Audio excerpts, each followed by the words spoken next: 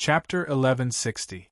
In the Jing Kingdom's battle preparation area, Governor Xiaolai pressed his forehead and sighed.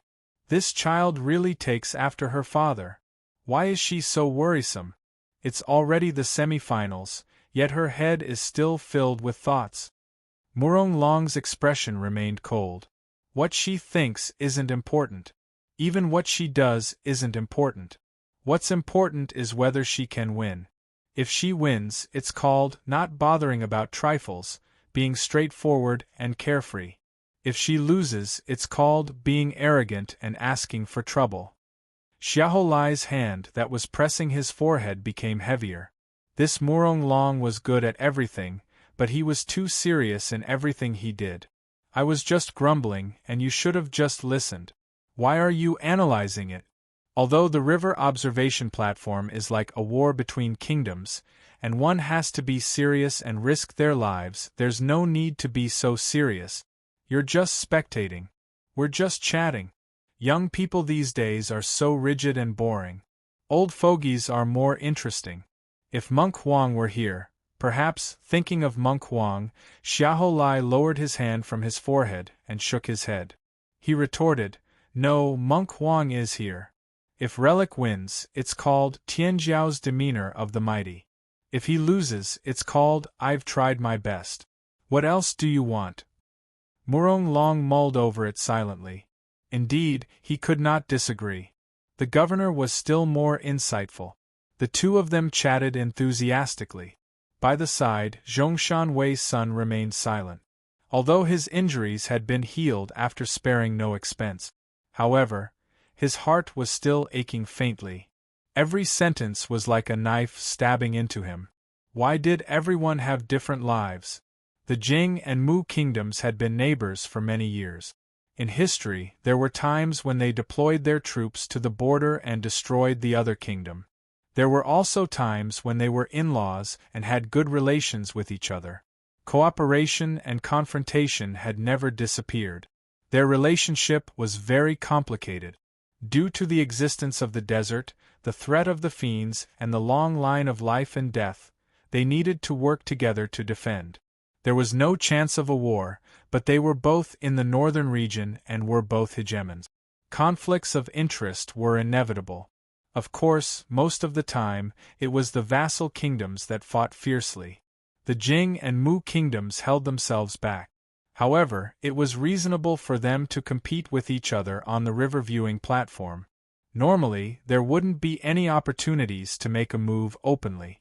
The citizens of both countries were looking forward to this battle. After so many years of arguing about who was the strongest in the northern region, there had to be some actual battle results to back it up. Although the Yellow River Gathering could not fully represent the national strength of each country, it was, to a certain extent, a reflection of their future potential. Tianjiao from all over the world came here to compete. They were not only representing themselves, but also the young people behind them who were of the same generation as them and had been defeated by them. Helian Yunyun looked at the yellow Saraira on the martial arts platform. She had a lot of opinions about this bronze-skinned exotic beauty. Although the two people on the stage were confronting each other, no matter how she looked at it, she felt that Mu Guo's yellow Saraira looked like it wanted to eat Ru Cheng. Damn it, there are always unruly people who want to snatch Ru Cheng from me. She sat there with a calm expression, but her heart was in turmoil. The nun in black sitting next to her asked, "Your Highness Yun, who is this Deng Qi?" Looking at his rich skill, he should be from a famous school, but Xiao Nui has never heard of him before.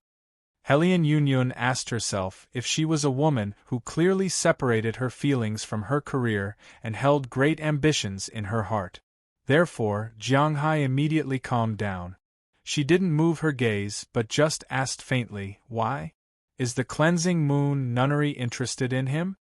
Yuan Duo, who was sitting quite a distance away, was expressionless, but he pricked up his ears.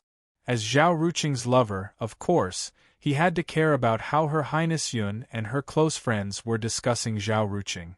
Ru Qing didn't understand romance, so Yuan Duo had to take on the heavy responsibility of helping Ru Qing maintain her relationship. Once he found any problems, he could quickly remedy it. In short, he had to help Ru Qing cook this bowl of soft rice. It turned out that this nun was from the Cleansing Moon Nunnery. How could she talk to Her Highness Yun and be qualified to sit next to her?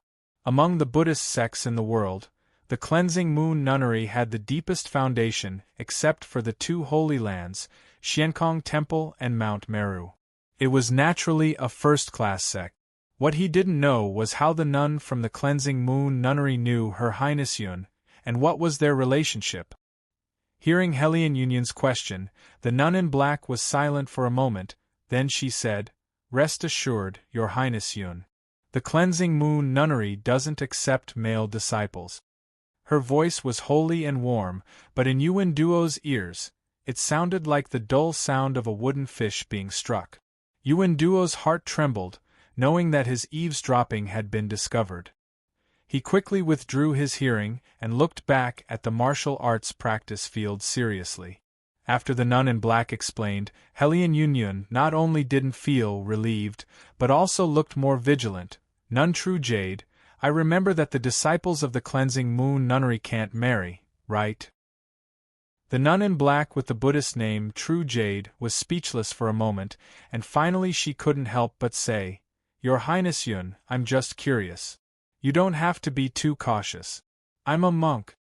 "That's how it should be," Hellion Union said with a smile. "As the saying goes, men at the foot of the mountain are tigers. Nun, don't mess up your Buddhist heart." True Jade didn't reply, but the black veil on her cloak fluttered lightly. It was obvious that her mood wasn't calm. Hellion Union smiled again. "Speaking of which, nun, why are you interested in the Yellow River Assembly? When Yu Hua said in his letter that a junior martial sister was coming to observe the ceremony, I was quite puzzled. She's a person with a calm heart like a mirror. I once thought that all the disciples of the Cleansing Moon Nunnery were like that." From the way they addressed each other, it could be seen that Yu Hua was Hellion Union's old acquaintance, and this nun True Jade had only just met her. Moreover, Hellion Union didn't hide her doubts. Although they had just met, she had already concluded that True Jade and Yu Hua were two completely different people. The black cloak covered all colors, and the nun in black only said softly, "Experiencing the mortal world is also cultivation. On this Riverview platform, there are heroes of the world, all kinds of living beings, and stories floating and sinking. If I can come and observe, it will be of great benefit to my cultivation. Speaking of which, I'll have to trouble Your Highness Yun to take care of me." "It's nothing, it's not worth mentioning." Hellion Union waved her hand heroically, showing her imposing manner. However, she suddenly lowered her voice. "Your mortal world experience doesn't include love, right? True Jade, the outsiders had their own stories. The people on the field had their own beginnings." Huang Shelley glared at Zhao Ruqing, but of course, he could only see the carvings on the thick bronze mask. The other party's expression was deeply hidden under the mask, and even the part where the eyes were, only a small round hole could be seen. It was incomplete. She held her weapon in her hand. This was a 3-foot-3 long demon-subduing pestle. One end was a Buddha's head, and the other was a triangular awl. The relief carvings on the pestle were a set of pilgrimage paintings. The pilgrimage was the Buddha's head at the end. The entire pestle was the pilgrimage path. There were a total of 3 pilgrims, a beggar, a commoner, and a noble. This set of metal relief carvings covered the entire pestle, leaving only 2 positions for the handles. The 2 handles separated the 3 sections of pilgrimage paintings, and also divided the demon-subduing pestle into 3 sections. It was worth mentioning that the Buddha's head at the end was not any of the Buddhas revered by mainstream Buddhist sections. It was carved with the yellow-faced Buddha. Of course, this Buddha had never been seen in any legends or Buddhist scriptures, because this was a Buddha created by the great general of the Yellow Dragon Guards, Huang Fu. Therefore, it was easy to imagine how the Yellow Dragon Guards and even the Jing Kingdom were not favored by orthodox Buddhists. This pestle was called salvation. It was originally Huang Fu's own personal weapon, and it had followed him in battle for many years. On Huang Shelley's 10th birthday, he gave it to her. He had asked someone else to make a demon-subduing pestle, and had used it until now. In the Jing Kingdom, there was a saying that was very widespread: it's better to provoke the killing god than to provoke salvation. The killing god was the soldier of the Eagle Guard's great general, Zhongshan Yanwen. Among the 7 guards of the Jing Kingdom, the Eagle Guard was the first. There was no doubt that Zhongshan Yanwen was strong. Just from the name, Killing God, one could feel it. Zhongshan Yanwen's weapon was fierce. But even so, in people's hearts, as a weapon, it was not as fierce as salvation. Now it was such a fierce weapon. It was held by Huang Shelley with one hand, but it did not give off a fierce feeling. Instead, it gave off a kind of benevolence. Even Huang Shelley's fierce eyes looked like a little girl's grudge. Zhao Ruqing, who was standing opposite Huang Shelley, did not say anything, nor did he respond with his eyes. It was just that the dark golden sword qi was swimming under his slightly clasped fingers. The sword energy swam between his fingers like dragons and snakes. He liked to practice the sword. He liked it innately. He liked it so much that he needed to use all his strength to restrain himself, otherwise he would easily become strong. Even in his most decadent and unrestrained days, he would grin and want to learn Third Brother Zhang's East-Rising Purple Qi sword manual. The gung metal sword energy that swam between his fingers was one of the many secret techniques passed down by the previous generations. It was funny. Those previous generations had created a treasure trove and passed it down from generation to generation. They were all focused on reviving the country. Who knew how bad their brains were? In this vast and boundless modern world, there were only 6 great overlords that existed side by side. They were called the strongest countries in the world, and they looked down on the world. No matter how many heroes, wise emperors, and peerless heroes were unable to replace them. You had no manpower and no soldiers. You wanted to revive the country with just your mouth? That treasure trove was hilarious. The cultivation world was changing with each passing day. Which powerful country in the world did not have a secret technique trove that was not updated from generation to generation? You have collected so many secret techniques, but more than half of them are outdated, okay? Less than half of them will not last for more than a few years. There were only a few that could be used. He only knew when he started to learn them. It would be strange if a broken technique like the Great 5 Elements Chaotic Heaven Step, which required extremely complicated requirements, was not eliminated. In another 100 years, it would be impossible to master it. In this day and age, where could he find the pure wind of the Great 5 Elements?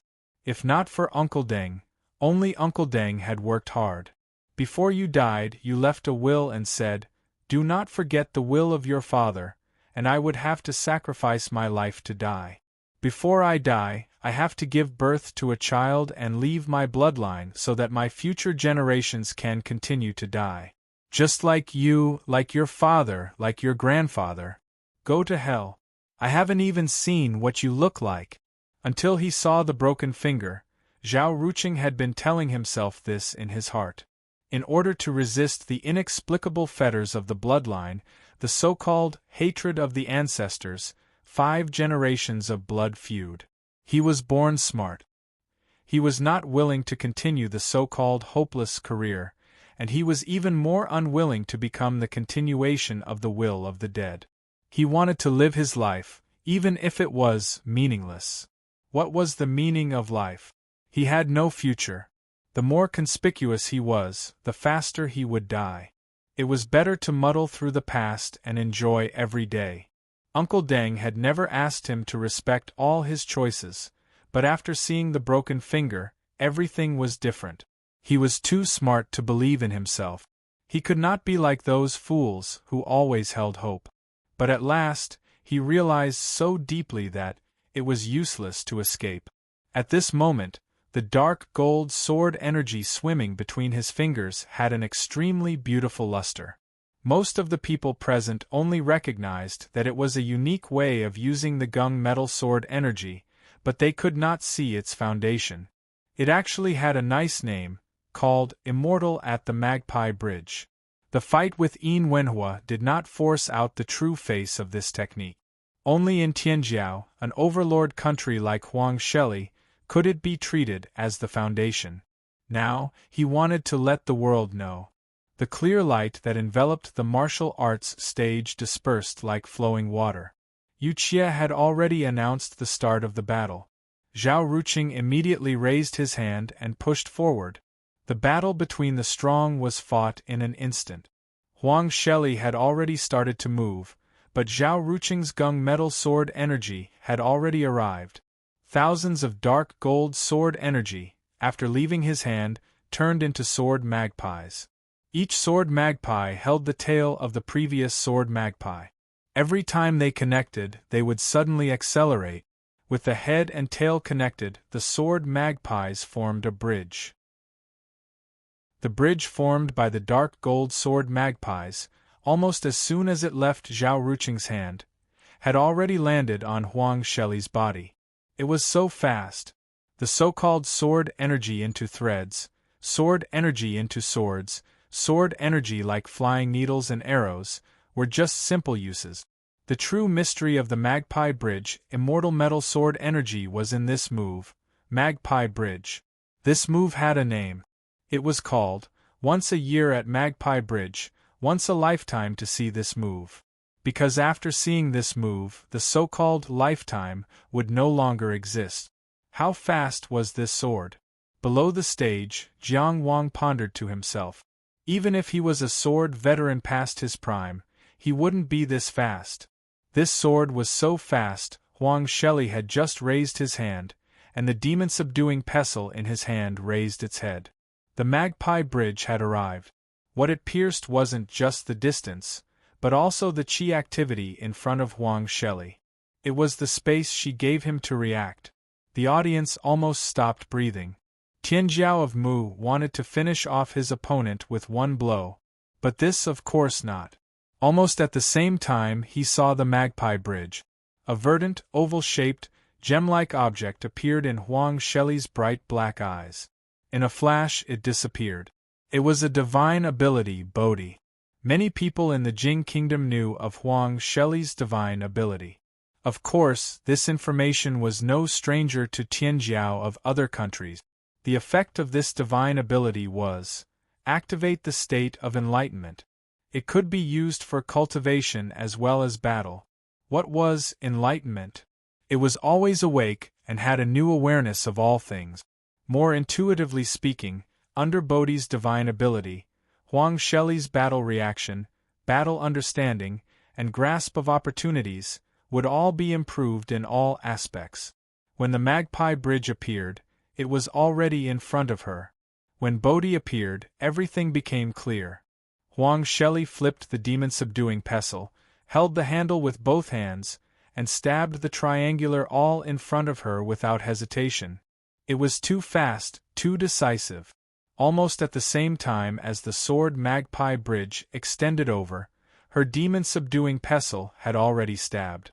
The sharp tip of the pestle accurately pierced a sword magpie 3 feet in front of her, shattering it into pieces and scattering the ownerless sword energy. Why was this stab accurate? Because this sword magpie happened to be the core of the entire sword Magpie Bridge, and also the trigger point for Zhao Ruqing's next attack. In other words, the next transformation of the Magpie Bridge was aborted in the womb. People could clearly see the gorgeous and splendid sword Magpie Bridge crossing the sky. Huang Sheli's bright yellow robe fluttered behind her. She held the demon-subduing pestle with both hands and stabbed it into the sword Magpie Bridge, showing off her healthy and beautiful figure. The dark gold sword Magpie Bridge and her bronze skin complemented each other. The beautiful and dazzling sword Magpie Bridge collapsed in front of her. Beautiful things were shattered in front of beautiful things. With just one stab, the magpie bridge collapsed prematurely. Zhao Ruqing didn't seem surprised.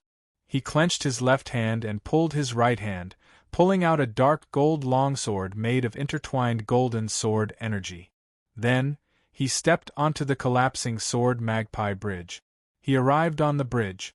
Before the sword magpie bridge completely collapsed, he arrived in front of Huang Sheli, the golden sword in his hand already across her neck. Below the stage, Jiang Wang's eyes moved slightly. This horizontal slash of his sword actually had the charm of a famed scholar's downfall and a life and death grudge. Of course, the actual method of application and the technique of exerting force were different. Just like how he learned Chao Yu's hidden blade for 10 years, he also learned the concept. Facing this sword, Huang Sheli, who was in the state of Bodhi, directly pulled back her demon-subduing pestle. Her left hand loosened, and her right hand held the demon-subduing pestle. Using the Buddha's head position, she knocked on the opponent's sword. This series of actions was simple, direct, and natural, with a kind of beauty that was close to entering the Tao. Zhao Ruqing's golden sword was directly shattered, exploding into dark gold sword energy that filled the sky. Chapter 1161. Under the Bodhi's supernatural power, Huang Sheli's movements were natural. She used the least amount of energy and the simplest movements to shatter Zhao Ruqing's attack. That kind of simple and clear beauty was amazing. Every move and style was aimed at the truth. The technique was close to the Tao. The yellow-faced Buddha head gently knocked and found the place where Zhao Ruqing's vital energy gathered. It connected with the sword aura and directly shattered the gung metal sword. Amidst the shattered dark gold sword aura, the bronze exorcism pestle continued to move forward. The carved yellow-faced Buddha head had a merciful expression and seemed to be smiling. All living beings are suffering, my Buddha is merciful. She knocked towards Zhao Ruqing's face. Zhao Ruqing took a step forward as if he was going to face it head-on. However, when his foot landed, he had already turned to the left. The great five elements chaotic heaven steps controlled the wind of the five element. It could mess up one's position and reverse one's path. Huang Sheli only turned her right foot slightly and her momentum did not change. The Buddha head was still facing Zhao Ruqing's face. Her steps were also simple and clear.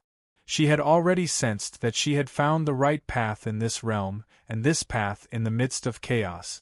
The Bodhi's supernatural power was like this. Through the bronze mask, she could not see her opponent's expression. However, Huang Sheli saw a right hand that suddenly stretched out. The 5 fingers were like flowers blooming. It reached towards the Buddha head like a flower, wanting to pluck it. It was the small formless flower pinching sword finger. The opponent's reaction was, of course, fast and fierce. The small formless flower pinching sword finger was also a first-class finger sword killing technique. However, she was not afraid at all and calmly dealt with it. Her left hand closed slightly and formed a flower bud. She went forward and entered the range of the small formless flower pinching sword finger. It was as if she was walking into a trap. Then, she opened her 5 fingers. The Bodhi also bloomed. Her open left hand's 5 fingers coincidentally entered Zhao Ruqing's right hand's 5 fingers. Their fingers intertwined. With such a wonderful method, she perfectly intercepted the small formless flower pinching sword finger. Normally, Huang Sheli would not be able to sleep for a few days just by thinking of that scene, let alone intertwining fingers with an ugly man. However, in battle, she only looked for the best battle strategy. The 16 moves to save the world were created by Huang Fu in the army. It was a famous bare-handed killing technique in the Jing Kingdom. The corps generals of the Yellow Dragon Guard had all learned a thing or two. Naturally, there was no such thing as interlocking fingers. It was the yellow Saraira that was controlled in the state of Bodhi, naturally blending into his movements. He could truly use it according to his heart. At the same time, the 5 palaces in her body moved at the same time, and the Tong Tian Palace rumbled. His left hand pulled Zhao Ruqing's right hand to the side, and forcibly pulled out Zhao Ruqing's hand, like a merciful bodhisattva trying to save the suffering people from the sea of suffering. But the Buddha head continued to knock on his face. This strike was different from the previous one. Before the yellow-faced Buddha's head landed, the sound of bells suddenly rang out around the entire training field. It was the kind of longing of an ancient temple deep in the mountains, and the kind of compassion and warmth of the sea of bitterness that urged people to turn back. There was clearly no terrifying power, but Zhao Ruqing's body stiffened on the spot. No. Before the body stiffened, the soul stiffened first. This was the Great Merciful Salvation Heart Sutra created by Huang Fu. What is salvation? Killing is punishing. What is mercy? Killing is benevolence. Using this Great Merciful Salvation Heart Sutra to kill the body and soul. Who could have imagined that the small formless flower-pinching sword finger that shone brilliantly in the battle with Yin Wenhua could actually be broken in such a clever way? A divine move, completely natural. The yellow Saraira at this time was too frightening. As an opponent, Zhao Ruqing's response in the battle could already be said to be brilliant, almost invulnerable. But she forcibly changed the 16 scattered moves of salvation, causing the Bodhi to bloom, artificially creating a flaw, and then expanding this flaw infinitely, instantly pulling the opponent into a hopeless situation. At this very moment, the 16 scattered moves of salvation had already opened Zhao Ruqing's door. At the same time, it sealed her qi and strangled her true essence. The Great Merciful Salvation Heart Sutra also frightened the opponent's body and soul, leaving him unable to escape, unable to evade. And the exorcism pestle was about to exorcise. From the destruction of the Magpie Bridge, Zhao Ruqing's attack on the broken bridge, to her current predicament, only a few blinks of an eye had passed. The battle of Tianjiao at the pinnacle was so fierce, so dangerous. But at this time, a moon-white rhinoceros horn vaguely appeared behind Zhao Ruqing. It was only a flash, like a phantom. Divine ability, telepathy. The body didn't have the wings of a colorful phoenix, but the heart was linked as one. This was also a divine ability that could be used for cultivation, but also for battle. In cultivation, one could often see through checkpoints and capture inspiration. The embodiment of this in battle was to capture battle inspiration. For example, one could more accurately grasp the opponent's intentions in battle, achieving tacit understanding without speaking. For example, one could jump out of a fixed thought pattern and make a choice in battle with a flash of inspiration. The exorcism pestle's Buddha head was already pouncing towards his face. He couldn't avoid it, couldn't retreat far, and couldn't block it in a hurry. No matter how thick the bronze mask was, it couldn't withstand this blow.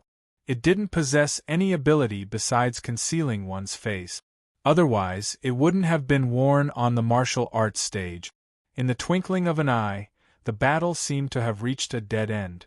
But as a spectator below the stage, although Jiang Wang couldn't see Deng Qi's expression, he could sense that the eyes under the mask didn't even blink, and the 5 fingers on his right hand, which were firmly held by the yellow Saraira, suddenly emitted a brilliant golden light. The phantom of the great golden-winged rock loomed in midair. Garuda formation breaking sword finger.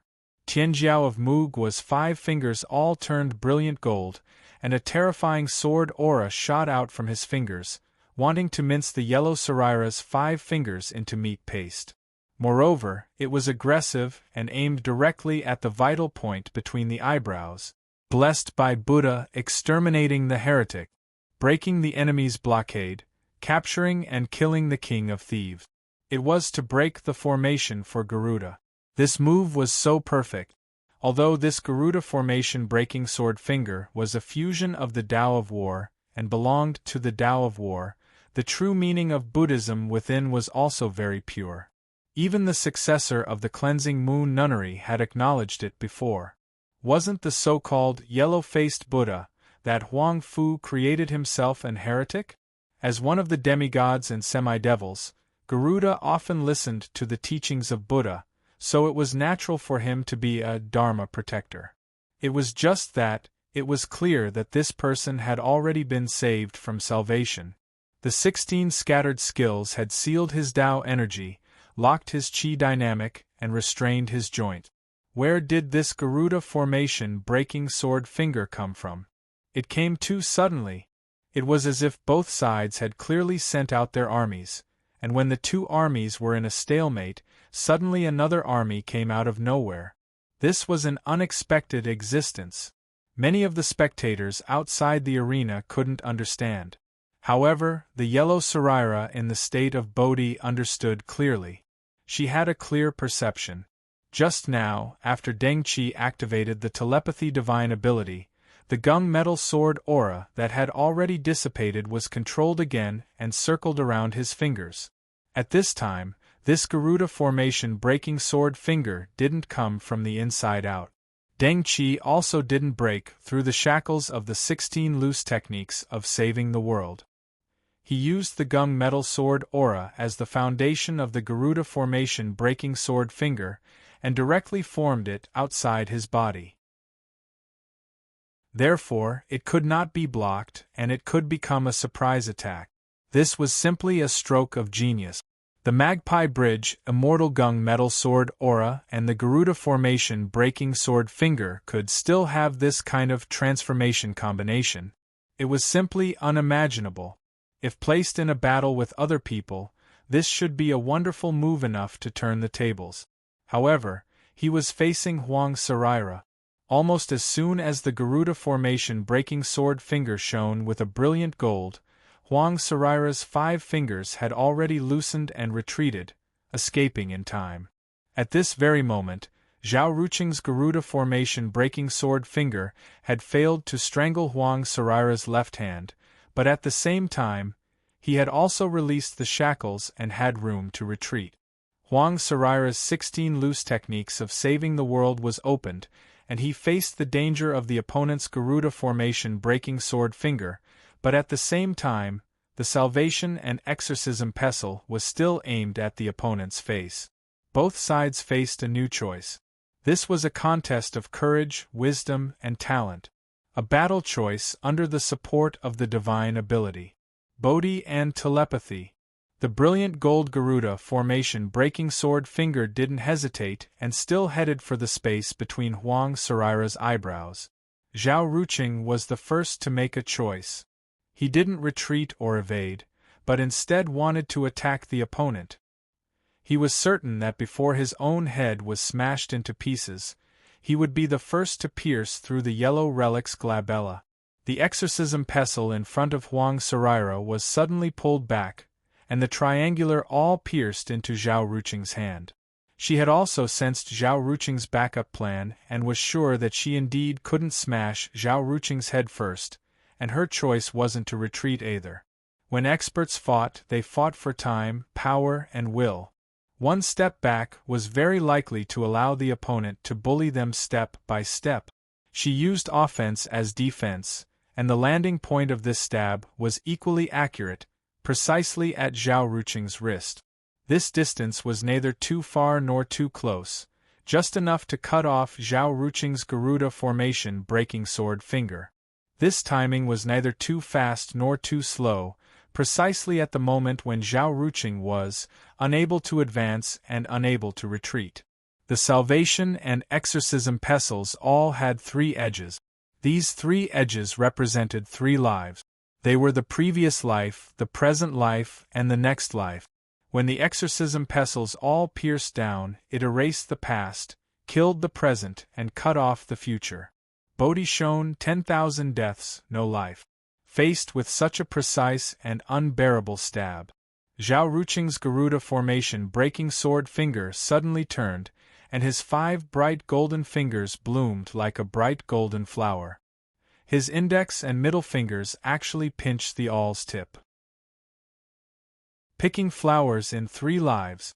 With the Magpie Bridge Immortal Gunmetal Sword Aura as the foundation, He activated the Garuda formation breaking sword fingers technique and transformed it into the lesser formless picking flowers sword finger.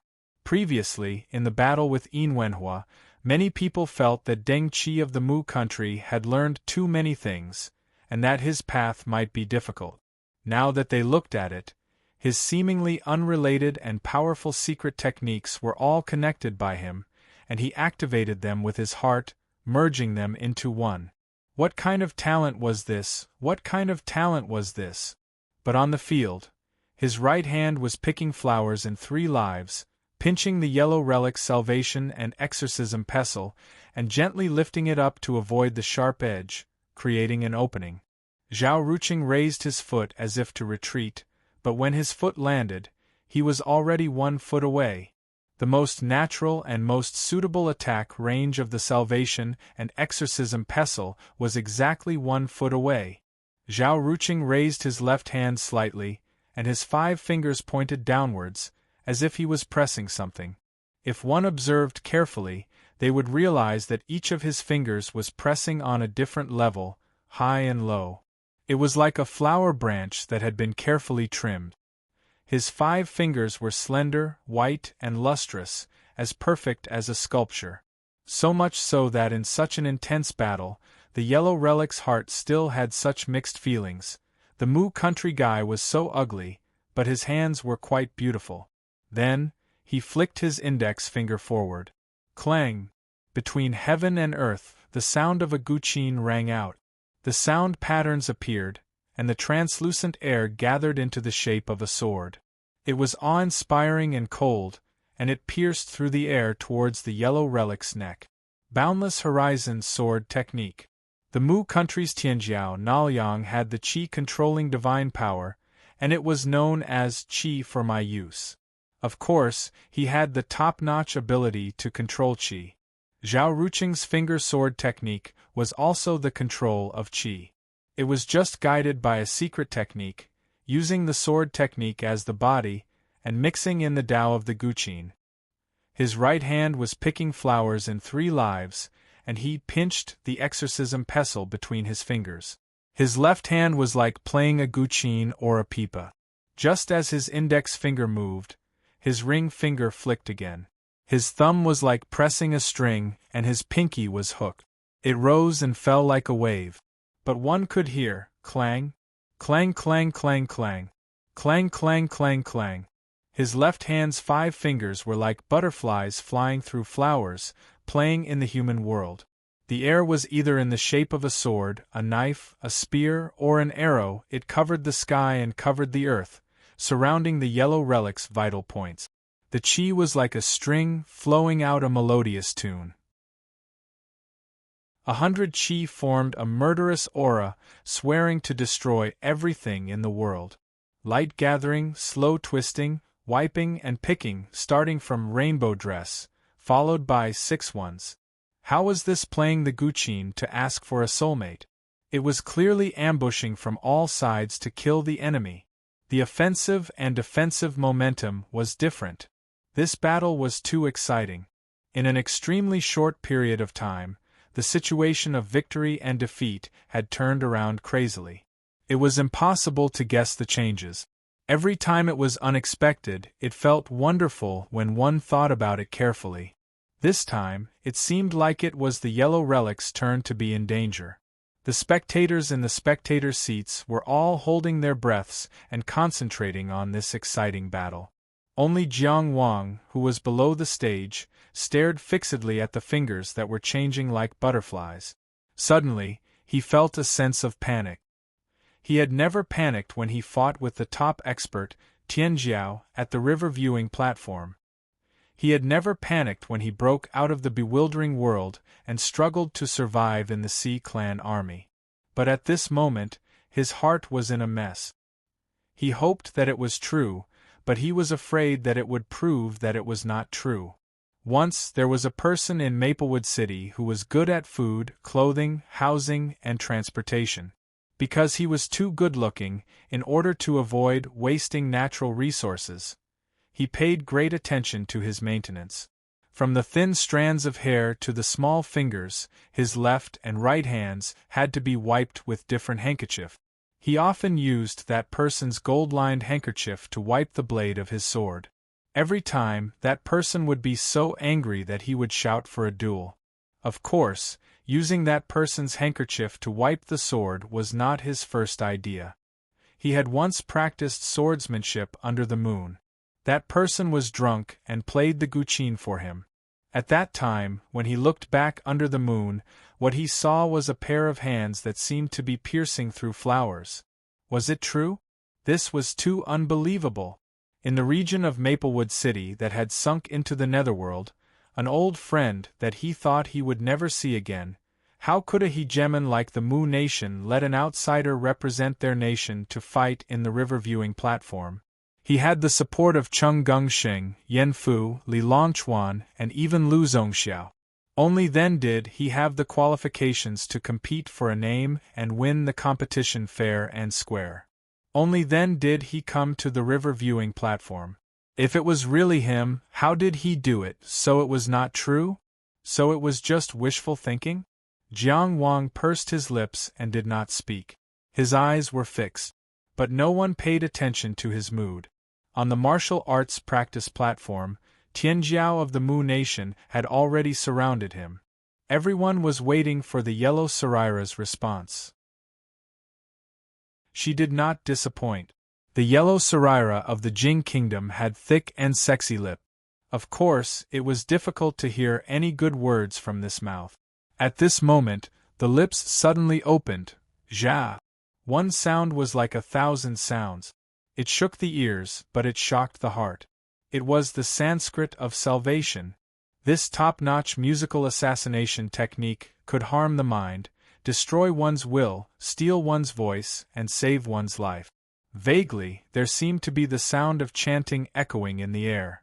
The spectators listened attentively, and could not help but have strange expressions on their faces.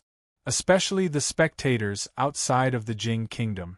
Some frowned, some were confused, and some were dumbfounded. Because the content of the chanting went like this: "In this world, there are people who slander me, bully me, humiliate me, laugh at me, belittle me, detest me, hate me, and deceive me. What should I do? Stop talking nonsense. Kill him, kill him, kill him, kill his entire family." Most people were speechless at this so-called chanting. The content was so contradictory that it completely subverted everyone's common understanding of Buddhism. Only a small portion of people who understood the situation knew that this was the Great Mercy Salvation Sutra. The Great Mercy Salvation Sutra was a killing technique that worked on both the body and the soul. The yellow Sarira had already used it before. But at the same time, there really was such a sutra in the world. It was also compiled by the Yellow Dragon Guard's great General Huang Fu. It was said that he completed it after 10 years of seclusion. The content was what the yellow Sarira was chanting in the void after he used the Sanskrit Salvation Sutra. Most of it had the same style. The bald great general of the Yellow Dragon Guard was truly a rare genius. Of course, at this moment, the sutra was not the main point. The main point was the Sanskrit Salvation Sutra, a musical killing technique. As the yellow Sarira said the word Zha, the chanting began. The chanting was faintly discernible and powerless, but it completely suppressed the zither music from Zhao Ruqing's boundless world swordsmanship. The energy swords, energy blades, and energy blades had already collapsed when they reached the yellow Sarira. They dissipated back into qi. Zhao Ruqing's 5 fingers plucked the strings in the void, and the yellow Sarira's Sanskrit Salvation Sutra continued. The scene suddenly became intense. Countless energy swords and sound patterns collided violently. The power of qi and the power of sound began to fight in all the space between the two of them. This was an extremely subtle battle that was specific to every sound, every wisp of qi, and every inch of space. This was a top-notch collision that was exquisite to the extreme. One of them used the telepathy divine ability to control the boundless world swordsmanship. One of them used the Bodhi divine ability to control the Sanskrit Salvation Sutra. One of them had telepathy, while the other had awakened to enlightenment. The various subtle changes of qi and sound were too much for the eyes to take in. It was difficult to easily determine the outcome of the battle. Huang Sarira did not know how long the opponent's telepathy divine ability could last, but in this battle, she had activated the Bodhi divine ability first. If the two of them had the same level of development, then the opponent would definitely end the divine ability state after her. A stalemate was not beneficial to her. Therefore, it was time to change again. In the state of enlightenment, everything she knew and felt was incomparably clear. All the possible outcomes were rehearsed in her heart. Huang Shelley raised the hand that he had left behind for defense. At this moment, the opponent's small formless flower-picking sword finger was still holding the tip of the awl, fighting with her for the Exorcism Salvation Sutra pestle. At the same time that she used the Sanskrit Salvation Sutra, she suddenly raised her hand and held the handle of the Exorcism Salvation Sutra pestle. She held the Exorcism Salvation Sutra pestle with both hands. She turned and shouted, "Buddha is merciful, save the world. Burn the body and ascend to paradise early." The power of the Sanskrit Salvation Sutra suddenly increased, and the sound resounded throughout the world. The Exorcism Salvation Sutra pestle that she held in both hands also turned, and was about to crush the opponent's sword finger. It was like a dragon that had broken free from its shackles and was about to ascend to heaven. At this moment, Zhao Ruqing suddenly said, "Since it's paradise, why don't you go?" The Bodhi divine ability and telepathy divine ability found an opportunity at the same time. Zhao Ruqing's right hand barely maintained the flower-picking posture, and was still making a final struggle at the tip of the awl. At this moment, his left hand suddenly withdrew. The boundless world's swordsmanship came to an abrupt end. All the power of qi exploded in the Sanskrit Salvation Sutra at once. This was the final collision between the boundless world's swordsmanship and the Sanskrit Salvation Sutra. Both sides of the battle did not wait for the result. Zhao Ruqing's left hand changed again. His index finger, middle finger, and little finger stood side by side vertically, and only his ring finger was half bent, touching his thumb that was also bent. In this state, he directly pushed towards Huang Sarira. Deng Yu's unique secret technique, the Nine Tribulations Cave Immortal Finger. This finger saw through the wonders of immortals. Deng Yu became famous because of it. He had once cut off the Wei River with one finger, hence the name Finger-Severing River. This technique had a total of 9 tribulations. Zhao Ruqing had only cultivated to the 7th tribulation, and had yet to reach the peak. At the very beginning, he had to use all 10 fingers to release this finger. Every time he entered a tribulation, he could retract one finger. At the peak, he could release only one finger. 9 tribulations cave immortal. However, this finger that had yet to reach the peak was already shocking enough. In the desolate border, Deng Yu had killed the Great Qin Prison Guardian's Divine Advent Realm Warden with one finger. His finger had penetrated the ground, and its end had been unknown. Now, Zhao Ruqing was using this finger to kill the enemy. Crackle, crackle, crackle, crackle. The air crackled with such a continuous sound. The killing power of this finger was so terrifying that it made the spectators tremble in fear. Huang Sarira had yet to completely take back the Salvation Demon's subduing pestle. The 9 tribulations cave immortal finger had arrived. Rumble! The sound of thunder exploded. Suddenly, rolling thunder sounded around the yellow relic.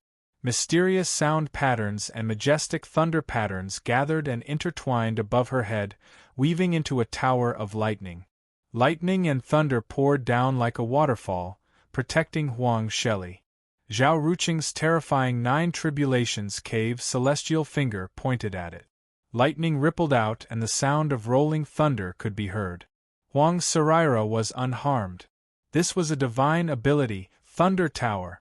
This divine ability was known as invulnerable to all evil and invulnerable to all spells.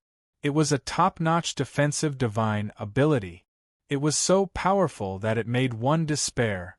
Under the protection of the Thunder Tower, Huang Sarira twisted her hands and pulled back the Salvation Demon subduing pestle, knocking it forward lightly. Zhao Ruqing stopped in time, and his fingers were not cut off by the awl.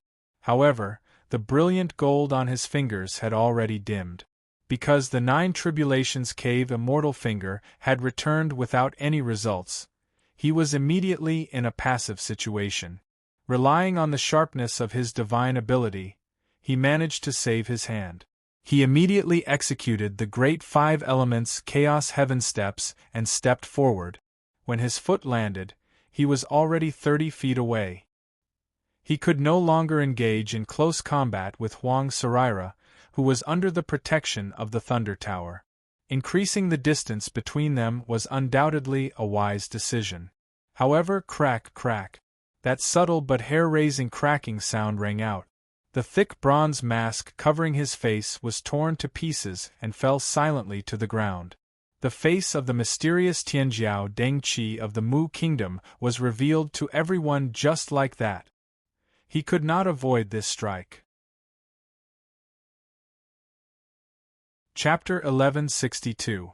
Under the bronze mask was a mediocre face. It was so mediocre that Huang Sheli was not surprised. She even felt that it should be uglier. But like a stone thrown into water, ripples immediately appeared. The face rippled slightly, and then it was destroyed. Under the bronze mask was an illusion, and the illusion on the face was also shattered. Huang Sheli's attack was so terrifying. She could have avoided it, but she could not. The exorcism pestle destroyed demons and destroyed spells, and killed people to save lives. Thus, people could see the true appearance of the mysterious Tianjiao of the Mu Kingdom. The entire world stage was silent for a moment. What kind of face was this? Eyebrows, eyes, nose, lips, ears, there was not a single flaw, not a single flaw. Every amazing detail seemed to have been meticulously carved by a craftsman, but there was absolutely no one who could carve such a perfect appearance. This was a beautiful face. It was a kind of beauty that transcended the meaning of gender. Regardless of gender, age, or level of vision, everyone could feel this kind of beauty. Pieces of the bronze mask fell to the ground. People's gazes were gathered on this face. How many were intoxicated, how many were amazed, how many were envious? Or perhaps the imperfections of the heavenly Tao often made people regret. The beauty of the world often did not last long. At this moment, there was a shallow indentation between the eyebrows of this beautiful face. It was the imprint of the exorcism pestle Buddha's head.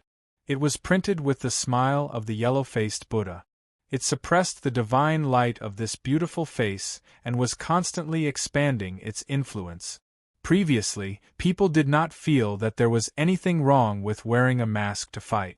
Now, looking at this face and the indentation, they actually felt a sense of heartbreak. How cruel was the Huang Sheli of the Jing Kingdom! There were 3 lines of blood meandering down from this indentation, flowing quietly along the high bridge of the nose and swimming on this beautiful face. It proved the ruthlessness of the Huang Sheli's strike. He didn't know what method Deng Qi had used to prevent his head from completely shattering. But these 3 meandering lines of blood not only did not destroy the beauty of this face, but also added a bit of vitality to his beauty.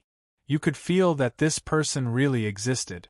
There really was someone in this world who could look like this. Her jade-like face was dyed red with blood, adding a hint of poignant beauty, making one feel pity for her. People came to the river viewing platform to watch the competition between the geniuses of the various countries. They wanted to see a showdown between the geniuses of the various countries. No matter how outstanding the geniuses were, they could still be beaten to the ground. It should be said that all the spectators were mentally prepared for any situation. However, at this moment, many sighs could be heard. On the spectator stand, Helian Yunyun saw the yellow Saraira and Zhao Ruqing's fingers interlocked on the martial arts practice platform. She could not help but ask, Yuzhen, do you think this yellow Saraira is destined to be with your cleansing moon nunnery? I can see that she has a Buddhist nature. She also has Bodhi and can recite sutras. She seems very suitable to be a nun. True, Jade replied faintly. Your Highness Yun, she's obviously not on the same side as us, right? In the next moment, Zhao Ruqing's mask was shattered, and the illusion of his face was also destroyed. His true appearance was revealed on the world platform. Helian Yunyun's eyes were still fixed on the martial arts practice platform, but her left hand immediately stretched out and blocked in front of the nun's eyes. She said sincerely, then don't look first. Don't let this kind of evil spirit taint your pure eyes. True, Jade was speechless. When it came to heartbreak, no one could be more heartbroken than Huang Saraira. There was no one in the world who cherished beauties more than her, Huang Saraira. However, she had personally used the demonic subduing pestle to strike this beautiful face, leaving a mark and bleeding. Of course, bleeding could only be considered a minor injury. She had originally intended to smash the entire head, but most of the power had been removed. However, the face was completely different. Before the strike, it was a strange-looking bronze mask. After the strike, it was such a beautiful face. How could Huang Saraira not be heartbroken? However, heartbreak was heartbreak, and heartache was heartache. Huang Saraira's steps did not slow down at all. Holding the demonic subduing pestle, she was already rushing forward. Take his life while he was sick. She, Huang Saraira, was a woman who clearly separated her career from her hobbies. There was nothing wrong with liking beauties. The more beautiful they were, the more she liked them. Deng Qi of the Mu Nation was, of course, a great beauty. In terms of facial features, she was the most beautiful woman she had ever seen in her life. She was indescribably beautiful. She was simply too beautiful. However, on the battlefield, victory and defeat were the most important. When two armies met, life and death would be determined. The yellow-faced Buddha's smile was imprinted between her brows and also nailed to her soul. This was a chance to determine victory between life and death.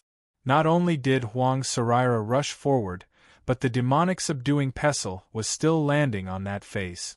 She was on the verge of tears. What a waste! However, this was the best landing point she had determined at this moment under the state of enlightenment of the Bodhi divine ability. I actually want to destroy such a beauty with my own hand. I, Huang Saraira, really have a heart of stone. I'm not human. Huang Saraira suppressed her rich emotions. Her heart was in turmoil, but her movements were not affected at all. In the impulse of tears, she leaped up and waved the demonic subduing pestle. However, she suddenly felt a strong sense of danger. A terrifying and shuddering aura erupted from the beauty in front of her. The Bodhi divine ability sent a warning. If this pestle landed, she might be the one to die. She could not advance any further. Huang Saraira made a prompt decision. She raised the demonic subduing pestle and retreated quickly while in a defensive posture. His advance was swift and his retreat was swift. She was a true powerhouse. In a battle, victory and defeat were her top priority. She was very certain of her judgment and was very resolute in carrying it out. However, the peerlessly handsome man named Deng Qi of the Mu Nation did not launch a counterattack immediately. Instead, he looked below the stage. In this place where everyone was watching at the crucial moment of the Battle of the Pinnacle, he suddenly cast his gaze outside the battlefield and actually looked below the stage. What was below the stage? At this moment, what could be more important than this battle? This was a battle of future, a battle of life and death, a battle of glory. People followed his line of sight. What could there be below the stage? There was actually no one below the stage. There was only one, a person with tears streaming down his face. A tall and straight figure in a green robe, a famous sword hanging at his waist, and a nameless jade. He did not move, but tears fell like rain. He did not speak, but he was a hero of the world.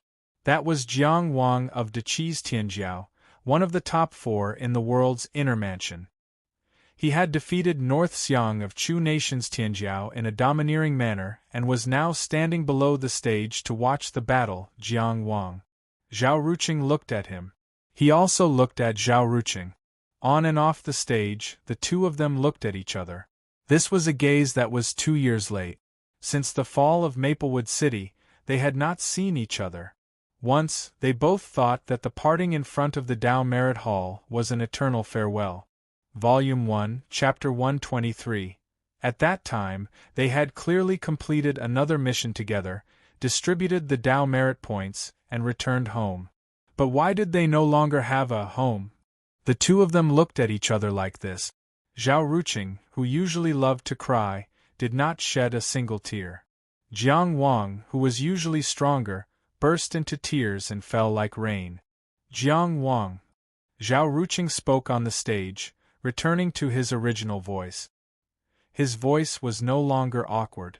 The time he spent hunting demons in the desolate border had completely worn away his immaturity. It was an accident that he revealed his true face at this time, but he quickly accepted it and chose to face it.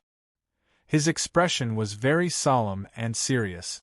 Therefore, at this moment, he looked more like an elder brother on the stage. Jiang Wang, who was below the stage, looked more fragile and helpless. He said, "In the future, you just have to be a Qi person and an official. You have to have a good future and live a happy life. Don't bear the burden of the past. I'll help you get what Zhuangguo owes you. I'll help him get what Zhuangguo owes Big Brother. I'll take the first prize. I'll walk the rest of the road. I'll bear all the consequences." Zhuangguo? What did Zhuangguo owe Jiang Wang? What did Zhuangguo owe him? The spectators immediately thought of Zhuangguo's Tianjiao's Lin Jingren's withdrawal from the competition. Why did Qi run into Zhuangguo in the first round of the competition? Why did Lin Jingren suddenly withdraw from the competition? Because he was so afraid of the enemy. There were too many hidden stories and too many secrets in between. Jiang Wang stared at Zhao Ruqing, as if he would never see him again, his gaze fixed on him. He didn't say anything. He couldn't say anything. His extravagant wish had come true. His vague guess had become reality. His good brother, whom he thought he would never see again, was now standing in front of him. All the way here, it was too tiring and bitter. Although he had never complained and never slacked off. Once upon a time, he really wanted to share the burden with someone. But who could share the burden? In this world, except for those who had also experienced that scene, who else could empathize with him? He didn't know why he was crying. He only had joy in his heart. It was overflowing with joy that almost jumped out of his heart. But he couldn't stop crying. He cried with joy, but he couldn't say a word. Old streets, old buildings, old things are often in dreams. Don't laugh when heroes cry. Who hasn't been sad? In the spectator seats, Yi Qingyu almost immediately looked at Yi Lingxiao. If they wanted to do something to Zhuangguo on the Riverview platform, the Yun nation might be able to provide some evidence. Yi Lingxiao didn't turn his head. He only replied telepathically, "This is not easy. Let's wait and see." Not to mention these two young people, just the younger generation of Tianjiao. Even if these two people on and off the platform could really represent the Mu nation and the Qi nation. The Zhuang nation was also a nation with a perfected person in charge. It sat on a territory of 4,000 miles and had a strong army. It was the Jing nation's nail in the western region. It was also the strongest force of the Daoist lineage in the western region. As a Daoist nation, the Jing nation would never stand by and watch anyone bully them. Even though Lin Jingren of the Zhuang nation had been humiliated, the Jing nation didn't say anything about killing him. The root of the matter was that the Zhuang nation already had enough weight. On the martial arts practice platform, Zhao Ruqing turned around and looked at Huang Sheli after he finished speaking. When he looked at Huang Sheli, there was only coldness left in his pair of beautiful and affectionate peach blossom eyes. There was a terrifying sound of a sword whistling in his body. As for the yellow-faced Buddha's smiling face that was imprinted on his forehead, it instantly shattered into pieces. P.S. Old streets, old buildings, old things are often in dreams. Don't laugh when heroes cry. Who hasn't been sad? No problem, what's the situation? Chapter 1163. Emperor Huaidi is beautiful, talented in music, and talented in both poetry and painting. He has the looks to topple the world. People might say, he can be a noble son who rules the world, but he can't be the ruler of chaos. Book of Qin, Emperor Huaidi's Records. On the martial arts stage, the Thunder Pagoda floated above Huang Sheli's head. He held the demon-subduing pestle in his hand and waited with rapt attention. Zhao Ruqing's eyes were cold as he prepared to break the Buddha seal. At this moment, a voice suddenly sounded. It was an extremely majestic voice that seemed to be the rule of heaven and earth. It was a voice that everyone had to listen to and obey. I was still wondering who this handsome man was. Now I understand. It was the voice of the great Qin Emperor. On the north side of the Pillar of Six Directions, a black dragon robe fluttered. The voice seemed to rise from the 9 heavens, travel through the 6 directions, and spread to the 8 desolates. Ingziu, why are you here? Everyone was solemn. Everyone looked left and right, exchanging bewilderment with their eyes. What was going on? The unrealistically beautiful Tianjiao on the stage was not called Deng Qi, but Ingziu? His surname was Ing? Stormy waves surged in everyone's hearts. On the martial arts stage, Zhao Ruqing was still looking at Huang Sheli. He did not look away and only said, I'm on the world stage and shoulder the responsibility of the great shepherd. Forgive me for not being able to bow. Although the Yellow River meeting was of great significance, no one could and should affect this event. Interfering with the competition and interrupting the battle was not right. However, who would dare to ignore the great Qin Emperor's words? He was one of the 6 supreme existences in the world. Huang Sheli, who was not afraid of anything, also did not move for the time being. Ingziu, who was neither servile nor overbearing and could not bow, also did not continue to make a move. The perfected Lord Yu Qian, who was in charge of the Yellow River meeting, did not say a word. The handsome man on the stage, called Ingziu, directly answered the great Qin Emperor's question. He said that he was here to shoulder the responsibility of the great shepherd and fight for the Mu country. It was no different from Tianjiao. He said that he could not bow to emphasize the sacred meaning of the Yellow River meeting so that the great Qin Emperor could not interfere. Some people could understand, some could not. As for Jiang Wang, who was below the stage, he had already pulled himself out of his mixed emotions. He fell into another kind of shock. He had long known that Zhao Ruqing had an extraordinary background. When they were still in Maplewood City, they all had their own guesses.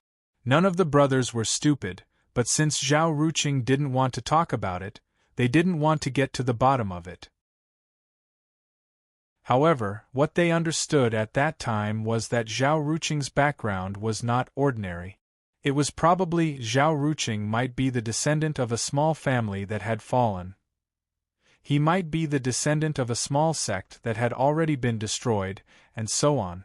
At that time, their horizons had determined that their guesses could only be limited to a certain level. But now Zhao Ruqing was not called Zhao Ruqing, but Ingziu? Jiang Wang could imagine calling him Deng Qi. After all, he also knew Uncle Deng. They often interacted when they were in Maplewood City. He was a very gentle elder and was Zhao Ruqing's housekeeper. But surnamed Ing? The victory of the great Qin Empire's imperial family? Even the great Qin Emperor knew about him and spoke to him? No matter what kind of mood the listener has, the voice of the Qin Emperor that confirmed the rules of the world still sounded. The imperial family members do not fight for the Yellow River. This has always been the rule. Because of the bloodline fighting on the stage, I am afraid that it is inevitable for me to be selfish. He asked, Ingziu, what are you responsible for? People were stunned. Was the person on the stage really a member of the imperial family of the Qin kingdom? Why did he represent the Mu state to fight in the Yellow River? What was the story behind this? Who was this person? Jiang Wang almost immediately remembered the story that the crown prince of Qi, Jiang Wuhua, told before the imperial ancestral temple of Qi. Yingzhang of the imperial family raised an army and killed Emperor Huai of Qin in the Xianyang Palace. Why did Zhao Ruqing waste his talent when he was so talented? Why did he hang around all day when he obviously didn't like common women?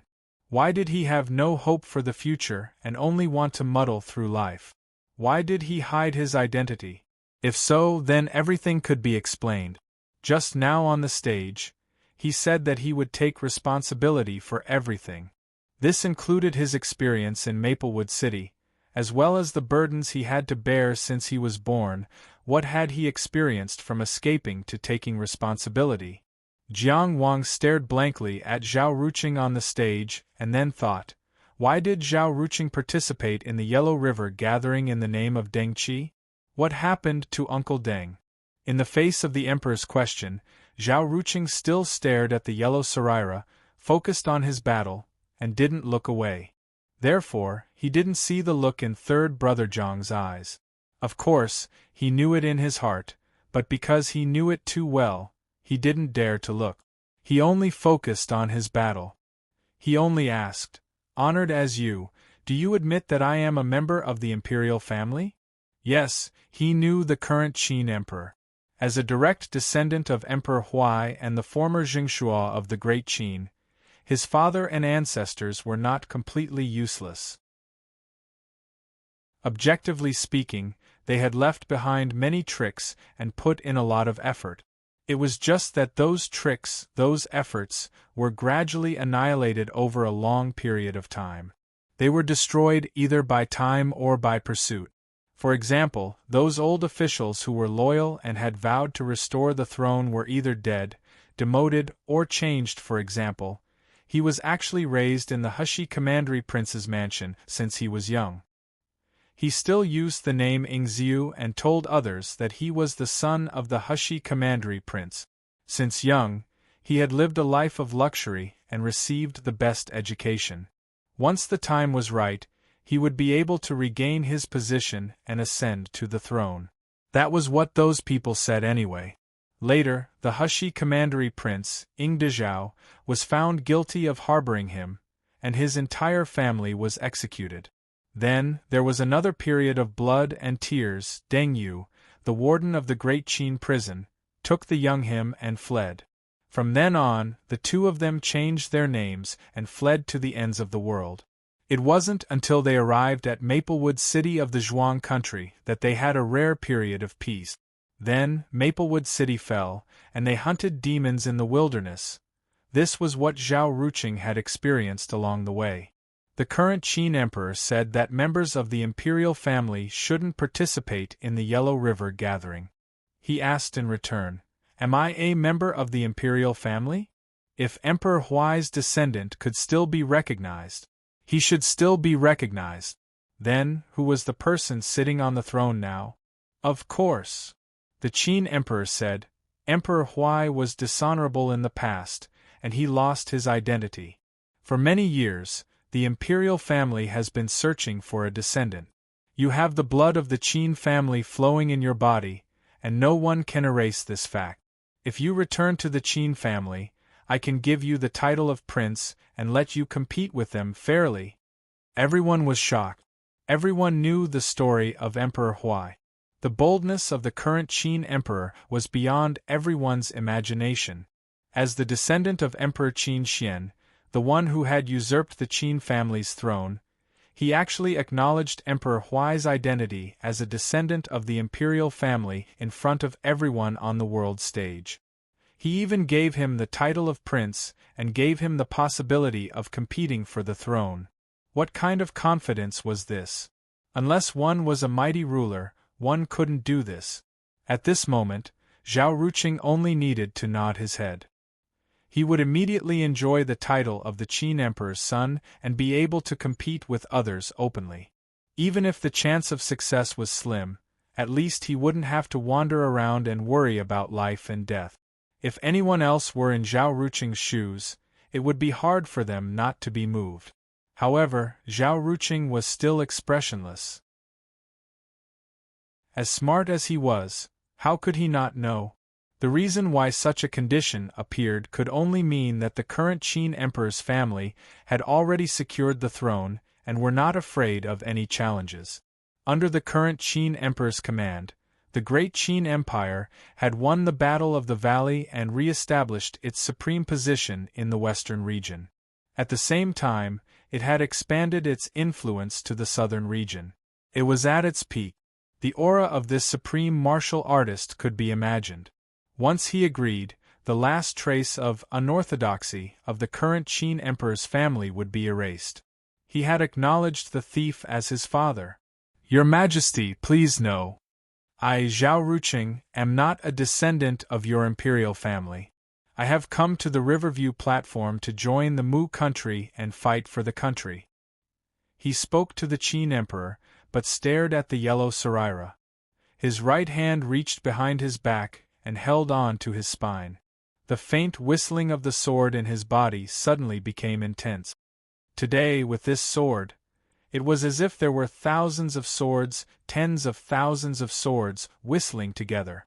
The terrifying sword energy swept across the martial arts stage. He actually pulled out a dazzling sword from his spine. Then, "Your Majesty greets the Qin Emperor." Chapter 1164. The spine was the dragon of the human body. Even for ordinary people, it was the pillar of the entire body. Before the Dao Vein Dragon, the Tongtian Palace was nurtured here. The Sea of the Spine was also known as the Tongtian Sea. The dragon of the human body's spine had 33 segments, each segment corresponding to a heaven. Every step a martial cultivator took, they broke through a heaven. Of course, this correspondence was similar to the correspondence between the 5 viscera and the 5 residences. It was relatively illusory and not concrete. But because of the existence of this correspondence, therefore, although no one had reached the end of the martial path, not even a martial cultivator of the 27th heaven had appeared, martial cultivators believed that there was still the supreme scenery of the 33rd heaven. The importance of the spine was self-evident. But now, Zhao Ruqing had actually pulled out a brilliant longsword from his spine. He held the sword vertically in front of him, the sword hilt pointing to the ground at his lower abdomen, the sword tip pointing to the sky, past his black hair. The sword was parallel to the bridge of his nose, splitting his perfect face into 2 equal halves. When the bright light dissipated, people could see the appearance of the sword clearly. This sword was a full 5 feet long. The spine of the sword was wide and thick, the blade split into 2. There were complicated patterns on the sword, as if they were natural sword patterns, but they were also vaguely different figures, doing different things, pointing to the masses. There were only extremely narrow, shiny black edges on the 2 sides. This sword was neutral and peaceful, but also noble and extraordinary. It seemed to have no killing intent, but also ignored life and death. This sword was the Emperor's sword, the secret of the great Qin royal family. Only the crown prince could cultivate it. Since Ing Zhang killed Emperor Qin Huai in the Xianying Palace, this magical sword had been lost. At the beginning of cultivation, one had to scatter dragon qi in the Tongtian Sea. Hidden in the deep sea, the scales were already dim, and the claws and teeth were all retracted. When the Dao Vein Dragon of the cultivator and the Tongtian Palace left the spine, the dragon qi would gather to form a dragon, and the hidden dragon would come out of the abyss to replace it. In other words, when the Dao Vein Dragon of the ordinary cultivator entered the 5 residences sea, the Tongtian Sea would be empty. But those who cultivated the Emperor's sword would still have a dragon raised in the Tongtian Sea. Every day they would use a secret technique to overturn the Tongtian Sea. When the cultivator opened his inner mansion, he would sharpen a divine ability seed into a sword and return to the heavenly passage sea from the 5 mansions sea. He would fill it with dragon chi, and only then would it become the Emperor's sword. This sword was made from the 5 elements, it was based on the morality of punishment, it was opened with yin and yang, held with spring and summer, and moved with autumn and winter. This sword was incomparably straight, unparalleled, and unparalleled. Above the floating clouds, below the absolute earth era. Once this sword was used, the world would submit to it. Perhaps it was because he sensed the Son of Heaven's sword that the Qin Emperor spoke. Or rather, because of the appearance of the sword of the Son of Heaven, Zhao Ruqing's identity as the descendant of Emperor Huai could no longer be concealed, and would definitely be exposed to the world. The Qin Emperor finally spoke. The supreme martial artist's thoughts were as deep as the sea. Perhaps only he himself knew what he was thinking. The listeners could only listen respectfully and carefully try to figure it out. Despite all the hardships, Yu succeeds. The Qin Emperor said, Zhao Ruqing. There was no joy or sorrow in this voice, only endless majesty. A vast, high and remote female voice answered, Heavenly Sun Qin, you flatter me. The Empress of Mu Country, the inner mansion realm Tianjiao, who represented Mu Country on the river viewing platform, had already expressed her attitude, join Mu Country and fight for the country. Then, as the Son of Heaven, this supreme martial artist naturally had to support her. These words were spoken normally, but from his tone, it was as if he truly regarded Zhao Ruqing as the Tianjiao of his country. There was not a word of protection, but every word was protection. On the spectator's stand, Helian Union loosened her tightly clenched fists. Only then did she realize that her palms were already soaked in sweat. Even with her status and the degree of favor she received, she could not truly influence the will of the Son of Heaven. She could only wait and accept. And Zhao Ruqing had gambled correctly. Jiang Wang stood silently below the martial arts stage, feeling the mountainous and ocean-like pressure from the Qin Emperor's words. He felt the determination and courage that his 5th brother, the once childish youth, had displayed on the world under heaven's stage. The feelings in his heart were indescribable. The Qin Emperor no longer spoke. The Son of Heaven also fell silent. A huge storm temporarily subsided just like that.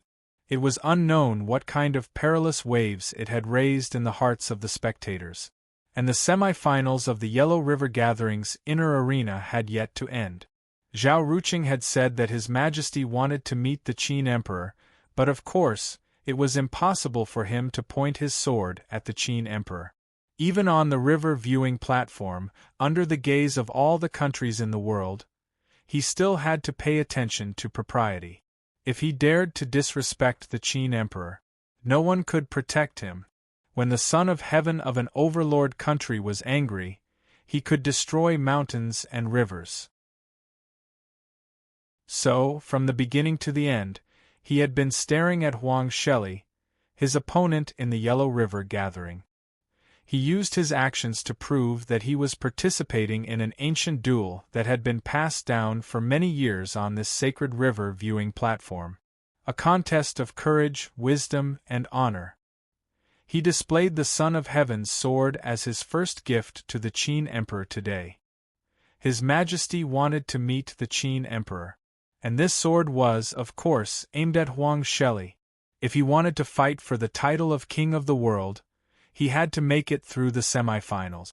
But with a divine art like the Thunderclap Tower, Huang Sheli was almost invincible. His various sword fingers and secret techniques could not break through the Thunderclap Tower in a short period of time. But Huang Sheli could attack with all his might under the protection of the Thunderclap Tower. The Bodhi divine art did not lose to his telepathy divine art. Huang Sheli's battle talent was not inferior to his at all. In this case, it would be difficult for him to win under such circumstances. So, he decisively pulled out the Son of Heaven's sword and used this divine art to fight. This sword was originally reserved for when he fought for the title. At the peak of the Yellow River Gathering, he wanted to use this sword to meet the Qin Emperor. Winning the title with one sword and announcing to the world that he, Zhao Ruqing, was here in broad daylight. This was the true gift he had in mind. But the Yellow River Gathering was indeed the Tianjiao Gathering where the countries fought. The stars shone brightly. He had only reached the semifinals and met Huang Sheli, who had already forced him to use the Son of Heaven's sword. Since he had used the Son of Heaven's sword, he had no reason to lose. He held the Son of Heaven's sword vertically and strode forward. At this moment, he abandoned the great five elements heaven mixing step. Holding the Son of Heaven's sword, he stepped on the righteous path. The front was the front and the back was the back. But his speed was even faster. He arrived in front of Huang Sheli in one step and slashed down with his sword. When the Son of Heaven arrives, all people avoid him. The 5-foot-long Son of Heaven's sword fell like a mountain crashing to the ground. And Huang Sheli was the person standing in front of the toppling mountain. It was like an ant welcoming tens of thousands of people. What was straight without a front, high without a front, no bottom, no side. In front, above, below, around. There was no obstruction. It was not because no one blocked it, nor was it because there was no power to block it. But no matter who it was, no matter what power it was, it could not be blocked. It did not exist. It was all nothingness. The Son of Heaven's sword intimidated the nobles. The Son of Heaven's sword slashed forward, the sound of thunder stopped, and the lightning stopped. The thunderclap tower hanging above Huang Sheli's head actually collapsed. P.S. This sword is made from the 5 elements, and in terms of morality, sword talk Zhuangzi. Chapter 1165. Everyone saw it. The world saw it. Emperor Huai's descendant, Yingxiu, was now called Zhao Ruqing. On the world platform, he pulled out the emperor's sword from his spine and used this sword to break the Thunder Pagoda. At that moment everyone was shocked. This was the Thunder Pagoda that easily blocked the 9 Tribulations Cave Immortal Finger. It was known as invulnerable to all evil and invulnerable to all spells. It was a top-notch defensive divine ability. But at this moment it was broken by a sword.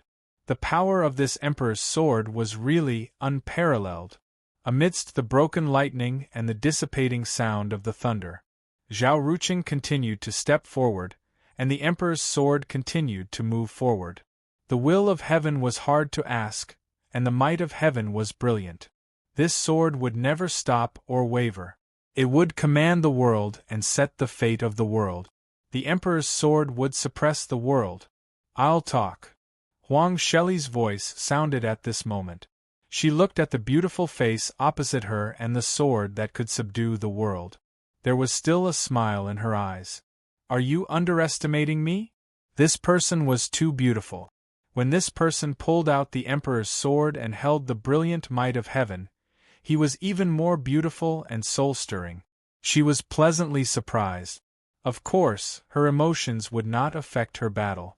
No matter how beautiful things were, they could not stop her from moving forward. She could stop and admire the flowers, but she would not sleep under them. This was Huang Sheli's awareness. She raised the Bodhi demon subduing pestle with one hand and blocked it horizontally. At this moment, on this martial arts platform, she faced north with her back to the south, while Zhao Ruqing faced north with his back to the south. The two of them faced each other. In front of the Bodhi demon subduing pestle that she raised high was the emperor's sword that alarmed the Qin emperor. And behind her, a hurricane suddenly appeared. It was a terrifying hurricane that roared like a tornado, connecting the heavens and the mountains and rivers. Although on the martial arts platform and separated by ancient restrictions, one could still see the power that covered the sky and almost drowned every corner of the martial arts platform. It was a divine ability, scenic wind. one of the famous 8 wind divine abilities. When the wind was slow, it would be peaceful. When it was fast, it would be fierce. It rose from the south and swept the world. When it was peaceful, it could make the world peaceful, calm down killing intent, and eliminate dispute. When it was fierce, it roared and swept through everything. Among the 8 winds, this wind was known as Rui. However, fortune and misfortune come hand in hand. When the wind is auspicious, one can enjoy good health, but when disaster strikes, one can catch a spark. This wind carried a hint of scarlet, which was most beneficial to the movement of fire. However, in the hands of the strong, there were no restrictions. At the top of the tornado that connected the heavens and the earth, there was a stream of fire flowing around the wind. At first glance, it looked like the yellow relic's scenic wind divine art had broken through the heavens and guided the heavenly fire to descend. Wind and fire intersected, burning each other. There was no way to avoid this wind. It was the wind with the widest range and most suitable for group battles among the 8 wind divine abilities. It had the power to change heaven and earth. In this all-engulfing and terrifying power of the wind, the yellow Shelley's voice was so clear. Remember my name, Huang Shelley. No matter how good-looking you are, you can't look down on me like this. A terrifying hurricane enveloped the martial arts arena. Amidst the deafening explosion, no one could see anything, and it was difficult to hear anything. How is it? Someone anxiously asked his more insightful companion. Did Zhao Ruqing lose? In Qi's auditorium, Su Xiangqian also looked at Li Longchuan and opened his mouth. Quiet? Li Longchuan said. In this hurricane that covered the sky and the sun, sword rays suddenly lit up.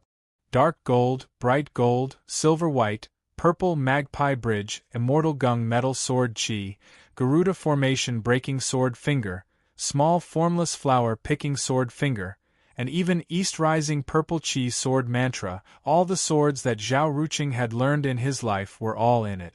All the sword rays shone out together, and they were like subjects worshipping the people. 10,000 swords bowed towards the emperor. The emperor's sword was in Zhao Ruqing's hands. He held it with both hands and unswervingly slashed it down. His words carried enormous weight like the Tao and the law. When the emperor was angry, millions of corpses would fall, and blood would flow. This sword cut open the scenic wind divine art. It landed on the salvation demon subduing pestle. Without a sound or a sign, the salvation demon subduing pestle also broke into 2. What was no exception? The case was pressed down. When this sword pressed down, everything was gone. Huang Sheli raised her head slightly and looked at the broken salvation demon subduing pestle. She looked at the upper half of the pestle, which included the Buddha's head, being sent flying just like that. Her gaze. Ever since Zhao Ruqing took off his mask, she had been unable to leave this face. She stared at it very seriously and happily. She was very serious in the battle and also very serious in her gaze of admiration. It dimmed. That happiness melted away. She began to be angry. She felt anger rising from her heart. It burned her body and mind. Why was she called Relic?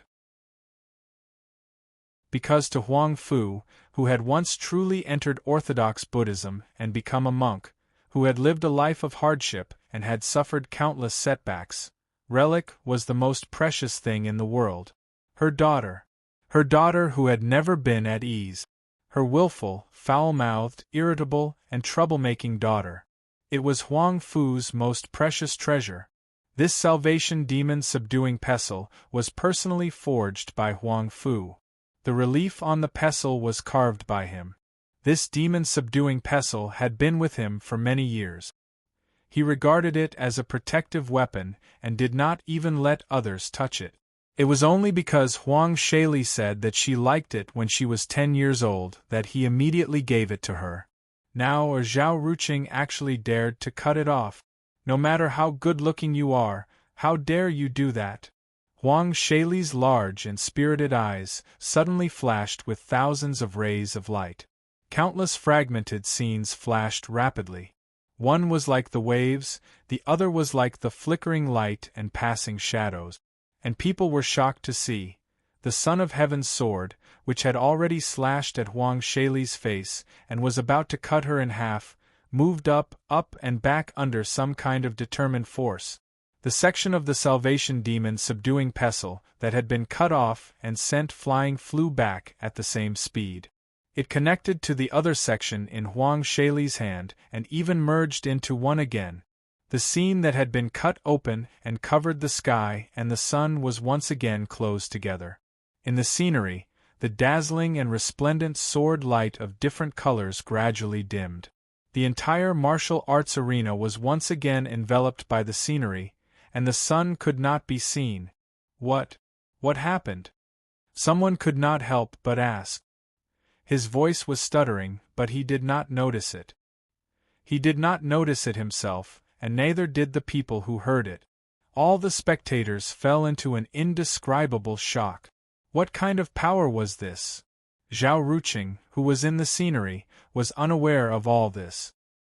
He still maintained the posture of holding the Son of Heaven's sword with both hands and was still trying to end the battle. Only Huang Shaili herself walked in the scenery and also walked in time. It was the ultimate divine ability, reverse journey. Life is like a journey in reverse. I am the only one who is a traveler. Its effect was very simple. It could be summarized in 4 words: time reversal. The long river of time surged forever. It was always resolute and most ruthless. It did not stop for anyone. Only the person who traveled in reverse. The battle that had already happened was the best choice made by both sides under the telepathy divine ability and the Bodhi divine ability. Now that everything had started again, Huang Shaili had already obtained a new awareness. She had seen through the best choice that Zhao Ruqing was about to make. In a battle between experts, this was enough to determine life and death.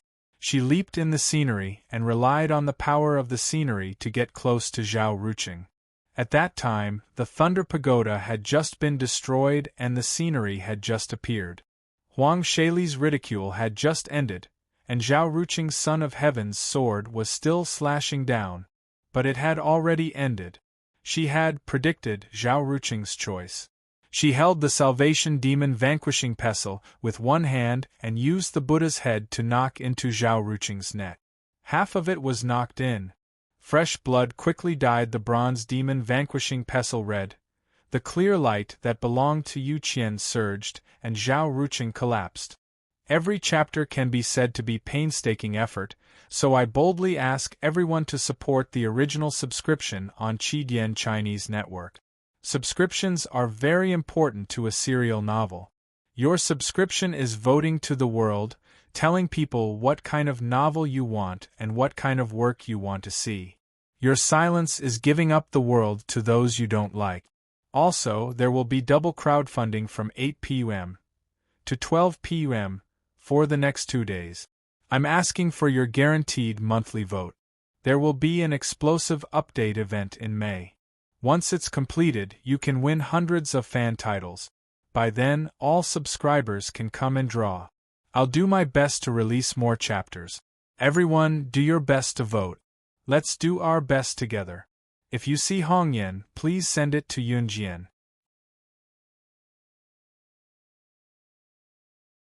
Chapter 1166.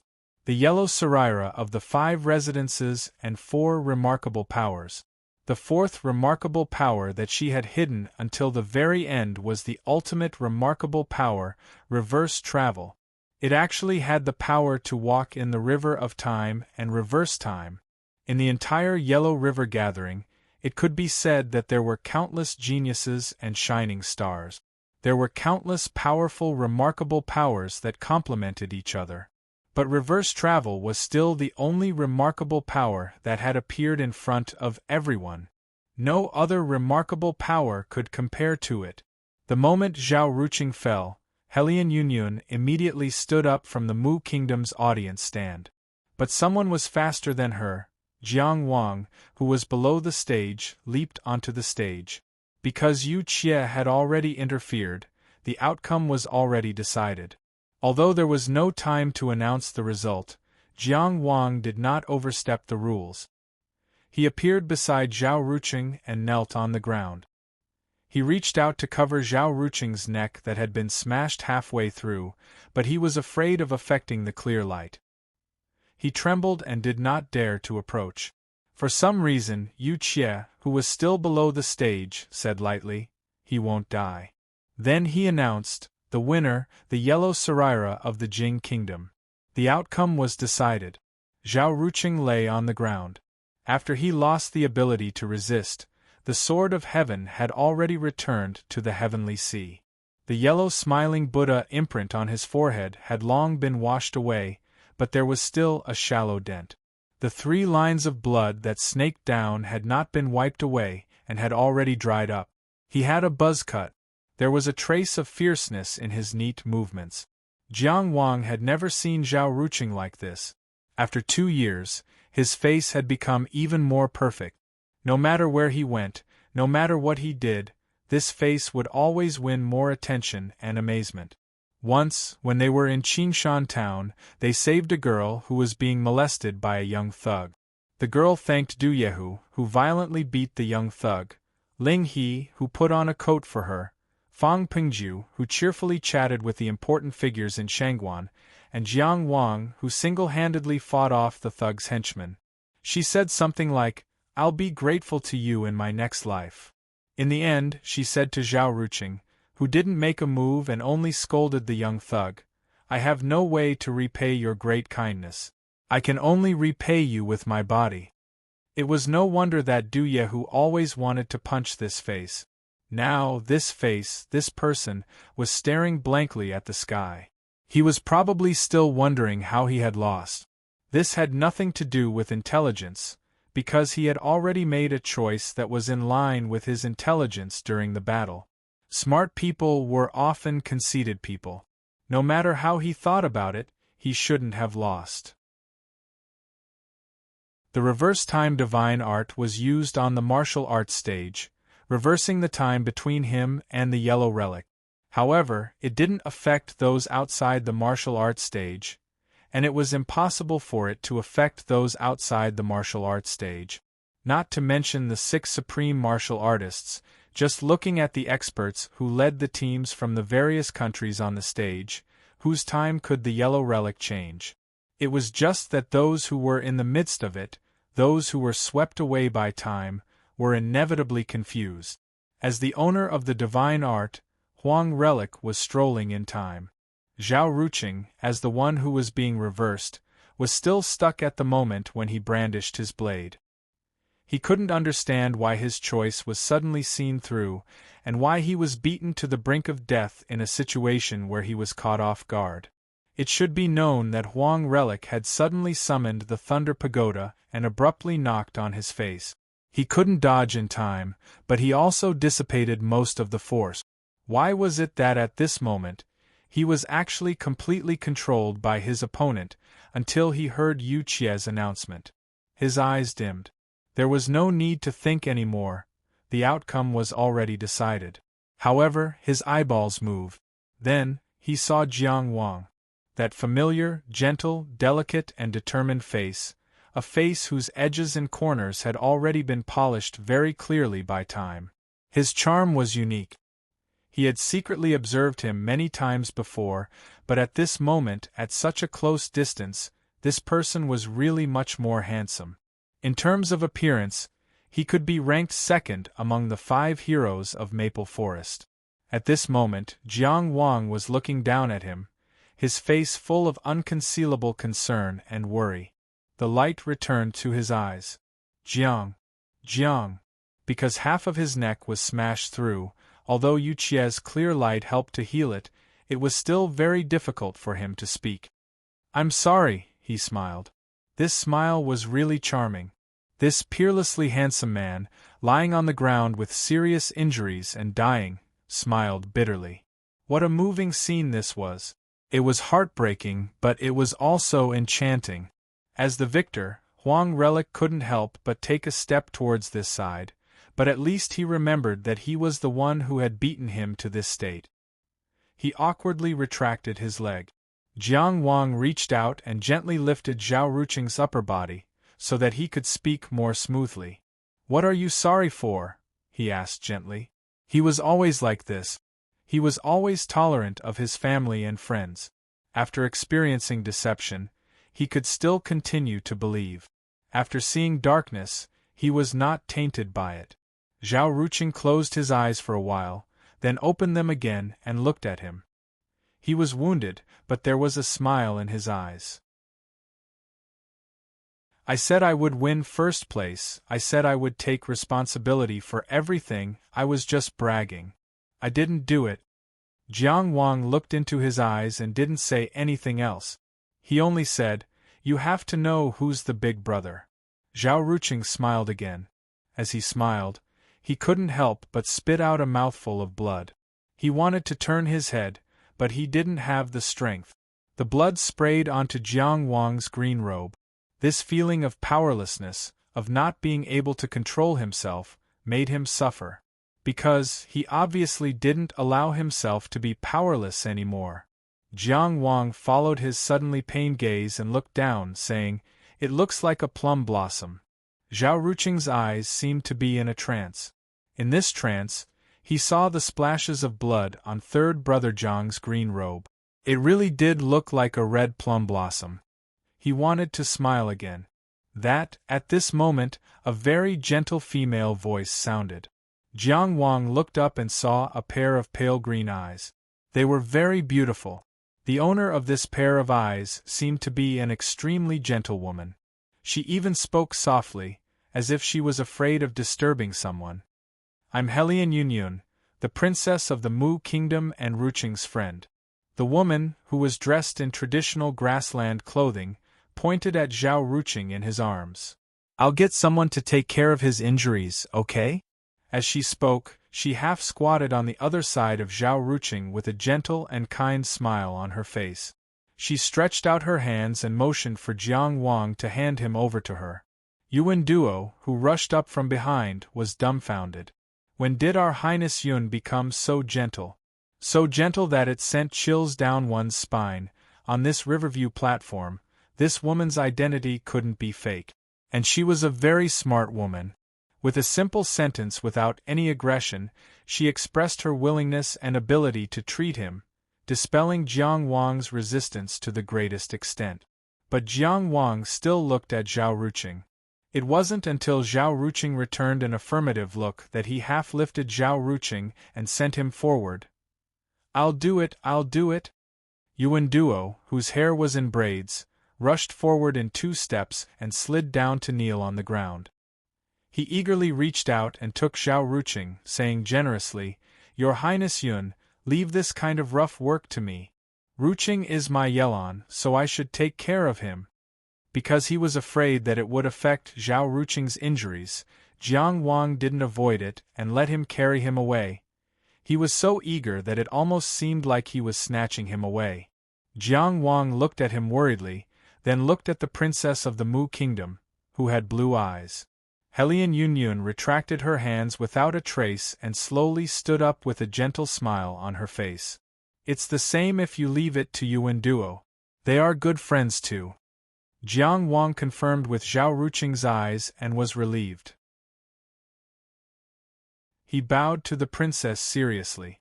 "I'll have to trouble you with my little 5. Hearing the address Little 5, Helian Yunyun's smile became even gentler. "We're family. It's my duty to take care of Ruqing. You can come to Mu Street to visit him in the future. Just mention my name and you'll be free to go." It seemed that Ruqing had experienced a lot in the Mu Kingdom. Everyone treated him as one of their own. As Jiang Wang thought of this, his gratitude became even more sincere. He watched Helian Yunyun and Yuan Duo walk down the platform. P.S. A little Easter egg. Do you still remember what Jiang Wang said to Zhao Ruqing when he saw him after escaping from the jaws of death in Three Mountain City? Chapter 1167. Yu Qian was only responsible for saving Tianjiao's life, but he wouldn't help him fully recover from his injuries. Fortunately, a powerful country like the Mu Kingdom didn't lack elixirs and powerful medical practitioners. Yuan Duo hurriedly carried Zhao Ruqing down the martial arts arena and rushed out of the Pillars of Six Directions. Among the medical practitioners accompanying the Mu Kingdom this time, there was a highly skilled imperial physician. Because he liked peace and quiet, and some of his treatment methods weren't convenient for outsiders to see, he didn't come to the scene to watch the ceremony. He only stayed on standby in Shepherd Street. Yuan Duo was going to find him. Duo, Zhao Ruqing said with difficulty. What's wrong? Yuan Duo asked as he walked. He controlled his body well and didn't cause any turbulence. Stay, Zhao Ruqing said. We're going to Shepherd Street to treat your injuries. Yuan Duo said anxiously. Zhao Ruqing paused and insisted, I want to watch the battle. No, you listen to me, Yuan Duo said and walked out without a care.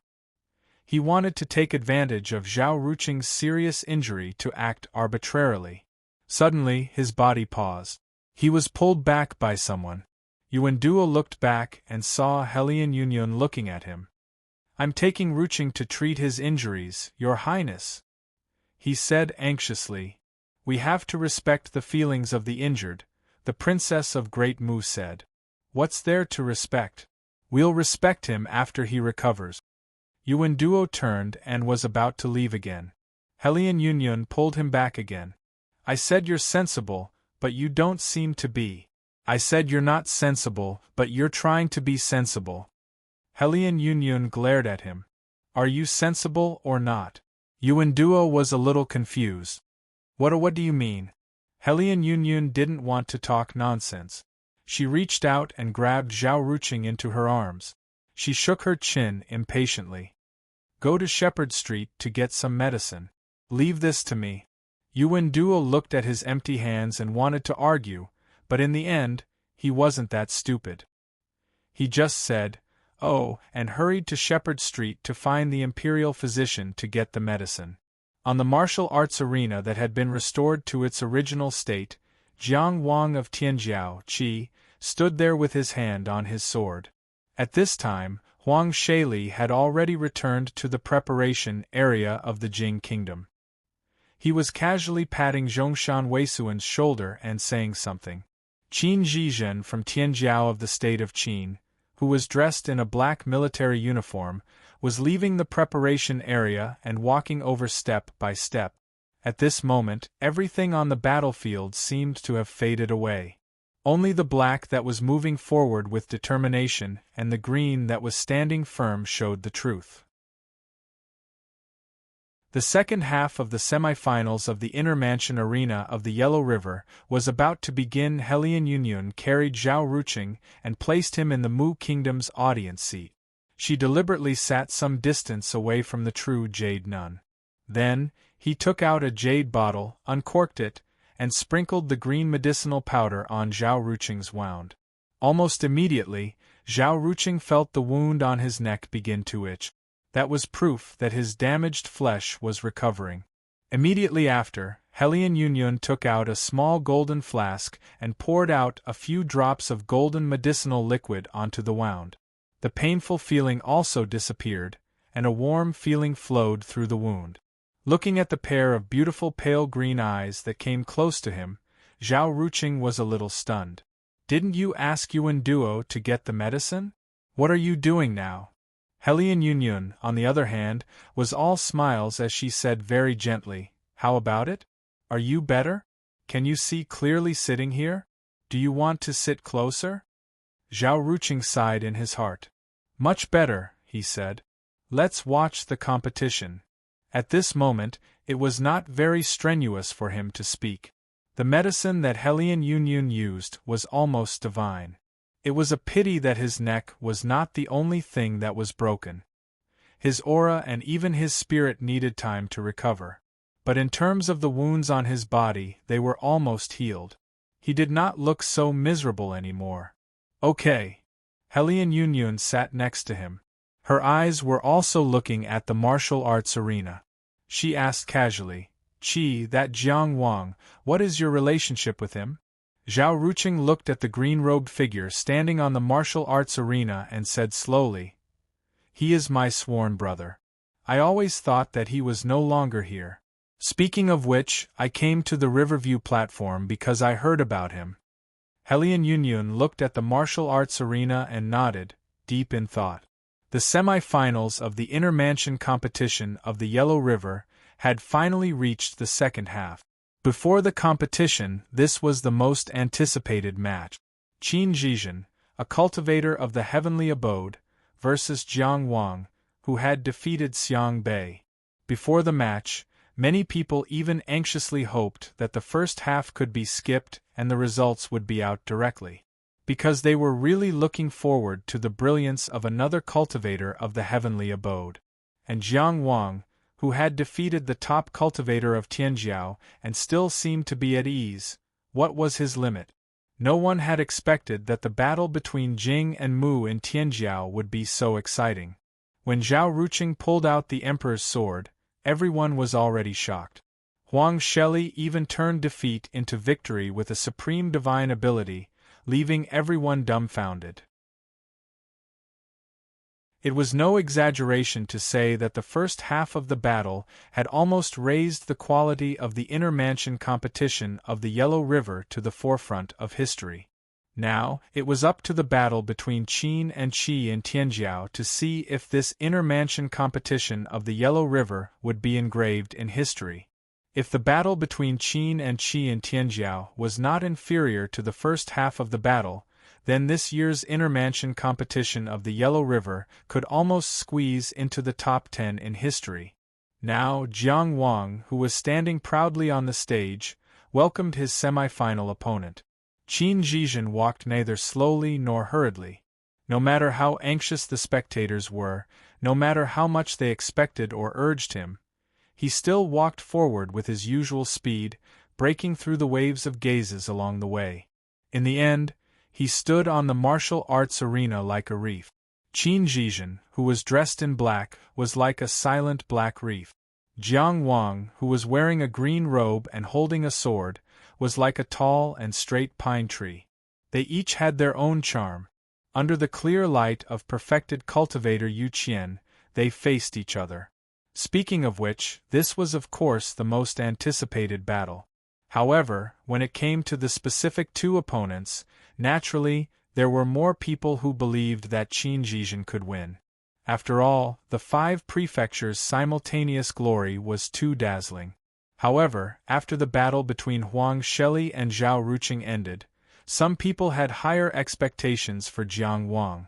They all remembered that after Qin Zhizhen displayed the 5 prefectures' simultaneous glory, the other 3 people who were also in the top 4 were fearless. Instead, they were all eager to give it a try. At that time, many people thought that they were just pretending. Now, it seemed that Zhao Ruqing, who had pulled out the Emperor's sword, definitely had the strength to fight with the cultivators of the Divine Palace. As for the yellow relic that possessed a pinnacle ability, it was even more dazzling than the yellow relic. Then, what about Jiang Wang? What kind of brilliance would he show?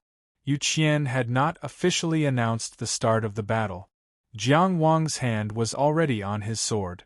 And people saw, Qin Zhizhen stretched out his firm and steady hand into the void. From the void, he pulled out a long black saber.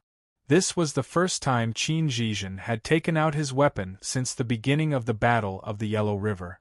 And it was under the circumstances that Jiang Wang did not show any pressure. Before the battle, little Jiang is here. Where are the monthly votes?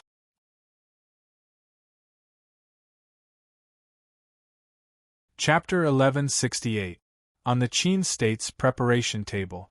Zhang Gu, the commander of the Barong army, smiled and said, "It seems that this Qi Tianjiao also made Zhizhen feel the pressure. Before the game, he went to talk to Qi Jiang Wang, and he probably had some understanding before." Gan Chang'en, who had almost recovered from his injury, said.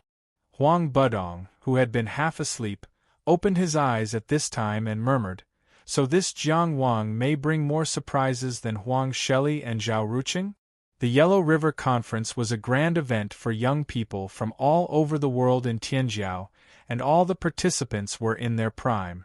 Only this Huang Budong, just looking at the appearance, was actually several times older than Zhang Gu.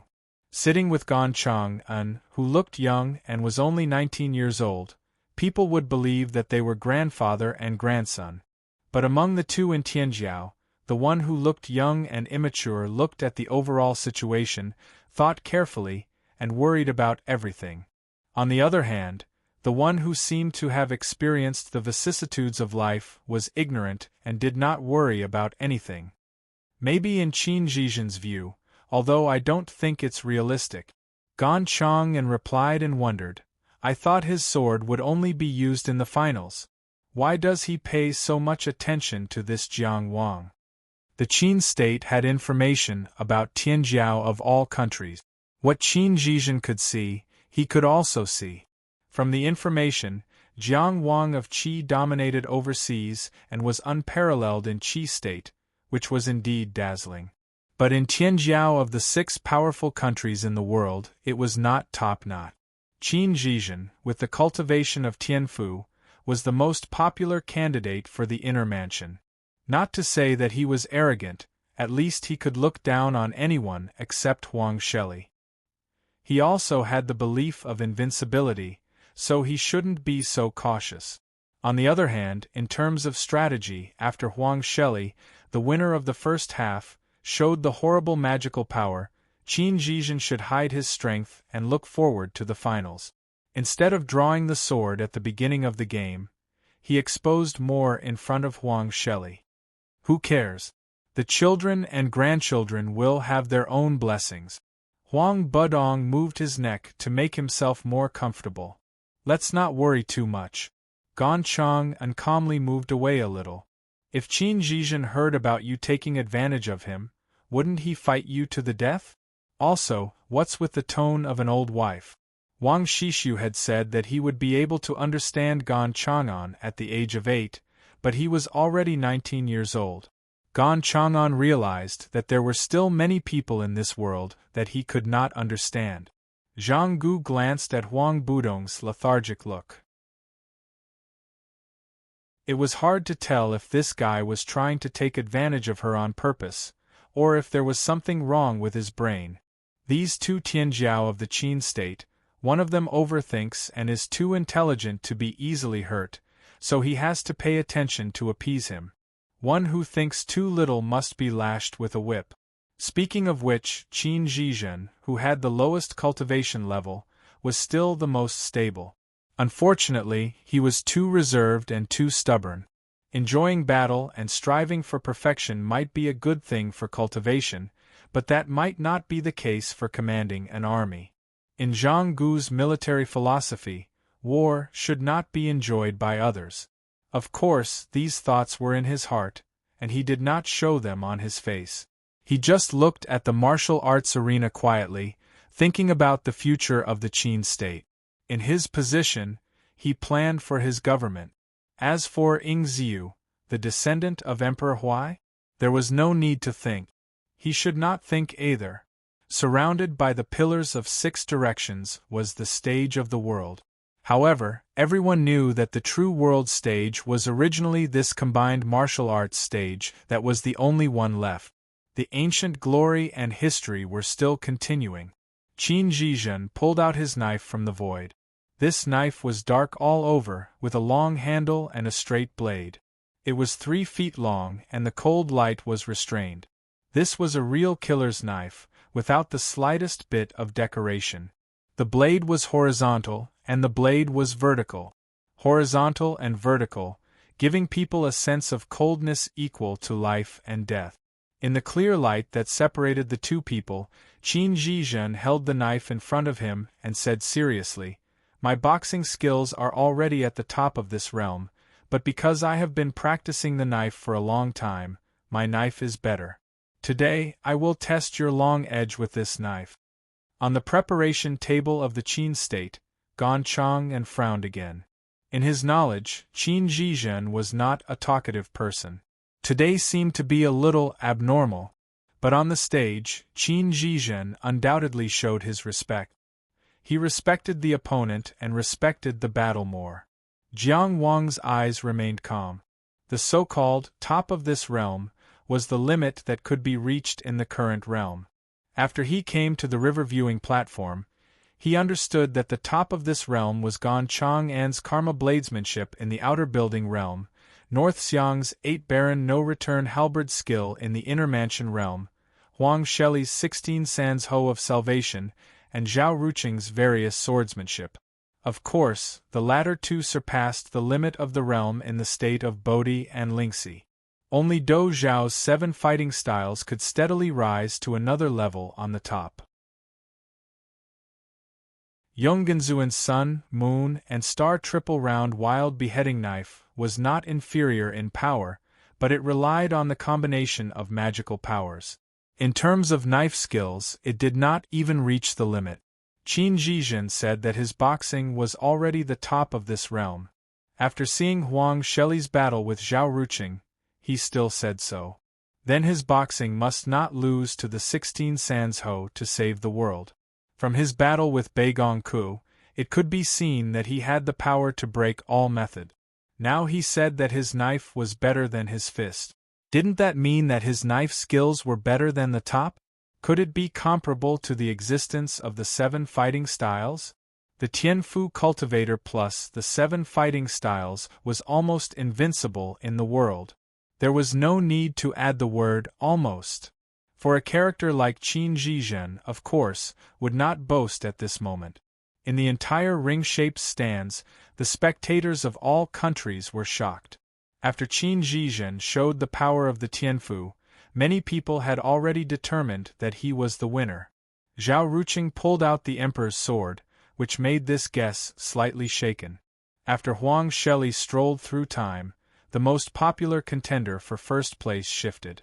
Now that Qin Zhizhen said this, who wouldn't be shaken by the Tianfu cultivator plus the 7 fighting styles? Facing such an opponent, what reason did Jiang Wang have to win?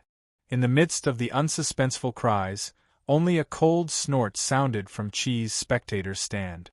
Su Xiangqian crossed his arms and said disdainfully, bragging before the fight, "I think it's just SOSO. Bluffing, but the inside must be rotten. Who are you trying to scare? We, the 2 prides of Mount Haste, are definitely worthy of our reputation. Jiang Qingyang is as famous as I, Su Xiangqian, so he definitely won't be affected by such little tricks." Zhao Weiyan, who was sitting a full 3 feet away, glanced over and asked faintly, "It sounds like the 2 prides of Mount Haste are so powerful. Can you, who is as famous as Jiang Qingyang, beat a Tianfu cultivator?" Su Xiangqian said confidently, "I can't beat him for the time being." Ji Shu shook her head. She didn't understand why Su Gaogao could say, "can't beat him" with the momentum of just SOSO. If you only looked at his momentum and didn't listen to the content, it would seem like he could crush Qin Zhizhen with one hand. The noise outside the arena naturally wouldn't affect the martial arts stage. Although Su Xiangqian was using his own method to show his power, Jiang Wang didn't hear what Su Xiangqian was saying. However, at this moment, he and Su Xiangqian had reached a certain level of agreement. The interesting thing was that the 2 prides of Mount Haste had unexpectedly developed a subtle tacit understanding at this time. It was only at this moment that Jiang Wang suddenly realized. The battle between him and Qin Zhizhen had already begun long ago. From the moment Qin Zhizhen had walked towards him during the inner palace selection, Qin Zhizhen had already pulled him into the battle arena that had been set up for both of them. In the top 8 battle, the battle between him and Bai Gongku was for Jiang Wang to see. At that time, although Qin Zhizhen wanted to let Bai Gongku show off his brilliance, he had firmly controlled the situation. There was simply no need for him to have the 5 prefectures simultaneously. There was no need for him to do it. Why? Of course, it wasn't to boast about himself, but to let Jiang Wang see clearly. The 5 prefectures' simultaneous glory at that moment and the self-description of drawing the saber at this moment were both based on the same goal, to establish his invincible momentum and make Jiang Wang cower before the battle and lose in terms of momentum first. Jiang Wang of course believed that Qin Zhizhen wouldn't exaggerate, and he indeed had enough strength. On paper, his strength was at the top of the inner house. But the problem was the saber technique that he said was even better. Was it like Huang Sheli and Zhao Ruqing, who were slightly higher than the top of the inner realm by a hair? Or was it like Dou Zhao, who was a level higher? Even for Jiang Wang, this wasn't a problem at all. Even if the person in front of him really had Yung Genzuan's magical powers and Dou Zhao's battle techniques, was invincible in the same realm, and looked down on the heroes of the world, would he, Jiang Wang, shrink back even a little? Although Su Xiangqian often spouted nonsense, he was right about one thing. How could someone like Jiang Wang be affected? Wang Yiwu was also invincible in the same realm, and Lei Zhanqian also dominated the world. But now, he, Jiang Wang, was standing here, testing the heroes of the world with his sword. The enemies he had faced and the despair he had felt were unimaginable for many people in their lifetime. Under the worried, pitiful, thankful, or expectant gazes, Jiang Wang's eyes were calm, and he only held his sword and said, "I came east with a long sword to test the heroes of the world. Within the same realm, there is no opponent overseas. Where the sword points, there is rarely a good encounter in the eastern region. If I can see the peerless saber today, I will sing about it with joy." This situation, this scene, this person's words. Those who saw were fascinated, and those who listened were moved by the heroic spirit in these words. Full of heroic spirit, all in these words. At this moment, Jiang Wang's heroic spirit was soaring to the heavens, and Qin Zhizhen's aura was also rising. He had been going from west to east, because the successor of Gu Feijian of the Sword Extinction of the Wei River did indeed view Jiang Wang as his greatest opponent on the road to victory, and gave him the greatest respect. The way to respect an opponent was to do one's best to defeat him. So from the first day they met, they started to compete. This included the news of his battle with Qian Qian, the 5 prefectures, and the self-description of his saber technique. Of course, he wanted to crush his opponent, but if his opponent's fighting spirit really was crushed like this, he would only be disappointed. Now was good, now was really very good. He felt his opponent's fearless heart of a powerhouse, and his own burning fighting spirit also boiled. For him, today's battle was his first battle at the river viewing platform. But the more agitated he was, the calmer he was. The more furious the raging waves, the more silent the reef. He held the saber horizontally in his right hand, and his left hand gently brushed across the black long saber. He said, "I always hear this sentence from storytellers, either way, it's death. Thus, this saber is named Either Way." Life and death were always light in the mouths of storytellers. But when it came to each person, it was the waves of a lifetime. It was the same for its insignificance, and it was also the same for its vastness. Feeling this solemnity, Jiang Wang also held the sword in his left hand and held it horizontally in front of him, replying, "I have people I can't forget, places I can't forget, and hatred I can't forget. Thus, this sword is named Chang Xiangxi." The moment he said the name of the sword, he seemed to feel Chang Xiangxi's emotions. The so-called living spirit of the famous artifact, the birth of the sword spirit, was not the birth of another life. The mystery of the cycle of life and death was far from what he could reach right now.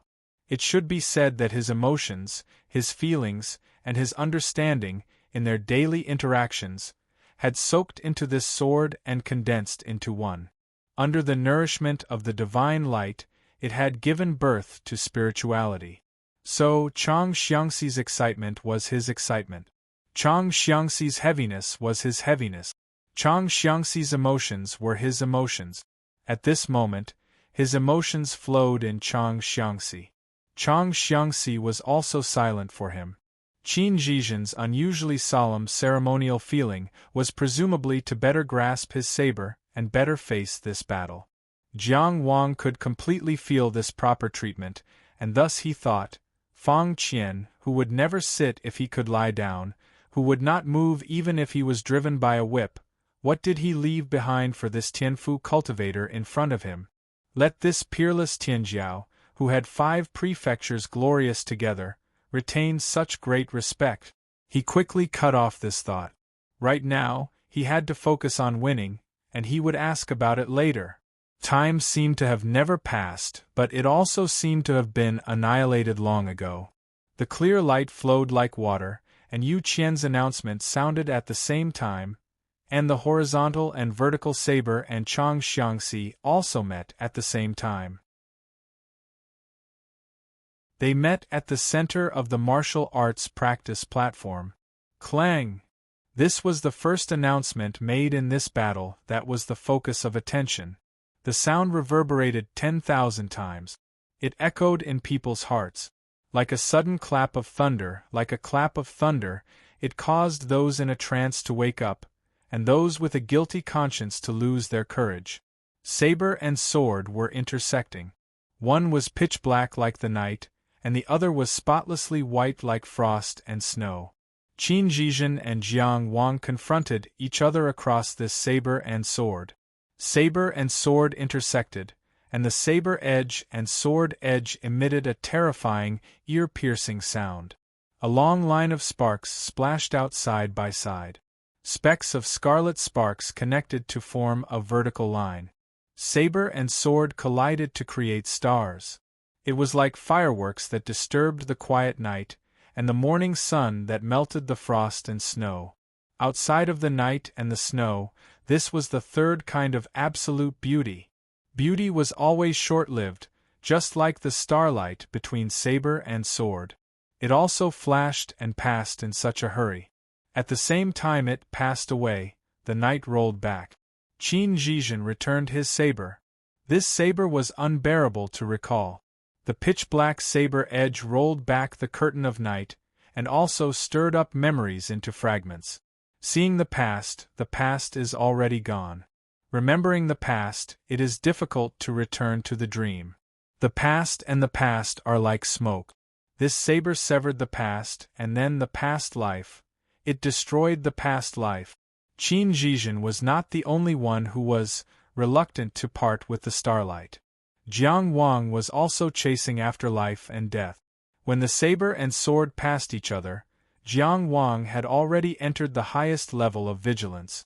The jade color was not obvious, but his ears were already different. He felt another world. His immortal state had been activated. Since then, 19 breaths, 10,000 voices come, I have heard it. The monthly ticket will expire if you don't vote. Quickly hand it over. Woo-woo, hold on to the top 20. Don't be sneak attacked at the end.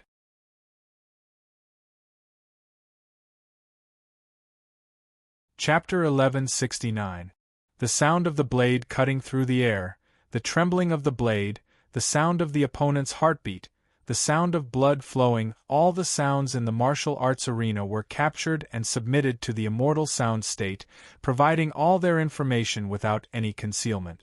In the world of sound, the blade was restored from a different angle. Jiang Wang gave the greatest respect to Qin Zhizhen's blade technique that surpassed the top, so he activated the immortal sound state at the first moment. He received everything and learned everything. Very good. Very good, not because Qin Zhizhen's blade technique wasn't strong enough, but because he wasn't lying. The blade technique he displayed had indeed surpassed the top of this realm. Qin Zhizhen's destruction of the past was heavier and stronger than Xiang Bei's western extreme of the 8 desolation, no return halberd technique. It was more decisive and more terrifying. However, from the information captured by the immortal state of sound and Jiang Wang's personal experience, this saber was only slightly stronger. It had not reached the level where Dou Zhao was able to crush those in the same realm as him when he was in the outer realm. If he could really be as strong as the #1 killing art in the modern world, Jiang Wang would choose to distance himself from him at once, give up the fight of swordsmanship, and try to win with supernatural powers and Taoist magic art. That would undoubtedly leave him with a shortcoming, and he would lose first. So very good. Qin Zhizhen wanted to establish himself as invincible and compete for power, but he chose the wrong opponent. Today's blade technique was strong, but it wasn't enough to make him retreat. Jiang Wang's sword technique could compete with the top of this realm like Xiang Bei, only slightly inferior. Victory or defeat depended more on the grasp of the situation. But what about Xiang Bei? At this moment, under the support of the immortal sound state, it was different. He could still compete. As long as he didn't have no power to resist, retreating wouldn't be his first choice. Under the immortal sound state, Jiang Wang became more and more calm, with the attitude of controlling the whole situation. Stepping on the blue cloud mark, he was full of immortal aura. At this moment, he completely let go of himself, feeling the blade with all his heart and soul, and welcoming it. East comes to test sword. Then use sword technique to meet blade technique. The dark blade that rolled back was like a dark cloud covering the sky, like a murderous aura covering the sky. It was as if the darkness of night had swept over. Standing before the saber, Jiang Wang felt a great sense of loneliness. A long night without any old friends. The past was severed, the previous life was destroyed. A person's past no longer existed. In that case, who was this person? When this person's story was no longer mentioned, would this person still exist? The sound and hearing immortal state continued to transmit information, feeding back the trajectory of the horizontal and vertical blade. Its strength, its sharpness, and its power. The pitch-black blade was reflected in his eyes. There was this blade in the visual world, and there was also this blade in the sound world. Erasing the past together, killing the body and soul together. This strike was too despairing, and it came too quickly. This saber first killed the intent and then the body. Who could resist him? In the dark night where he couldn't see the road ahead, in the despair of his previous life, Jiang Wang vaguely remembered that he had a sword. He looked at the terrifying blade that was closing in on him. His inspiration came back, and he suddenly woke up from the blade momentum. He suddenly remembered everything.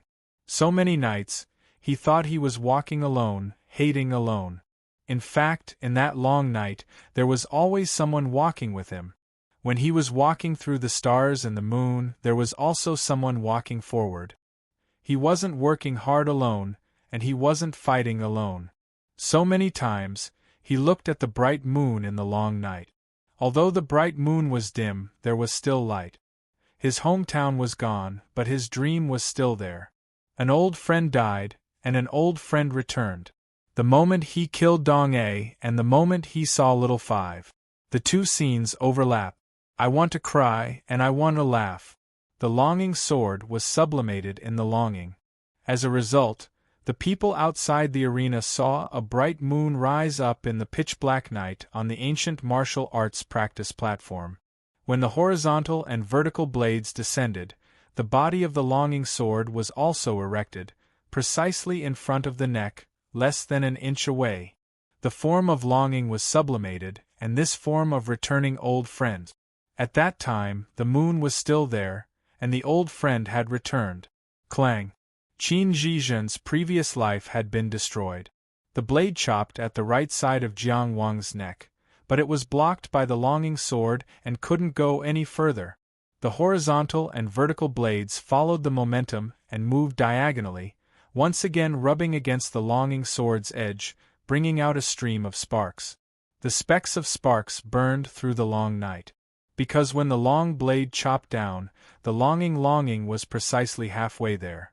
The 3 feet 1 inch blade only traveled 1 foot and 6 inches on the sword's edge, and the tip of the blade had already bid farewell to the sword's edge.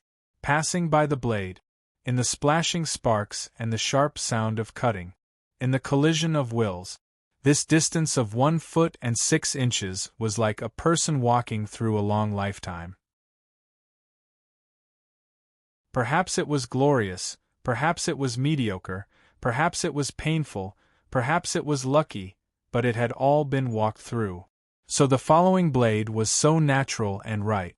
It was for the end of the present world. The horizontal and vertical blades barely left the sword's edge, and directly stabbed upwards, diagonally at Jiang Wang's throat from bottom to top. It was to end the present world for him. This blade should be used in this world, used on the body, to cut the life, to split the soul, and to cut the Tao. It was to truly and truly end everything in the present world.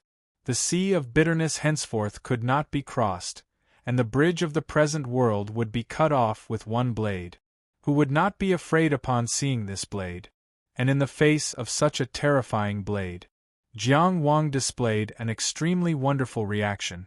People did not see the slightest bit of hesitation in his eyes, as if every movement was the most instinctive reaction. This was a kind of absolute confidence.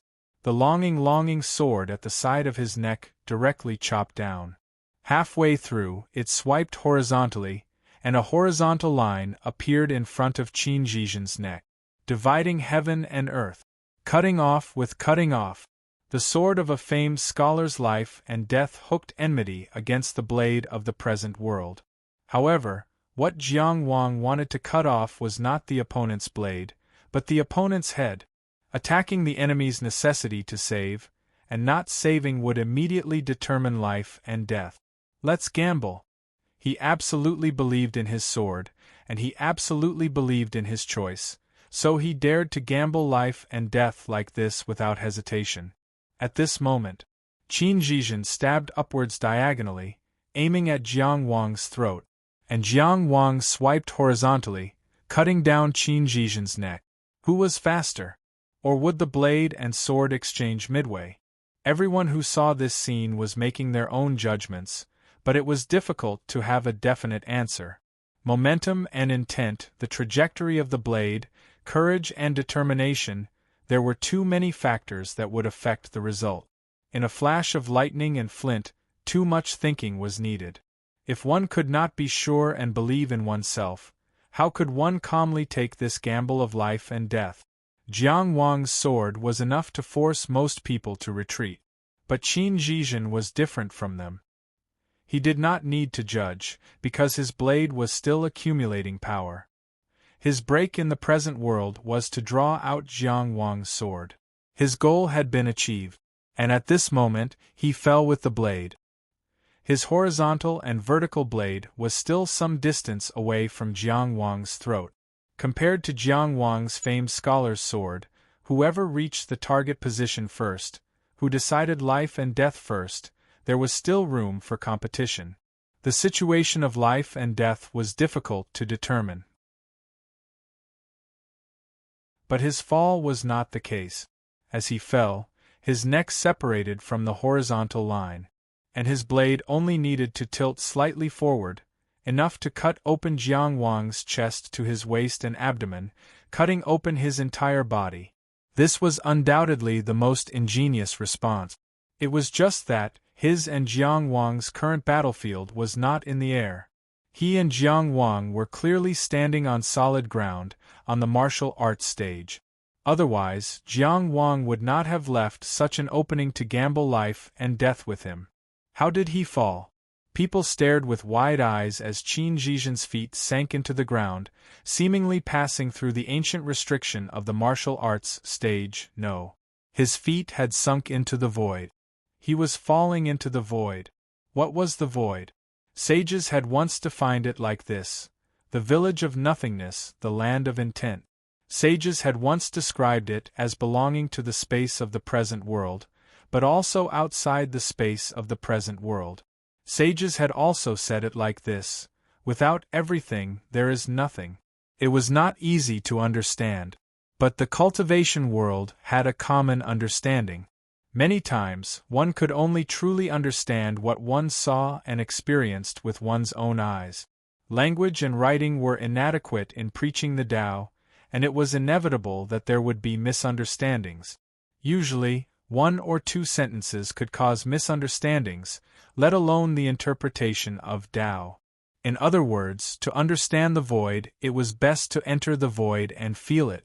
Experiencing and understanding it with one's own eyes was the true meaning of the sages. The void could sometimes be observed, but it was difficult to truly understand it. It intersected with the present world, but it could not be equated with the present world. All kinds of visions of transcendent cultivators often appeared in the void. For example, Jiang Wang's imprisonment chains were also drawn from the void. The primordial qi absorbed by the ethereal hall of the cloud-top immortal palace was also connected to an unknown place in the void. But if you asked him to clearly explain where the void was, how to enter it, and how to observe it, he would not understand. But Qin Zhizhen was different. He walked with the void. This was a divine ability, void refinement. Void refinement was like its name. The power of this divine ability lay in the development of divine ability seeds and the exploration of the void. The more one understood the void, the more one could control the void, and the stronger one would be. Qin Zhizhen's horizontal and vertical blades were placed in the void. At this moment, his feet were also walking in the void. It was this step of falling into the void that allowed him to create an opportunity that he would not have had under the current circumstances. If he had chosen to squat, his blade's momentum would have deviated, his strength would have been lacking, everything would not have been perfect, but he fell. He fell into the void with his long blade. The horizontal and vertical blades pressed down, for the sake of severing the future. Jiang Wang's previous two sword attacks were already within his expectations, and they were even forced out by his blade's momentum. Therefore, his current blade's strike was aimed at the future. It was the future that he had drawn with his long blade. The one he was going to kill was Jiang Wang after Ying Jian. This was an incomparably brilliant performance. 3 consecutive blades, each of them a killing move, but each of them was to pave the way for the next. Qin Zhizhen used 3 blades to send his opponent to a dead end. The first blade destroyed the previous world, the second blade destroyed the present world, and the third blade destroyed the future world. The 3-world Azura blade, 3 blades to end life. In the extreme west, there was Yuan, and below Yuan was the Azura clan. Azura was known as the world's best at fighting, bloodthirsty, aggressive, and incomparably brave. The great Qin attacked with a strong army. Yuan was the legendary place where the sun set, the end of the Wei River, and the most dangerous place in the present world. The great Qin used Wu Guan to suppress it. And this 3-world Azura blade was the combination of the Qin dynasty's sages' blade techniques and the Azura experts' blade technique. It was known as Beyond Azura, but better than Azura. This blade technique was even stronger than the blade technique of the Azura clan, which was known as the world's best at fighting. One could imagine the conceit of the Qin dynasty's sages. Qin Zhizhen's 3 consecutive blades showed courage, killing power, and oppression. As he said, it was above the peak of this realm, a level stronger. Speaking of which, the 3-world Azura blade technique might not be stronger than the Karma blade technique. However, Ganchong An's control of the Karma blade technique in the outer building realm was still within the limit of the outer building realm, and it was close to the founder's understanding of this realm of blade technique. And Qin Zhizhen's understanding of the 3-world Azura blade technique in the inner mansion realm had already exceeded the limit of the inner mansion realm. This so-called limit was the limit of killing power and power that a killing technique could reach at each realm when it was first created. Generally, being able to display more than 90% of the killing power was already considered a great success. Reaching the limit could be said to be complete. Under the same realm and with the same killing technique, one would not lose to the founder. And surpassing this limit meant that at least under the current realm, the cultivator's control of the killing technique had already surpassed the founder's. This was almost impossible. This was because, generally speaking, the creators of the top killing techniques that were circulating in the world and had not yet been eliminated were almost all existences of their time. Later on, they either became perfected persons or true lords. Unless they met with an accident and died young, they were at least top Shunlin cultivators. How could a mere inner mansion cultivator or outer building cultivator surpass the imagination of such a powerhouse in their current realm? But only by accomplishing the impossible would Tianjiao be called Tianjiao. Without a doubt, Qin Zhizhen was such a Tianjiao. Even the powerhouse who created this set of top blade technique back then could not do better than him when he was at the inner mansion realm. Therefore, it was called above the peak stronger. Destroying the past, breaking the present, and ending the future. Such a three-world Azura blade was so terrifying that it made people despair. Many people who saw these three blades felt that their spirits had already sunk deep into it.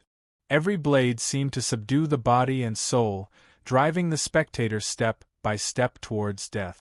All struggles were useless, and all choices had been made. If not for the ancient restriction of the world stage, they would not even be able to look at it. But to Jiang Wang, this familiar feeling, this feeling of interfering with choices and controlling the future to him, who had the wrong path, it was really very interesting. The first blade cut off the past life, and the second blade cut off the present life. Cutting off the past and present, controlling the opponent's choice, and finally gathering momentum for a blade to end the future. One had to admit that the three-world Azura blade was really a top blade technique. It was almost comparable to a godly power. 3 blades to end a dead end, completely ending the opponent and destroying the future.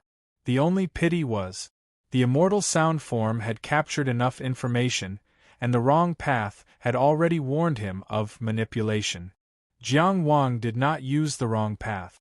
But Qin Zhizhen's 3 interlocking blades, which attacked the will to kill, interfered with choices, and directly destroyed the future, were detected by the wrong path.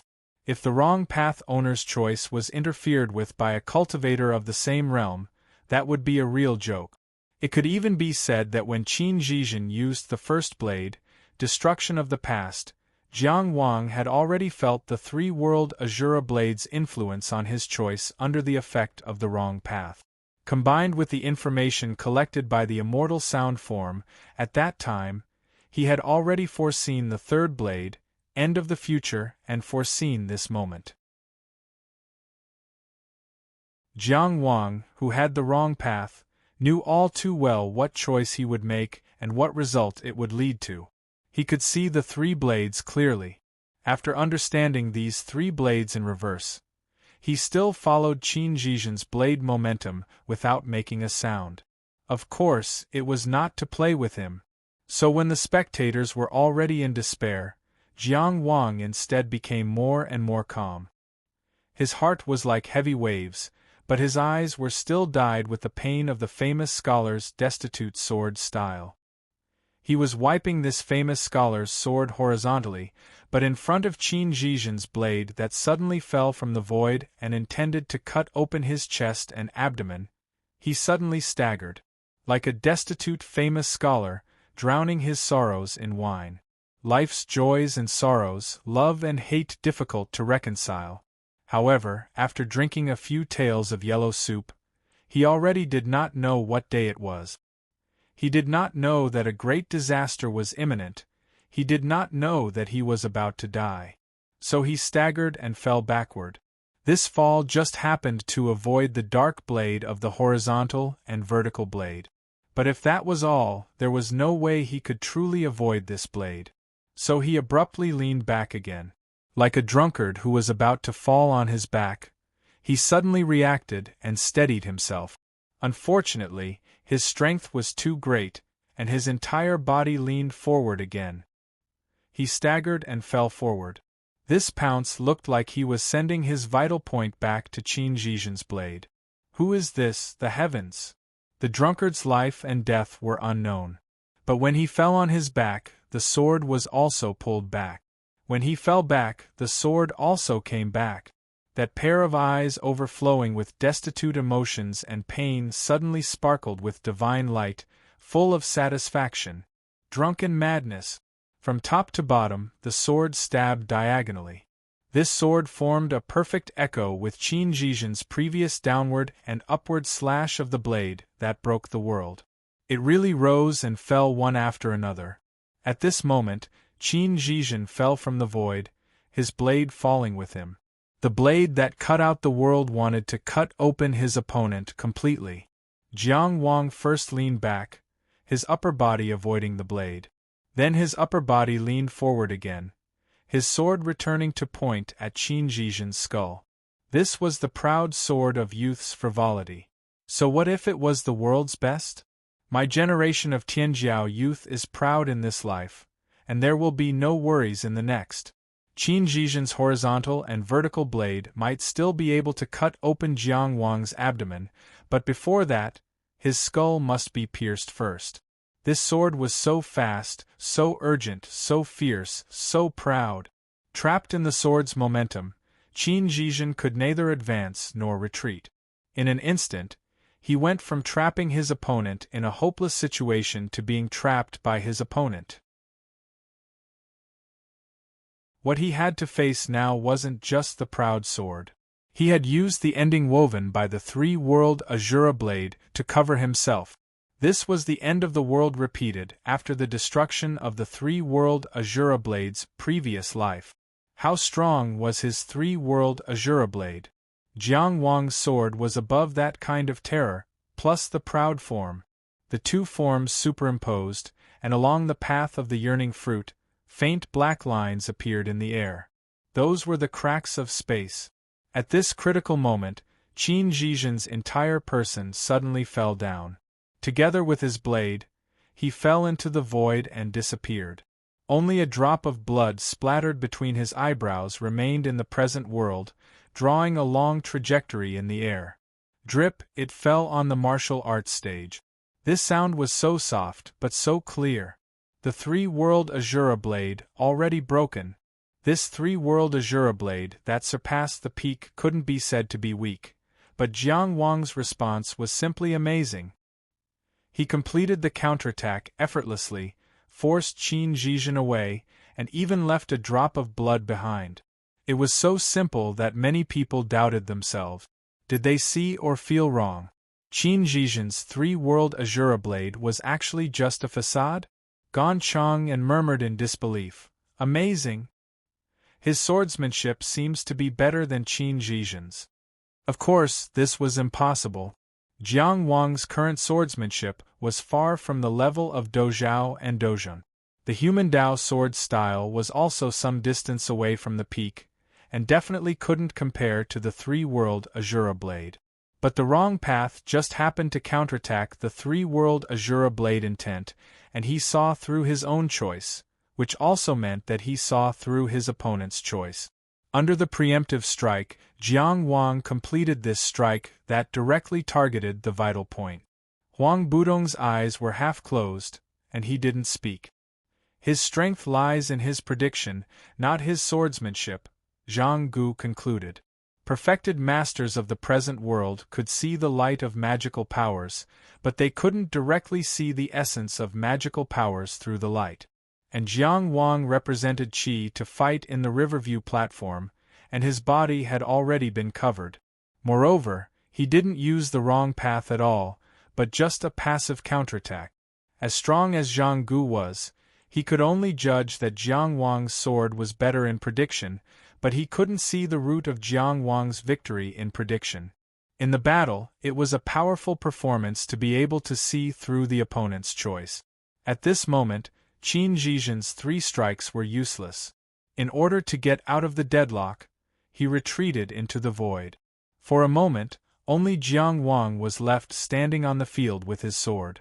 On the circular stand, Chung Gongxing suddenly asked, "Did Qin Zhizhen leave the martial arts practice field? Did he admit defeat?" Su Xiangqian also suddenly realized, it should be, right? Otherwise, if he took the opportunity to run back to the Qin kingdom, should we wait for him to come back to fight? The voice of the dialogue was not very loud, but what should be heard could be heard. The people of the Qin kingdom didn't give any reaction. It was not up to everyone to judge the outcome of the battle. But Cheng Gongxing's words also pointed out the problem of the time limit. There was only a thief for 1,000 days, but not a thief for 1,000 days. Qin Zhizhen, who was wandering in the void, undoubtedly took the initiative. Cheng Gongxing deliberately pointed out that Qin Zhizhen couldn't hide in the void all the time. Based on the principle of fairness, passive fighting could be judged as a loss. Supreme Yu Hua, who presided over the meeting, must face up to this point. In the final analysis, Qin Zhizhen gave people a strong sense of oppression. Even if Jiang Wang temporarily gained the upper hand at the moment, as friends of Jiang Wang, they still couldn't help but worry. This was not an outside trick, just doing everything that could be done outside the field. Even if the impact was minimal. For Jiang Wang on the martial arts practice field, of course, he wouldn't pin his hopes on others. In fact, as soon as Qin Zhizhen's figure disappeared into the void, Jiang Wang had already stepped on the place where he disappeared. Waves of fire rolled out. The fire world opened on the martial arts practice field. At the right time, the sea of fire rippled, and the flame flowers bloomed everywhere. The heat waves rolled and the scorching light burned. The flame sparrows chirped and flew around. The meteors rumbled and streaked across the sky. In the lively world of fire, Jiang Wang, who was wearing a green robe and wielding his sword proudly, was as dazzling as a god. He didn't try to find Qin Zhizhen at all. With his little understanding of the void, it was not enough to fight against Qin Zhizhen, who had the divine ability of the void refinement realm. If they were outside the martial arts practice field, Qin Zhizhen would be in an invincible position with his ability to walk in the void. But on this martial arts practice field, Jiang Wang didn't need to search for him. Spreading out the fire world and waiting for him to exhaust himself was the most correct choice. No matter where Qin Zhizhen walked in the void when he appeared, he would definitely already be in the fire world. Qin Zhizhen grasped the opportunity, and he had the geographical advantage. Even if Qin Zhizhen always hid in the void, even if Yu Hua never rushed him, both sides would eventually enter the stage of a contest of attrition, and Jiang Wang wasn't worried at all. The power of the stars was the sky of the fire world, and the power of totems was the ground. All the understanding and evolution of the fire element was the vitality of this world. The true Samadhi fire was the origin of this world. After the birth of the fire world, it naturally grew and multiplied endlessly. If there were no powerful forces to consume, the fire world itself could last for a long time. Qin Zhizhen, on the other hand, had to consume the power of the divine ability all the time while walking in the void. No matter what, he had the advantage. The calculation of the battle was only in the mind, and the process of the battle changed rapidly. The next moment, Qin Zhizhen stepped out of the void and landed on the martial arts practice field, but he was extremely far away from Jiang Wang, almost standing at the edge of the martial arts practice field. Then, he slashed horizontally. His response was also very simple. He would break the fire world first, and then fight his opponent. He would never let himself fall into an extremely disadvantageous battle situation like Xiang Bei. This was, of course, one of the correct choices. But someone as strong as Qin Zhizhen, who could walk freely in the void, didn't take advantage of the intersecting void to attack Jiang Wang at the first moment. This undoubtedly showed that Jiang Wang's sword strike, which directly exposed the 3 lives Azura saber, had already made him wary. As an expert, he naturally had the confidence to be invincible. But as an expert, he needed to face the reality that his opponent's sword technique might be stronger than his own. Last time, he had only left a drop of blood, but he might not be able to retreat so quickly every time. Therefore, this strike didn't kill the person, but only the technique. This strike was to sever the previous life. Since the previous life was severed, it shouldn't exist now. Qin Zhizhen's first strike after walking out of the void was to disintegrate the foundation of the fire world's existence and destroy the geographical advantage that Jiang Wang had built. After failing to kill quickly, he switched to stability. The distance he chose was far enough, and his saber was fast enough. But at the same time he walked out of the void, Jiang Wang was already looking at him. When Jiang Wang looked at the person, his left eye was already red. Jiang Wang's eyes were red. Gu Yang passed down the eye of Qian Yang. The secret eye killing technique was called Falling West. Qin Zhizhen's saber had only struck halfway when a warning came from the Heavenly Palace. He wouldn't forget that Jiang Wang was the person who had defeated North Xiang in the battle for the spirit. How could he dare to ignore the warning from the Heavenly Palace? Therefore, he had already manifested his spirit at the first moment. The spirit of the horizontal and vertical saber appeared and descended into the Heavenly Palace. Qin Zhizhen's Heavenly Palace was tall, sturdy, and had an unshakable will. Above the dome, there were 9 colorless Tao vortexes moving at high speed like torrents. There was a faint whistling sound. Thunder and tides collided with each other, sometimes silent and sometimes visible, and Qin Zhizhen's Tao Vein True Spirit was a giant divine ox with 5 colored spiral patterns wrapped around its horns and a white body and tail. Qin Zhizhen, whose clothes were as black as ink, stood between the 2 ox horns. The saber in his right hand hung diagonally. He looked at the direction of Jiang Wang's spirit attack.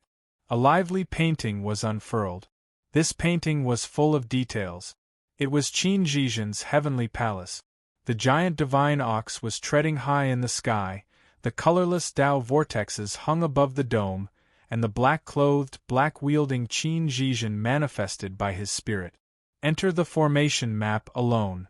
The diagram stopped halfway, as if it had been cut off by some kind of sharp weapon. When a precious object was damaged, those who saw it for the first time couldn't help but wring their hands. In the Battle of Souls with North Xiang, Jiang Wang won a complete victory. He wielded his sword to cut the painting, but he only had time to cut off half of the scroll. Then, he divided it with the flame sparrow and hidden snake. Naturally, he would be able to sense it when it was devoured by his spiritual energy. Although only half of the diagram remained, it was enough for him to smash through Qin Zhizhen's Heavenspan Palace and launch a large-scale attack on the soul level. Unlike in the past, he could only sneak in with his divine soul concealment snake. His innate weakness made it difficult for him to set up a formation. Only half of the solo riders entered the formation, unable to help him seize control of his opponent's Tongtian Palace. But there was no need for that. He had come to Heavenspan Palace. They were here to destroy the city, not to seize it. Along with the single rider entering the battle array scroll, a dazzling, huge, scorching sun appeared. Rumble. After Qin Zhizhen's spirit manifested the Tongtian Palace, the first thing he saw was a single rider entering the formation map. The second thing he saw was the scorching sun crashing into the Tongtian Palace, and then he heard the rumbling sound in the Tongtian Palace. He suddenly realized that his spiritual energy seemed to be in a world of fire. His Tongtian Palace was just a small thatched hut in this world, and in this brilliant world of fire, the sun that provided endless light and heat crashed down. It was falling to the west. Jiang Wang's voice sounded in this place, but it was so indifferent that it didn't seem like him. It was so majestic that it seemed to only exist in strength. Since we met in this world of fire, please watch the sunset. The falling to the west technique was to use the power of Qian Yang's eye to guide the opponent's spiritual energy and create illusions that could harm the opponent. In terms of performance, to put it simply, it was the power of the falling sun created by the spiritual energy. The falling sun destroyed the world. Of course, it would destroy the spiritual energy. And Jiang Wang happened to witness the spectacle of the scorching sun falling into the sea in the world of the Red Mirror. he truly experienced the power of the falling sun. That scene was incomparably real and profound. Even the growth of his spiritual energy at that time was nurtured in that kind of fear. The scorching sun falling and burning the vast sea. How many people in the world could witness such a magnificent scene? The visualized scene overlapped with each other and was driven by the spiritual energy that far surpassed cultivators in the same realm. Even if the imperial family of the Su kingdom performed this killing technique again, they wouldn't be stronger than Jiang Wang in the inner mansion realm. How strong was Jiang Wang's spiritual energy? Every time he opened a mansion, he would explore its limits. The number of inner mansion rooms explored in each mansion was 3,000. Most of the inner mansion cultivators would return as soon as they obtained the secret treasures. They wouldn't waste too much time on this. Moreover, their spiritual energy wasn't enough to support them, and it was easy for them to get lost. And Jiang Wang had gone through 3 tribulations of life and death in the Red Mirror, so his spiritual energy was too strong. His spiritual energy spread out like a snake, and there was no danger of him getting lost in the 3,000 inner mansion rooms. Even North Xiang, who was born with the vision of 2 suns in the sky, couldn't compare with him in terms of pure spiritual energy. And at this moment, Jiang Wang used all his strength in an instant. He visualized the scorching sun falling into the sea and activated the falling to the west killing technique of Qian Yang's eye. He wanted to kill his opponent at the spiritual energy level in one fell swoop, rendering the heavenly palace useless. No matter how many magical powers you have, if you can't use them on the spiritual energy, then die with me. At the same time, Qin Zhizhen's spiritual energy manifested, and his heavenly palace fell into the same horror. The sun fell, and the world was gone. This body no longer existed, and this world no longer existed.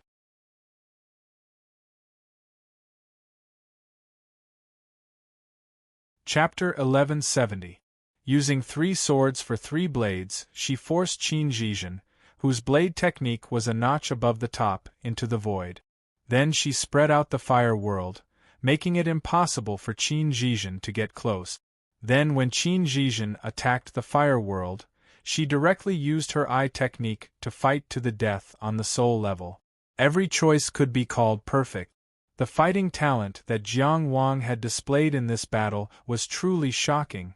As the winner of the first half, Huang Sheli naturally had to pay attention to her opponent in the finals. In her aesthetic standards, Jiang Wang was more or less a temperamental beauty, so she had to look at her more. But for Jiang Wang's series of responses, she thought that even if she opened the Bodhi, her grasp of the battle would not be so. But Jiang Wang clearly did not use any magical powers. Just relying on himself, just relying on his fighting talent. How terrifying was this?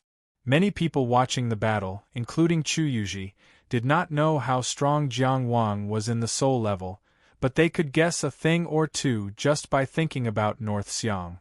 Was the high-profile Tianfu cultivator going to be defeated here? When this thought appeared, he was shocked. He had always felt that Qin Zhizhen and Huang Sheli would meet in the finals, and had even analyzed the outcome of the Tianfu battle, but now he felt that Jiang Wang was going to win? As a person of Chu, of course he hoped that the Qin would lose, but Qin Zhizhen's 5 prefectures' simultaneous glory was there, and he had a blade that surpassed those of the same level. No matter how he thought about it, he should not lose. Sitting next to him, Zhuo Guangxu whispered to Chu Shunhua, "That's not all." There was some pride in his tone. Chu Shunhua raised his chin and did not speak. The eye technique of the eye of Qianyang that Jiang Wang had learned was only one move, falling west. But he had used this move to the extreme. Using the remnant scroll of the formation map alone, he had forced his way into Qin Zhizhen's Tongtian Palace, using all the power of his soul to finish in one battle. The sun has fallen, the world has ended. The scene burned Qin Zhizhen's body and mind. Facing this scene and this power, he could not help but be surprised. Had his soul also been pulled into the fire world? His body was in the fire world, his heart was also in the fire world? But Qin Zhizhen was Qin Zhizhen after all, and this surprise only existed for a moment before it was immediately cut off. He clearly understood that he was in his own heavenly palace, and at this moment, it was a matter of life and death. At this moment, even if he escaped into the void, he would not be able to escape the attack of his godly soul. Furthermore, due to the limitations of the fire world, he was no longer able to escape into the void without hindrance. At this time, if he were to slow down even a single step, it would be a matter of life and death. However, Qin Zhizhen, who was in his divine soul state, simply grabbed at his body with his right hand and directly tore off a piece of black clothing as thin as a cicada's wing. This black robe was different from the one he wore in the modern world. It was something between real and illusory, thin but impenetrable. There was a faint murderous aura circulating around it. As soon as he tore off the black garment, the entire heaven-span palace was empty. The painting of a lone rider charging into the formation, the scene of a blazing sun descending to the world, and the terrifyingly powerful soul energy were all imprinted on this thin layer of black clothes, becoming a painting on the black clothes, and were pulled away by him. It was the divine ability Wu-Yi, Chiu-Wui, Battle Spirit Robe. This robe was transformed by the battle spirit.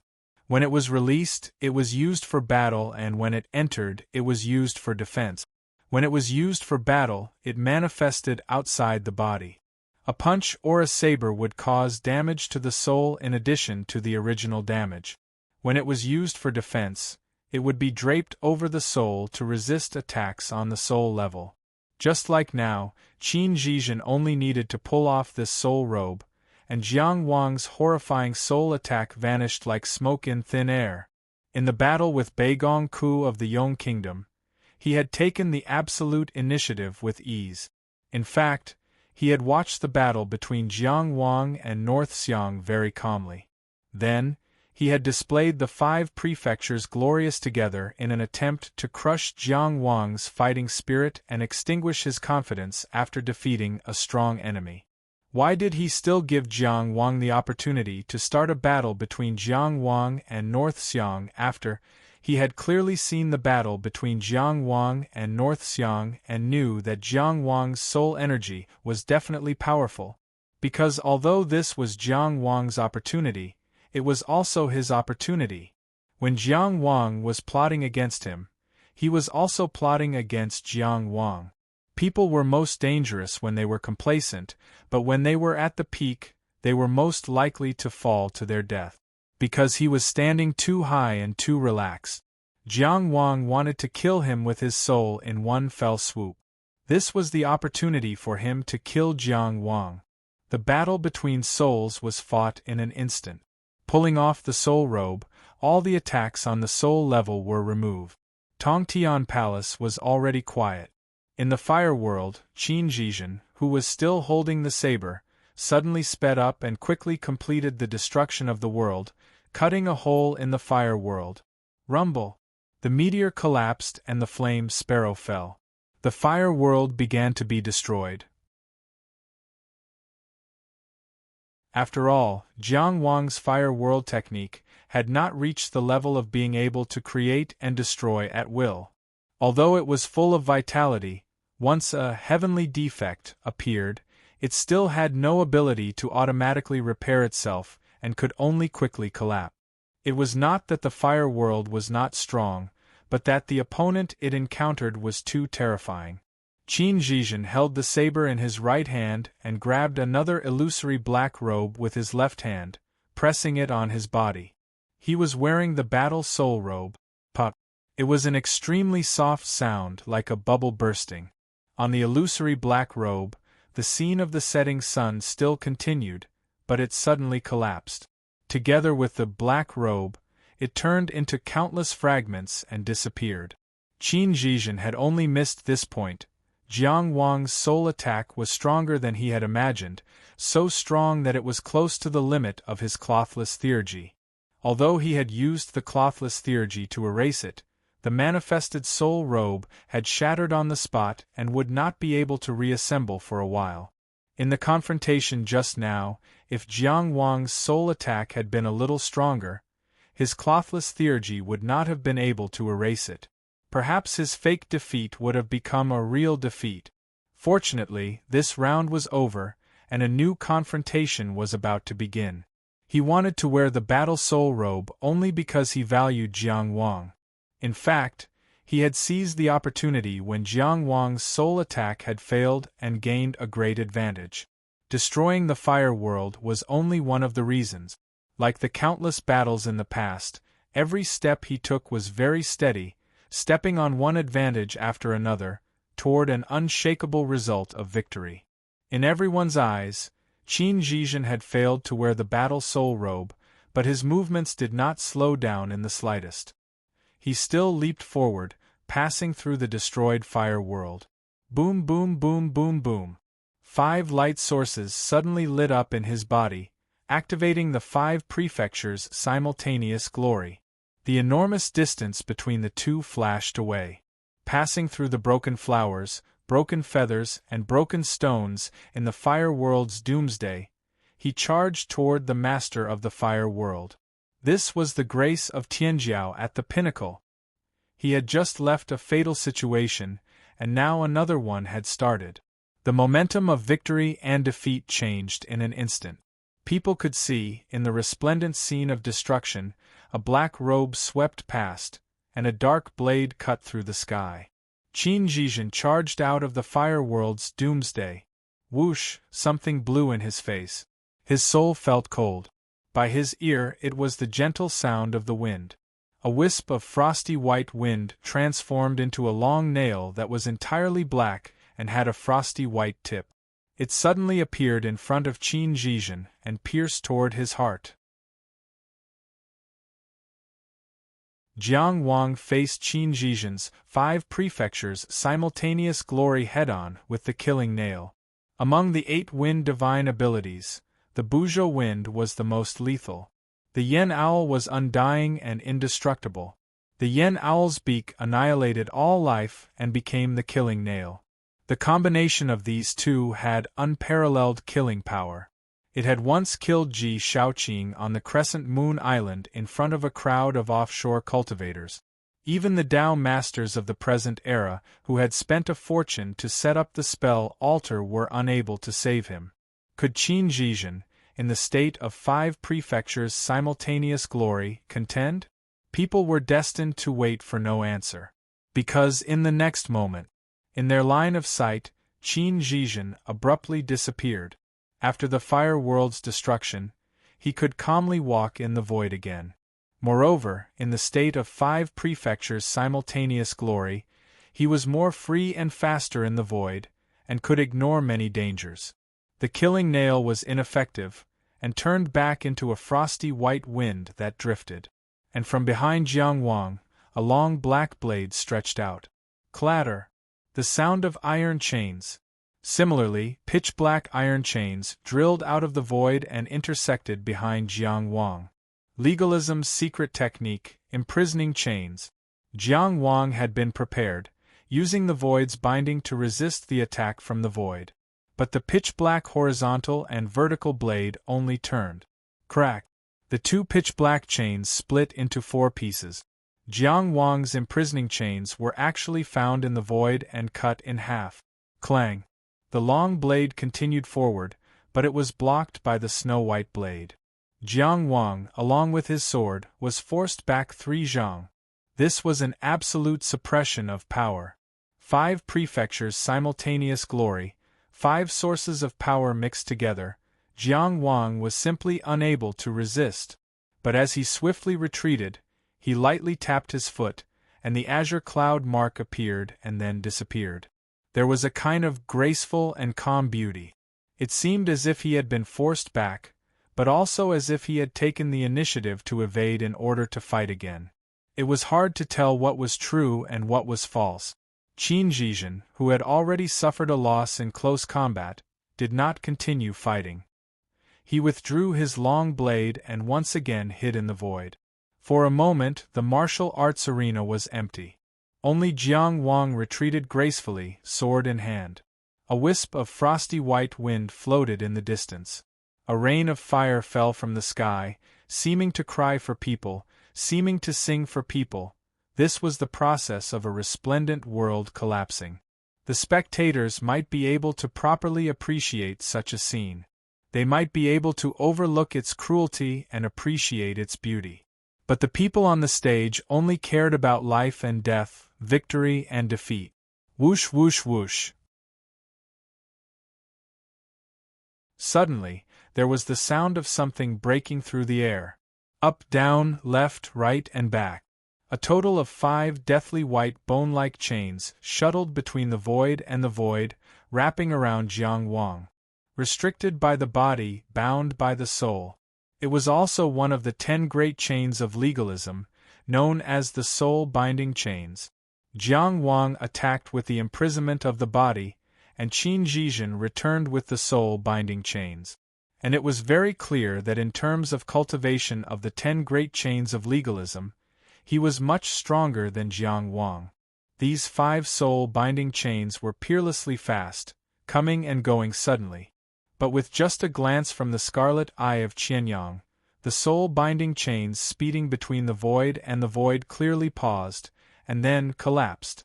Jiang Wang's gaze swept around, and a total of 5 deathly white soul-binding chains collapsed one after another. In the eyes of the spectators, this scene was simply so powerful that it was terrifying. But in reality, it was naturally not so simple. Of the 10 great chains of legalism, the body-binding chains imprisoned the physical body, and once touched, there would be no escape. The soul-binding chains imprisoned the spirit, and once imprisoned, one would be powerless. By relying on this technique, Qin Zhizhen also had the ability to conquer the spirit. Of course, it was more binding than killing. After all, he was not a core disciple of the Sanqing Palace, and the soul-binding chains he cultivated were the same as Jiang Wang's body-binding chains, which were both outsiders' versions. Although they were also very precious, they were not top-notch, and could not truly match the reputation of the 10 great chains of legalism. Although Qin Zhizhen had cultivated the soul-binding chains to a certain level, and with the unclothed divine ability, it was enough to deal with the vast majority of spirit-conquering situations. But it was still far from being comparable to Xiang Bei. And it was even less comparable to Jiang Wang. At this moment, using the soul-binding chains, it was very clear that he was wary of Jiang Wang's spirit combat power, and wanted to temporarily seal his spirit power. And Jiang Wang only looked at it with the eye of Ganyang. Gazes had weight. After cultivating to this point, he, who had opened the eye of Ganyang, could already affect the weight of gazes to a certain extent. So when he looked over, the galloping soul-binding chains stopped, forced to stop by the power of his eye of soul. Of course, this glance alone could not do anything to the soul-binding chains. What was truly effective was this moment. They were imprinted into the single rider breaking formation diagram, and Jiang Wang used the secret technique left by Xiang Bei to help them enter the formation, and then tore them apart with a sea of spirit-hidden snakes and spirit-flame sparrows. No matter how strong the soul-binding chains were, there were only 5 of them. Jiang Wang's spirit-hidden snakes and spirit-flame sparrows numbered in the thousands. There was no way to bind them all. But because the confrontation at the spirit level was difficult to detect, even if there were hundreds of twists and turns, and the attack and defense were fierce, in many people's eyes, the soul-binding chains collapsed with just a glance from Jiang Wang. It was very difficult not to be frightened. Qin Zhizhen's soul-binding chains were useless, and he was also hidden in the void. At this time, the fire realm had not yet collapsed. With a glance, Jiang Wang, who had shattered the soul-binding chains, raised his sword and looked around. Inhale. Inhale. The whole world was so quiet that it seemed that only breathing was left. But in fact, all sound surrendered to Jiang Wang's ears. What he could hear when the sparks shattered, there were small, crackling sounds. The flame sparrows collapsed, unwilling wails. The flame flowers bloomed and then withered, parting yesterday and parting today. The corners of his clothes fluttered gently, with a slight sorrowful sound. And the sound of blood flowing on another person's body. Jiang Wang turned around and slashed horizontally with his sword. A famous scholar in decline, a life and death feud style. Between heaven and earth, a horizontal line was born. This horizontal line divided heaven and earth, and divided life and death. It cut in front of the rolling darkness. Clang! The sword and saber collided. Jiang Wang returned, stepping on the green clouds and retreating. Qin Zhizhen once again hid in the void. Inhale! Inhale! Qi and blood surged and stopped in his body. The Tao vortex rotated, replenishing his true essence. Although he was at an absolute disadvantage in terms of strength, Jiang Wang's expression was still calm. Clashing with Qin Zhizhen, who was in the state of 5 prefectures' simultaneous glory, it was inevitable that he would suffer some internal injuries. Using the instant clear sky immortal technique to reduce the impact could also be considered extravagant. However, the good fortune clear sky immortal technique was endless, and he did not care about this consumption at all. Facing Qin Zhizhen, who had activated 5 prefectures' simultaneous glory and supported by void refinement divine abilities, under the suppression of terrifying power, he only suffered some internal injuries from the collision. This was already a good result. In the end, it was because he could catch Qin Zhizhen's elusive saber. Since he could catch it, resist it, and not die, then there was nothing to worry about. Now, every time they clashed, they were replenishing their insights. The more rounds they fought, the more accurate his capture became. Until he saw through every one of Qin Zhizhen's saber attacks.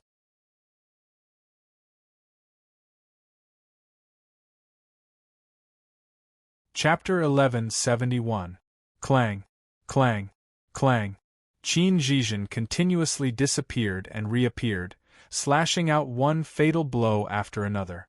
And that azure robe fluttered unceasingly in the air. In reality, he was naturally forced back by Qin Zhizhen again and again, but his posture was graceful, coming and going with confidence. Treading the air, he seemed to stroll leisurely. Admittedly, Qin Zhizhen held the initiative, but if he wanted to cause more damage, he couldn't do it. Moreover, as the attacks became more frequent, he felt more and more that Jiang Wang's parries were becoming more and more precise. It was almost as if when the long saber arrived, the azure edge would arrive. He was treading the air in his peak state of 5 prefectures' simultaneous glory, yet he still couldn't obtain more gains. In Qin Zhizhen's perception, Jiang Wang certainly lived up to his famous reputation, tyrannical without equal. In the audience's view, these two were Tianjiao of the highest order, and their confrontation was brilliant beyond compare. However, the difficulty Jiang Wang felt was only for him to chew on. Who in this world could face Qin Zhizhen without pressure in a state of the same realm? In this battle between him and Qin Zhizhen, the exchange of offense and defense between each other was very rapid. The momentum of victory and defeat constantly flipped, with myriad changes in an instant. But up until now, 16 breaths of time had already passed for the 10,000 voices. This meant the time limit for the immortal state of sound was approaching. This Tao technique, close to an immortal technique, blended the perception of that mysterious powerhouse's voice in the Hongmeng space and the immortal sound canon passed down from the myriad immortals' palace. The formation mechanism was too complex.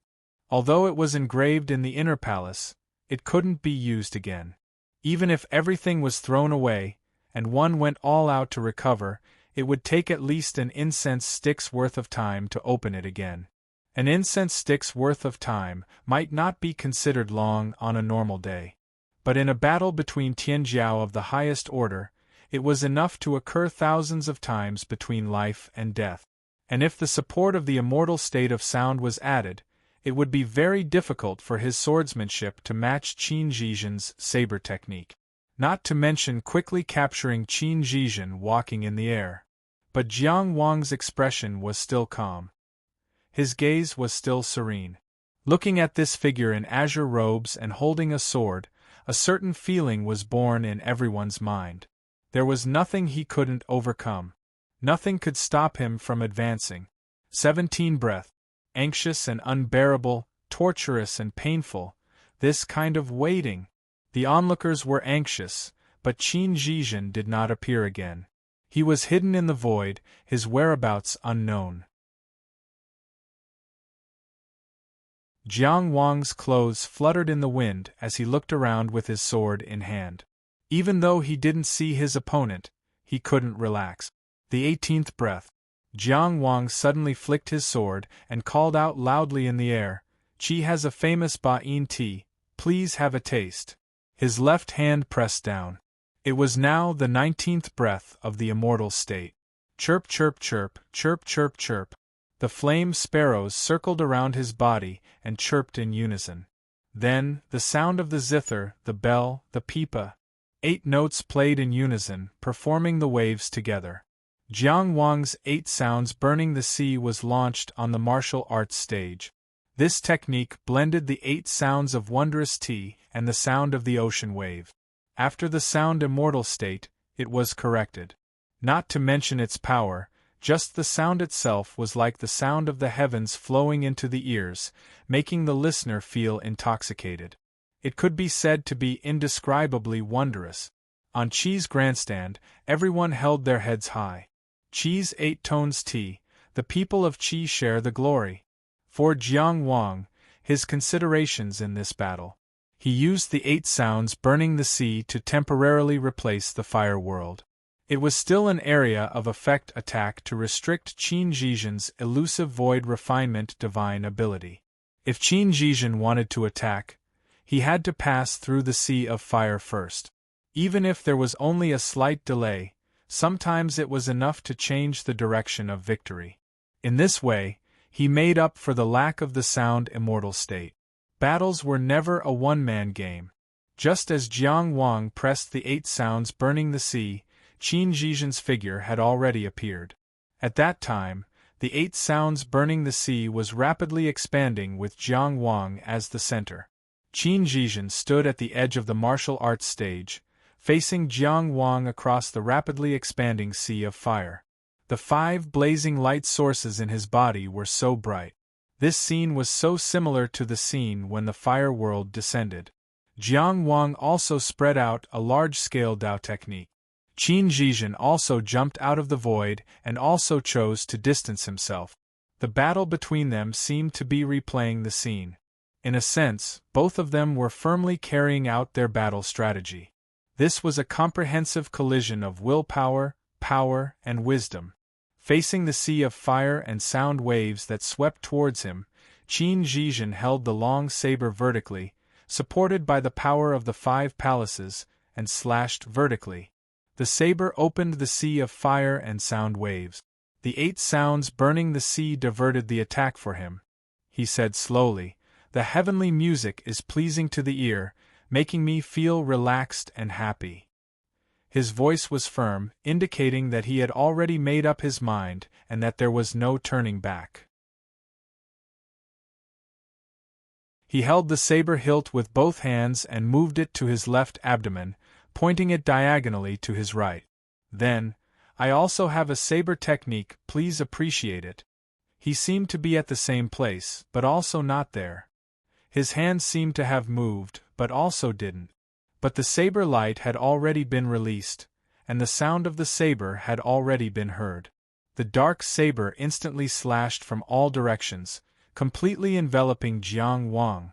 It was for Void Refinement 8 Extreme Saber. This saber technique was developed by Qin Zhizhen by combining the Void Refinement divine ability. Although it was still inferior to the 3 worlds Azure saber, because he created it himself, his understanding of it was deeper, and he could use it more freely. Now that he was using it in the state of 5 palaces simultaneously, His performance in battle wasn't bad at all. He had been walking in the void, attacking Jiang Wang many times. Although he still couldn't kill him, he had already become familiar with the void of this martial arts platform and established a unique connection with it. That was why he was able to use this Void Refinement 8 Extreme Saber at this time. The principle was still to move forward through the void, but after becoming familiar with the void of this place, the speed was increased to the greatest extent. It seemed that although he was far away, the saber was already close to him, as if he had crossed the distance of space. This was simply a miraculous saber technique. This was the saber technique that Qin Zhizhen had determined to kill. Terrifying saber lights poured down like rain. The dark saber blades swept towards the night from all directions. And Jiang Wang was already in the night. Can he fight against the long night by himself? How can he not be defeated? At this time, only a blue saber could be seen. A bright moon appeared in the long night. The sword light instantly shone brightly. The blue-robed Jiang Wang stood alone, swinging his sword as if he was dancing alone. His sword was called the Long Night.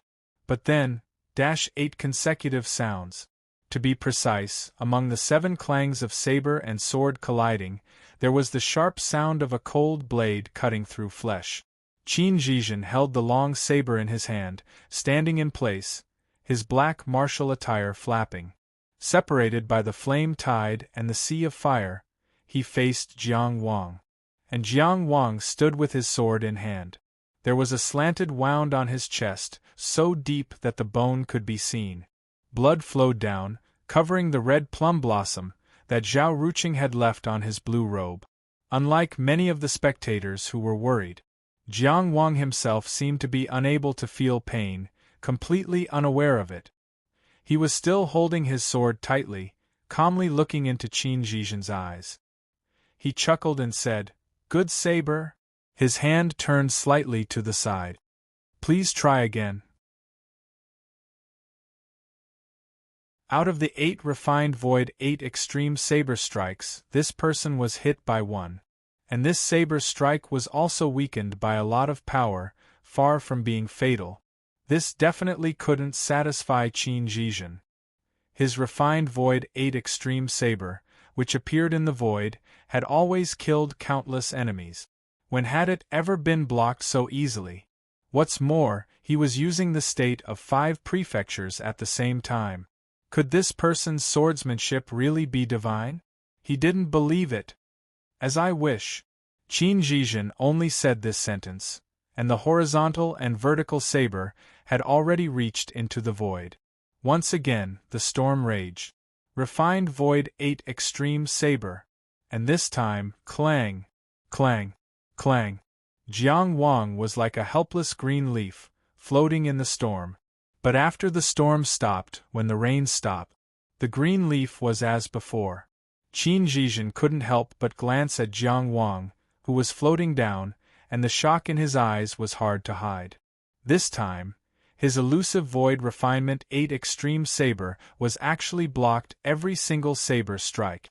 Every strike returned without any success. How was this possible? How could Qin Zhizhen's refined Void 8 Extreme Saber be blocked so easily? He would probably never know the reason, because Jiang Wang didn't intend to let him know the wrong path. This refined Void 8 Extreme Saber used the power of saber techniques to appear in the void and cross the distance of space. Of course, it could be called powerful. It was definitely a top-notch saber technique.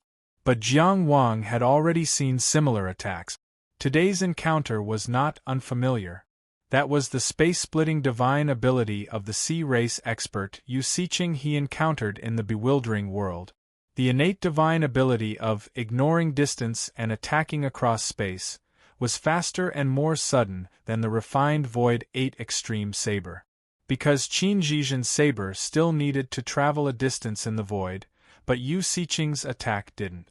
At that time, Jiang Wang relied on prediction when facing Yu Siqing. The first time, he almost died. The second time, he was still injured. The third time, he was able to dodge, and finally, he killed Yu Siqing in the border river. The longer the battle lasted, the more he understood his opponent. His knowledge became richer, and his prediction became more accurate. And he and Qin Zhizhen had already clashed thousands of times with their sabers and swords. The worst choice Qin Zhizhen made was to slowly finish the battle with Yong Kingdom's Beigong Ku in front of him, and use this to fight for power. The battle between them had already begun from the conversation during the selection. At that time, Qin Zhizhen had already begun to establish his power. And didn't Jiang Wang also begin to study him at that time? And it wasn't just Qin Zhizhen. Jiang Wang had already carefully observed every Tianjiao on the World Under Heaven stage. He watched them one by one, studying their moves one by one, in order to make up for his knowledge. And in order to create an invincible momentum, Qin Zhizhen gave Beigong Ku enough time to display his skills. At the same time, he also gave Jiang Wang enough time to understand him. From the time the two sides walked onto the martial arts stage until now, Jiang Wang didn't waste a single breath of the 19 breaths of time. He heard the immortal state. In the world of sound, he didn't miss a single one of Qin Zhizhen's sounds that he could collect. Why was Qin Zhizhen able to block every saber slash when he was traveling in the void in the state of 5 prefectures simultaneously brilliant? It was because of this. Now, although the immortal state had faded, his knowledge had been replenished. Speaking of which, his knowledge about Qin Zhizhen was much richer than his knowledge about Yu Siqing back then. Especially his saber techniques. He had already cut through Qin Zhizhen's strongest 3-world Azura saber.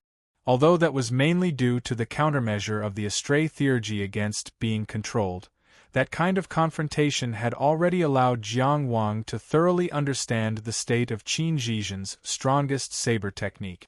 At this point in the battle, he was already very familiar with Qin Zhizhen's saber. The strongest part of the Void Refinement 8 Extremities saber was that it appeared and disappeared unpredictably. But once the landing point was predicted, for Jiang Wang, this saber was just ordinary. What a good saber technique! Under the amazed gazes of the crowd, Jiang Wang deftly drew a sword flower.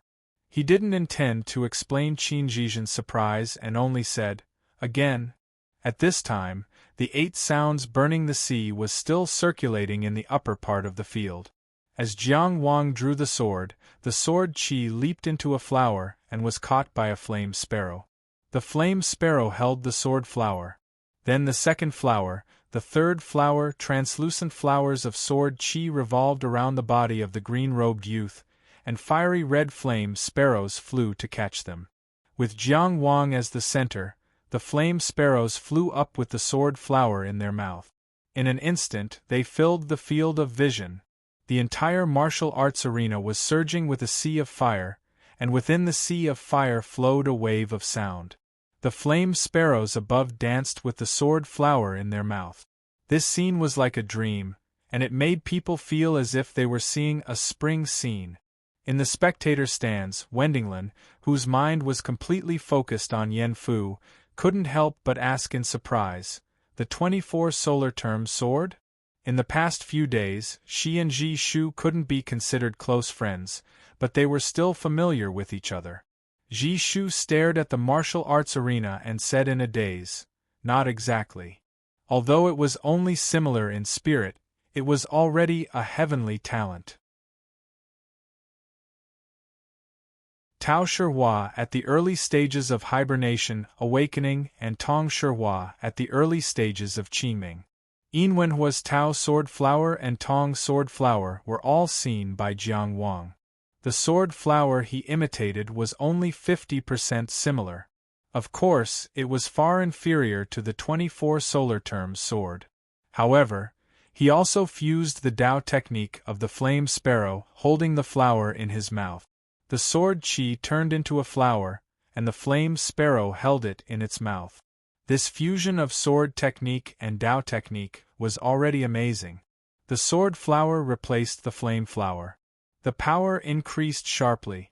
Those who didn't see it with their own eyes couldn't imagine this scene. In the air, the flame sparrow held the sword flower and flew towards Qin Zhizhen. The flame sparrow hid the fire, and the sword flower contained the sharpness. The sea of fire on the ground and the sound waves split and merged. Such a joint attack that swept across the martial arts arena was simply suffocating. In an instant, heaven and earth bullied each other. In the face of such a sudden attack, Qin Zhizhen turned around and stepped into the void. In the end, he gave up trying to use the Void Refinement 8 Extreme Saber. He was forced to retreat once again. He used 2 peerless saber techniques, but he was forced into the void twice.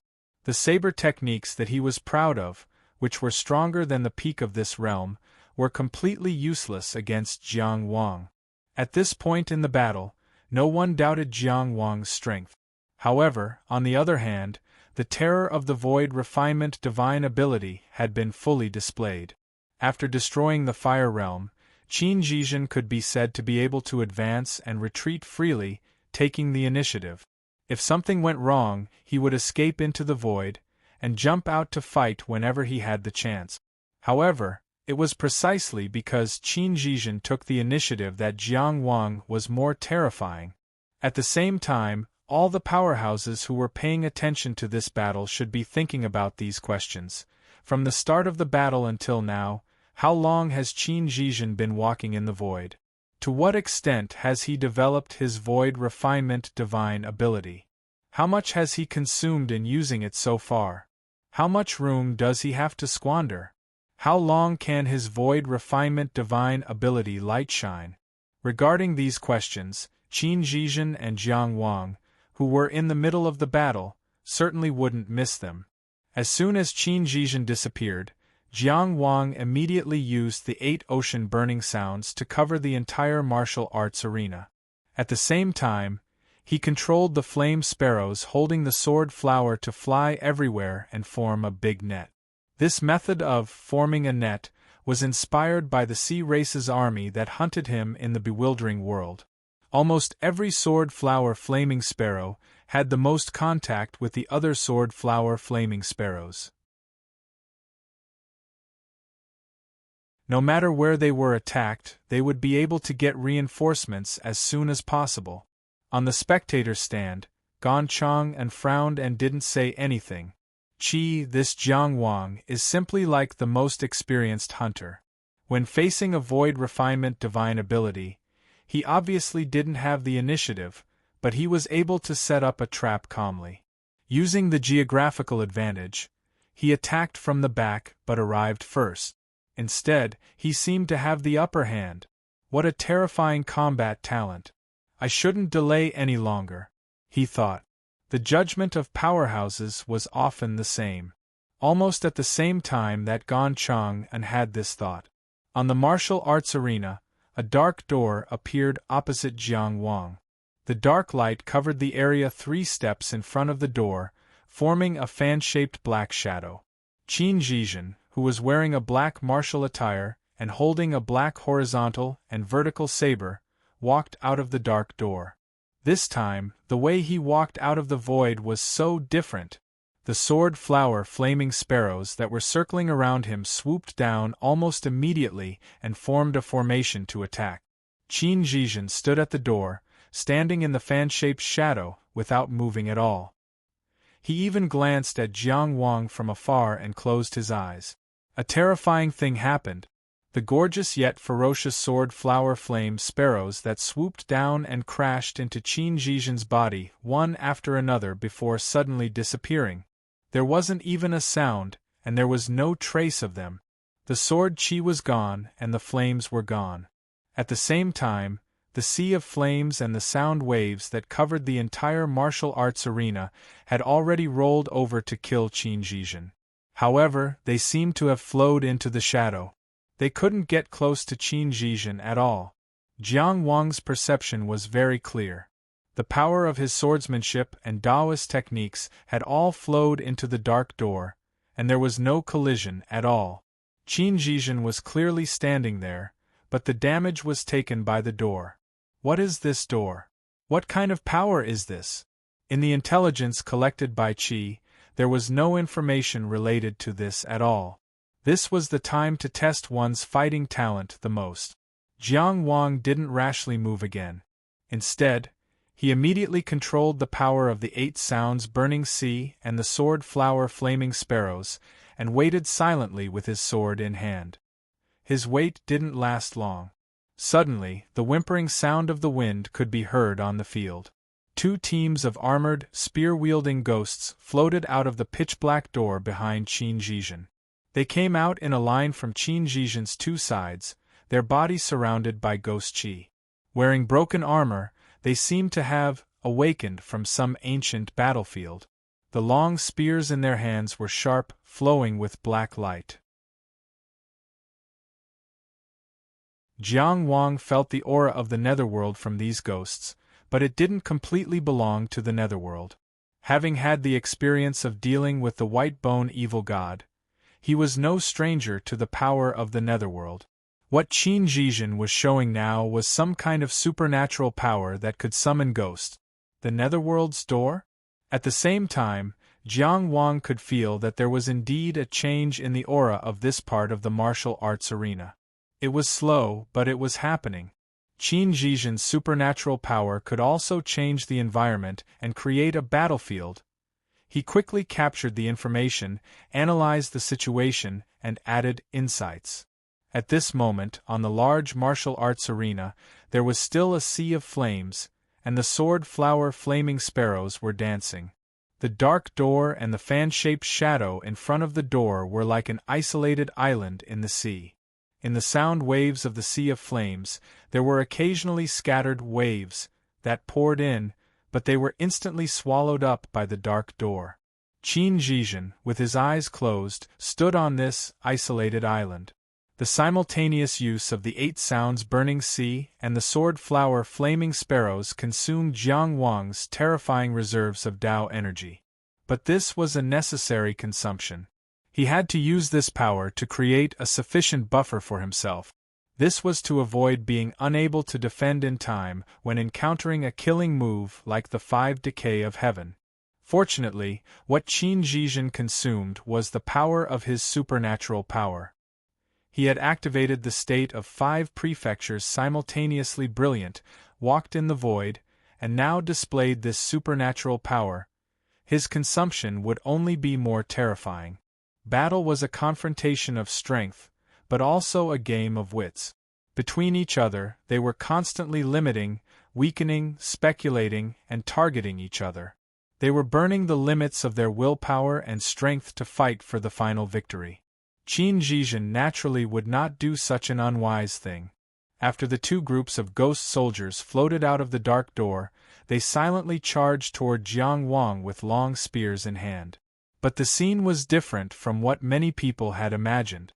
These 2 groups of aggressive ghost soldiers, almost as soon as they charged out of the range of the fan-shaped shadow, were swallowed up by the surrounding sea of flames and sound waves. The killing move that Qin Zhizhen prepared was actually so weak? Only Jiang Wang's eyes were slightly focused on the battlefield. He did not feel that these 2 groups of ghost soldiers were that weak. After all, only he knew the consumption of the 8 sounds burning sea. But seriously speaking, ghost soldiers of this level should indeed not appear in a battle of this level. If there was something abnormal, there must be a demon. No matter how people guessed, Qin Zhizhen kept his eyes closed and did not move, silent like a reef. In a flash, from behind him, 2 figures, one black and one white, floated out. One was dressed entirely in white, with a face full of smiles, tall and thin, pale face, with a long tongue sticking out of his mouth, wearing a pointed official's hat with the words, "Wealth at First Sight." The other was dressed entirely in black, with a fierce face, wide and fat body, with a small black face, also with the words, "World Peace" on his official's hat. One was holding shackles, the other was holding handcuffs. They were extremely imposing and dignified. There was no ghost energy on their bodies, instead there was a faint divine fragrance. The legendary black and white impermanence. They were also one of the most frequently manifested god images during the Great Chang era of the Divine Tao. Zhao Huiyan could not help but cry out, "This is Yamahal." From the start of the battle until now, Qin Zhizhen had gone back and forth in the void many times. So he was also operating this hall. The top divine ability Yamahal was rarely seen in the world. She had only seen similar records in the ancient records of the Longmen Academy. This cry of surprise was naturally annihilated outside of the battlefield, unable to be transmitted to the martial arts stage. Any factors that affected the fairness of the battle would be erased by Yu Chu, who was presiding over the battle. But Jiang Wang on the field also felt an unusual meaning from the appearance of the black and white impermanents. The black and white impermanents were clearly more than a level stronger than the two teams of ghost soldiers. Since that was the case, what was the point of the two teams of ghost soldiers appearing? Perhaps it was precisely because they satisfied some of the requirements for the black and white impermanents to appear. Qin Zhizhen closed his eyes and did not move. Perhaps he was operating something in the void. I can't wait any longer.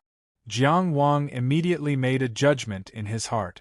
People only saw that behind Qin Zhizhen, the black and white impermanents immediately flew out of the shadow in front of the dark door and crashed into the sea of flames. Jiang Wang clenched his left hand, and in an instant the sound waves of the sea of flames flowed back into his body. The sky full of flame sparrows scattered into fire elemental fire, leaving only flame flowers floating in the air. His right hand held the sword and slashed, and the sky full of sword flowers also drifted away. In an instant the world was empty. Most of the spectators were puzzled. Facing the black and white impermanents that stepped out of the dark door, Jiang Wang did not think of strangling them, but instead dispersed the area of effect Dao technique. What was the reason for this? But at this time, not many people doubted Jiang Wang's choice. After all, Jiang Wang had already proven himself. They only thought about what they had not considered and what they had missed. On the preparation area of the Mu state, Song Yun, whose face was hidden under a cloak and who had been meditating all this time, suddenly said, "This is much more interesting." What did he see?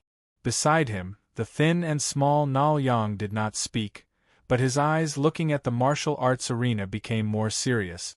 The sword flowers and flame sparrows scattered, and the sound waves of the sea of flames disappeared. The black and white impermanents that had already walked out of the dark door did not stop at all. The black impermanence with a long tongue swung the shackles in his hand, and the black shackles that exuded a cold air whistled out, extending infinitely in the air, and heading straight for Jiang Wang. The short and fat white impermanence crossed his hands and separated the pair of handcuffs into a pair of brass knuckles. Thump, thump. 8,000 words yesterday, 10,000 words today. Originally, I wanted to open 2,000 words, because the goal of 8,000 words in 7 days was very tiring. But I did not want to ruin the reading experience. So, this is it. I was describing a vast world, and I should have known that in a real world there would be all kinds of people. For example, when you have only written 5 chapters, they will try their best to slander you. When your results are bad, they will say that the results prove that you are bad. When your results are better, they will say that the data is fake and that you are the leader. It seems that they have a blood feud with you, but in fact you never know them. In this world, there are all kinds of people. Some people hurt you and some people heal you. I think I need to slowly get used to it. Breaking the defense, they will be happy. A wise man will not do something that makes his friends sad and his enemies happy. I will continue to walk with the people who like this novel. Just watch how I end the Battle of the Yellow River with a brilliant ending. Tomorrow I will try to write 8,000 words. Of course, I will just try my best. I may not be able to do it.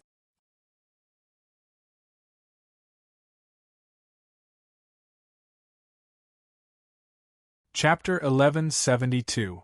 The sudden appearance of the pitch-black shackles was like a two-headed snake. The pitch-black chains were the snake's body. The two anklets were the two snake heads. One was in the hands of the black impermanence, and the other was about to bite Jiang Wang. The momentum was fierce, and the wind whistled. However, Jiang Wang, who was wearing a green robe and carrying a sword, leaped and somehow stepped on the snake's head. This kind of movement was truly rare. And his feet stepped on the pitch-black shackles. The long, snake body seemed to become a chain bridge that spanned the distance between the two sides. His path was a smooth path, and his destination was the road ahead. Upon closer inspection, one could see that he wasn't directly stepping on the shackles. Beneath his feet, there were indistinct blue cloud marks. One step shattered a blue cloud. The snake head of the shackles turned around to bite, but it couldn't catch up. The snake body twisted and shook, but it couldn't break free. His speed was so fast, but he looked so calm. Stepping on the fierce pitch-black shackles, it was as if he was walking on a fragrant path. Undisciplined, relaxed, and natural. It was a sharp contrast to Qin Zhizhen, whose eyes were tightly shut and as firm as a cold reef. Boom! The sound of the wind was broken. The white impermanence, holding the cuffed brass knuckles, rose up, and its short and fat body seemed to contain infinite power. The fist exploded the air, making an explosion that shook the eardrums. It faced Jiang Wang head-on.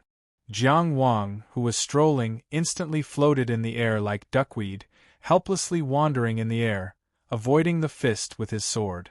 Then, he stepped on the blue cloud and turned behind the white impermanence, slashing out with his sword. This series of movements was unpredictable and extremely elegant, with an indescribable beauty. Although the white impermanence that stepped out of the dark door was much stronger than the ghost soldiers, in front of Jiang Wang, it was like a 3-year-old child, without the power to resist. It couldn't turn around at all, nor could it dodge.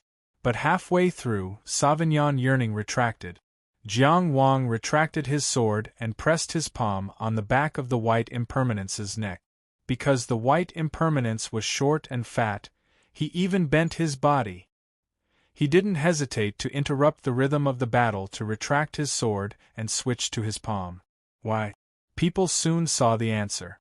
In front of the white impermanence, a long black nail with a frosty white tip pierced through its chest and shot diagonally towards the ground. The white impermanence, who had been so aggressive just a moment ago, instantly shriveled up and dispersed like smoke. That terrifying long nail turned into a frosty white wind in the air, gently blowing towards the black impermanence. Qin Zhizhen, who had been standing in front of the dark door with his eyes closed, as if he wanted to remain silent forever, suddenly opened his eyes at this moment. The black impermanence in front of him even directly released the shackles on his feet, turned around, and far away from the attack range of Buzhou wind, and returned to the front of Qin Zhizhen. Shua. On the other hand, Qin Zhizhen slashed out with his saber and directly slashed He Wuchang into two at the waist, annihilating him on the spot. Of course, he didn't want to do this, but he had no choice now. That Xiangqian was right. Jiang Wang's talent in fighting was indeed top-notch. In such a short period of time, with only 2 encounters, he had already seen through the workings of his Yen Luodian Abhijna. Yen Luodian wasn't a killing Abhijna in the conventional sense. It looked like a Abhijna that summoned the power of ghosts and gods, but in fact it focused on strengthening oneself. But as a strengthening Abhijna, it was different from the vast majority of strengthening Abhijna. In reality, Yen Luodian was a Abhijna that, after materializing, constantly changed the environment, constantly exerted influence, and had complicated functions. First, it manifested externally, building a connection with the real world, and summoning the power of ghosts and gods to fight for oneself.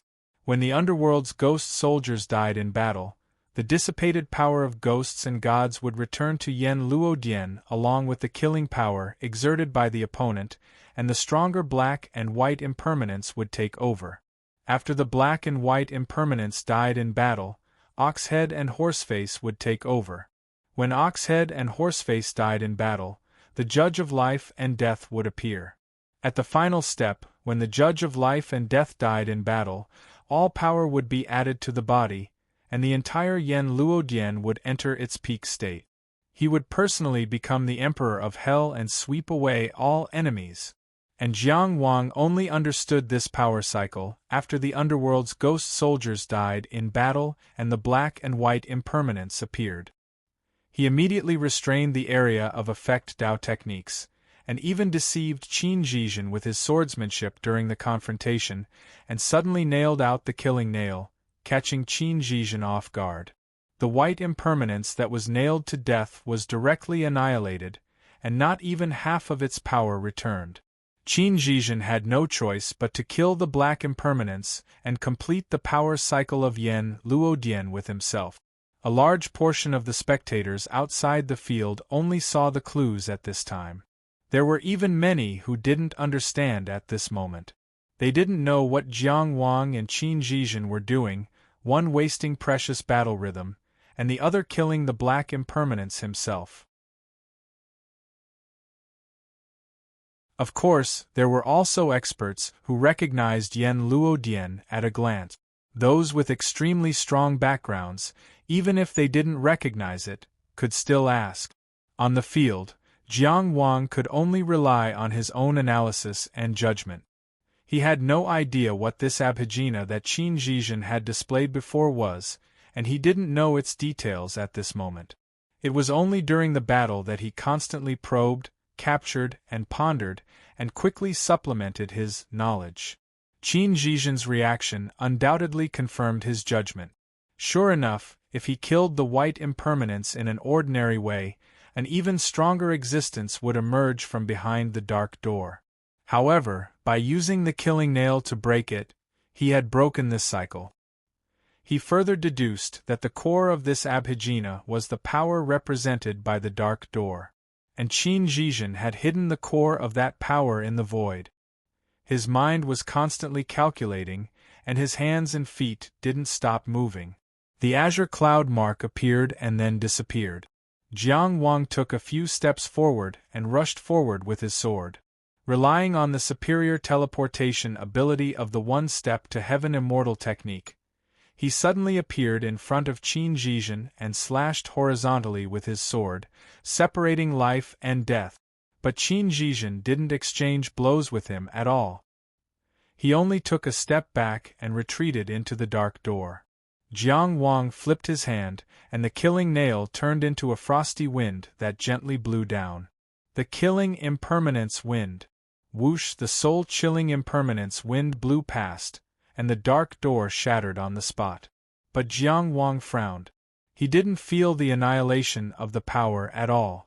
The impermanence wind didn't blow anything just now, but only shattered the air. Sure enough, this dark door was only a projection of some kind of power. The true core of the power was the operation that Qin Zhizhen had been doing in the void with his eyes closed. Even with the killing power of the impermanence wind, it couldn't destroy it through the distance between the present world and the void. This was difficult. The sword flower flaming sparrow and the 8 notes burning sea disappeared immediately. They must have been guided into the void. And after his impermanence wind blew, it was the projection that disappeared. It was enough to show that the killing power of the impermanence wind couldn't be guided by the power represented by the door, and it could truly cause harm. But even so, in a situation where Qin Zhizhen was completely avoiding the battle, the impermanence wind was just an empty killing power. What should he do? Jiang Wang rapidly thought of a solution. In another corner of the martial arts arena, another dark door just happened to appear, casting a fan-shaped shadow. Qin Zhizhen's tall and straight figure came out with his saber. This time, behind him followed 2 brand-new mythical existences. One had the head of an ox and the body of a human, with a majestic figure and a steel fork in his hand. The other had the face of a horse and the body of a human, with a tall and thin figure and a long spear in his hand. They were Oxhead and Horseface. Like the black and white impermanence, they were also commonly seen images of gods. Even now, in many places, there were still methods of summoning gods that could summon Oxhead and Horseface. They weren't true gods, and in the netherworld, there were no Oxhead and Horseface existences that truly occupied divine positions. The so-called Emperor of Hell, the judge of life and death, Oxhead and Horseface, black and white impermanence, they were all mythical images condensed by the mighty power of those powerful cultivators when the divine Tao was flourishing, convenient for use in battle. If one had to say, these gods were all conferred by the human race. To a certain extent, the significance was similar to that of the cultivators on the Void Continent replacing gods with totems. Although they were called gods, they were no more than symbols that facilitated enslavement and manipulation, another form of battle puppet. It was just that these mythical images were too deeply rooted in people's hearts, and there were many stories that had been passed down to the present day. Of course, myths were a very complicated domain. There were true histories, half-true and half-false legends, information that referred to ancient times, and also complete fabrications. Experts who hadn't lived for a long time wouldn't be able to fully understand. Most of the time, it was just a matter of listening. Jiang Wang had once vaguely seen the black and white impermanence before his death.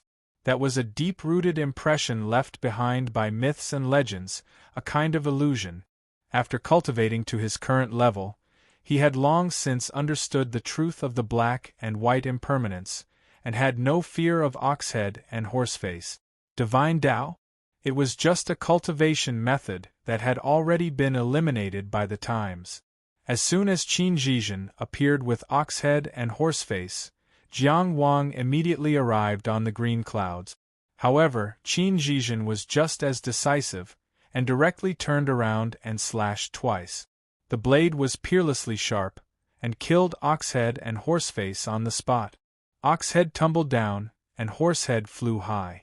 Then, their bodies collapsed together, falling into the endless darkness. The aura of Oxhead and Horseface was indeed stronger than that of the black and white impermanence, but it wasn't as exaggerated as that of the ghost soldiers of the underworld. This was because the power of the white impermanence was annihilated for no reason, and couldn't be recovered to Yama's Hall. At this point, Qin Zhizhen didn't have any other hopes, and simply gave up the possibility of plundering more power, and killed Oxhead and Horseface himself. He only hoped to activate Yama's Hall to the final stage as soon as possible, revealing the true body of the Emperor of Hell, and then sweep the battlefield with his current peak combat power. Although Jiang Wang didn't understand Yama's Hall well enough, and didn't know what kind of power Qin Zhizhen's supernatural power would display in the final stage of development, he could imagine a thing or two. As time passed, the existence that walked out of the dark door would only become stronger and stronger. Facing such an indestructible and increasingly powerful opponent, that kind of terrifying pressure was beyond imagination. Could almost be compared to Yan Xiao. And Yan Zhao's existence almost crushed the entire Forest Ocean Sacred Clan. Of course, Jiang Wang had an indomitable will, and had been actively thinking of ways to attack. But when he slashed with his sword, he still didn't get anything. When the wind blew, it was still just a broken projection. It was too difficult. Qin Zhizhen clearly had strong combat power, but he didn't fight with him at all. He used his ability to walk in the void, constantly moving, constantly accumulating power, and only wanted to accumulate more supernatural power. It was completely predictable. When he finally made his move, it would definitely be earth-shattering. Yama's Hall wasn't an unsolvable supernatural power. The biggest weakness of this kind of supernatural power was often the supernatural power itself, because it had to be manifested, connected to the heaven and earth, and only then could it continuously create influence, accumulate power, and continuously advance. If one could directly attack the manifestation of this kind of supernatural power, shatter it, or even blow it into ashes with the wind, this supernatural power would naturally be broken. Although Jiang Wang didn't understand Yama's hall well enough, he still added some knowledge in the continuous confrontation and guessed a little of the truth. He kept chasing, and it was because of this intention, to break Qin Zhizhen's manifestation of supernatural power. But Yama's hall manifested by Qin Zhizhen's supernatural power. It was built in the void. How to manifest Yama's hall in the void, how to let the supernatural power of Yama's hall establish a connection with the real world, how to affect the real world, how to communicate with the power of ghosts and gods in the void to descend to the real world, before Qin Zhizhen did it, these could almost be said to be unsolvable problems. After Qin Zhizhen did it, it was very difficult for a second person to imitate, because not everyone had a void refinement realm supernatural power, and could walk freely in the void, and not everyone could develop a void refinement realm supernatural power to such a terrifying extent. It was almost as if the mysterious void was their own backyard, and when Qin Zhizhen did this, he had already made up for Yama's hall's biggest weakness. After Yama's hall manifested, it hid in the void, created an influence in the real world through the void. How could ordinary cultivators have the ability to enter the void? Even if they could enter, where could they go to find it in the vast void? Taking a step back, even if they found it through the connection in the real world, who would dare to walk into the void in front of a void refinement realm supernatural power possessor? In the real world, Jiang Wang could fight so fiercely with Qin Zhizhen, but in the void, he probably couldn't last more than 10 breaths. Because the void was Qin Zhizhen's home ground. Difficult, difficult, difficult. The audience racked their brains, but they couldn't think of how Jiang Wang could break out of the situation. On the field, Oxhead was already dead, and Horseface had disappeared. They watched as Qin Zhizhen appeared on the martial arts stage once again, together with the projection of the dark door. And behind him, a mythical figure with a serious expression and wearing an official's robe walked out in large strides. In his left hand was the Book of Life and Death, and in his right hand was the soul hooking brush. It was the judge of life and death. In myths and legends, he was an existence that rewarded good and punished evil, and took away lives. A powerful aura spread out in all directions, and just from the momentum, it was unknown how much stronger it was than Oxhead and Horseface. What made people despair was not just the strength of this judge of life and death. People couldn't help but think, when such a powerful judge of life and death returned to Yama's hall and descended into the real world again, what kind of terrifying existence would it be? And on the martial arts stage, that green robe was the same as before. His face was the same as before. His eyes were the same as before. His sword was also the same as before. Suddenly, he arrived on the clouds and killed without stopping the wind. This person seemed to never know what it meant to give up. This kind of attack was obviously futile. The result was just as people thought, there didn't seem to be any changes. Jiang Wang rushed over with all his might, but he couldn't leave anything behind. Qin Zhizhen had already disappeared. The wind blew through the air. No, someone noticed that something was wrong. This time, Jiang Wang came too quickly, and the judge of life and death, who had just walked out of the dark door, was too powerful. Qin Zhizhen didn't have time to kill him at all, so he pulled the judge and retreated to the void together.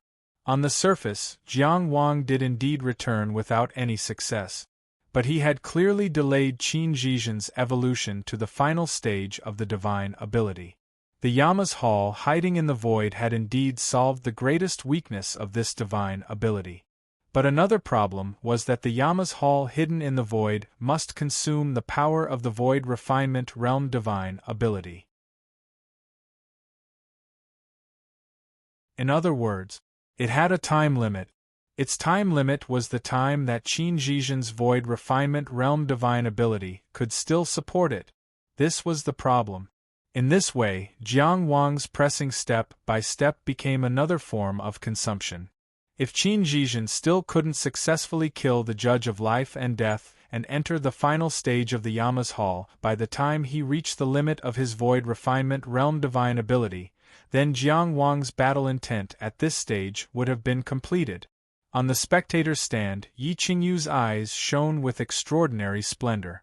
She had amazing cultivation talent, but she had always known that Jiang Wang's battle talent was hard to find in the world. From their first encounter at Zhuang Country's three-mountain city to Qi Yunshan and today's Riverview platform. That lonely figure who walked down the cloud ascension stairs alone, how was that walking down?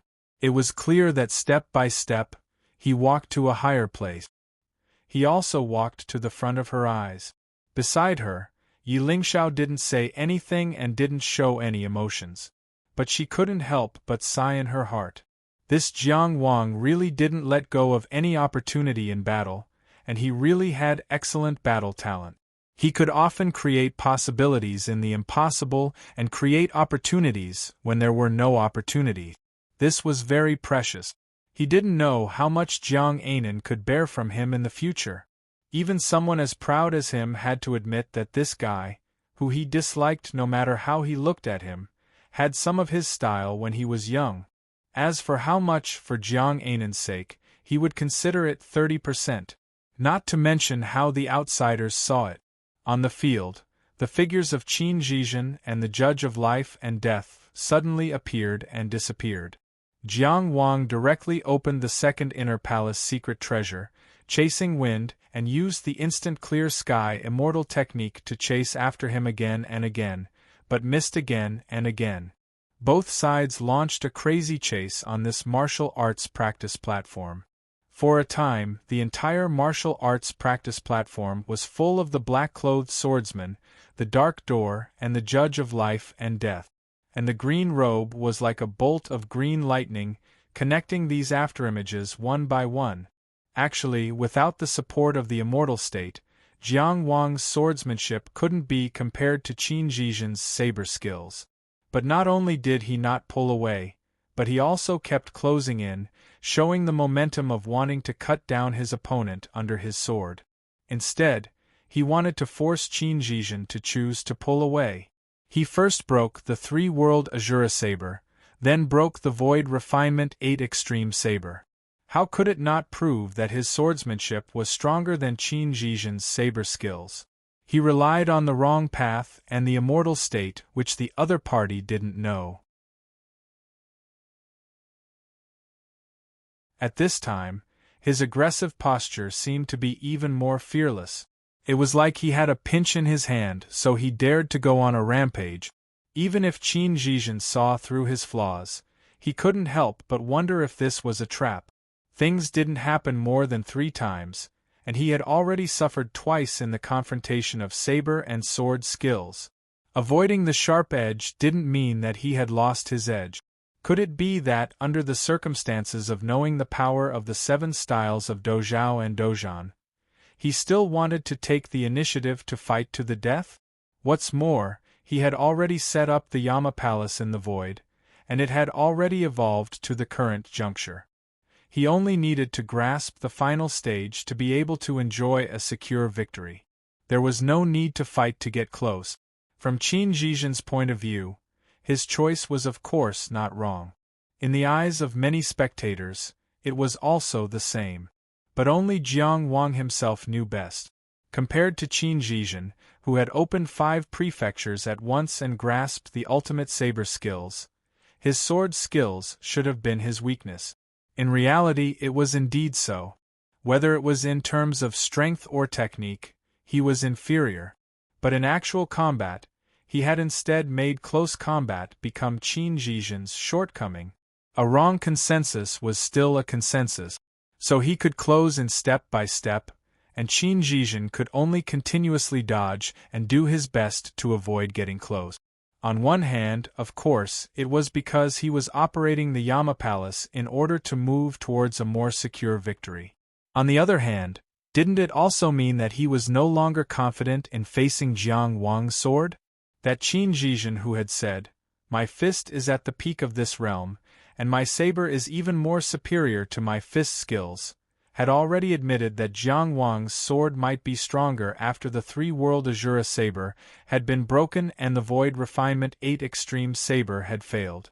The words of the heir of Gu Feijian by the Wei River, the so-called number 1 in the Inner Palace, I only recognize Jiang Qingyang of Qi. At that time, accompanied by that sword that illuminated the world, it had already left a deep impression in his heart. And in today's battle, it had been carved even deeper by sword after sword. Engraved in his heart. Of course, Qin Zhizhen wasn't someone who couldn't face reality.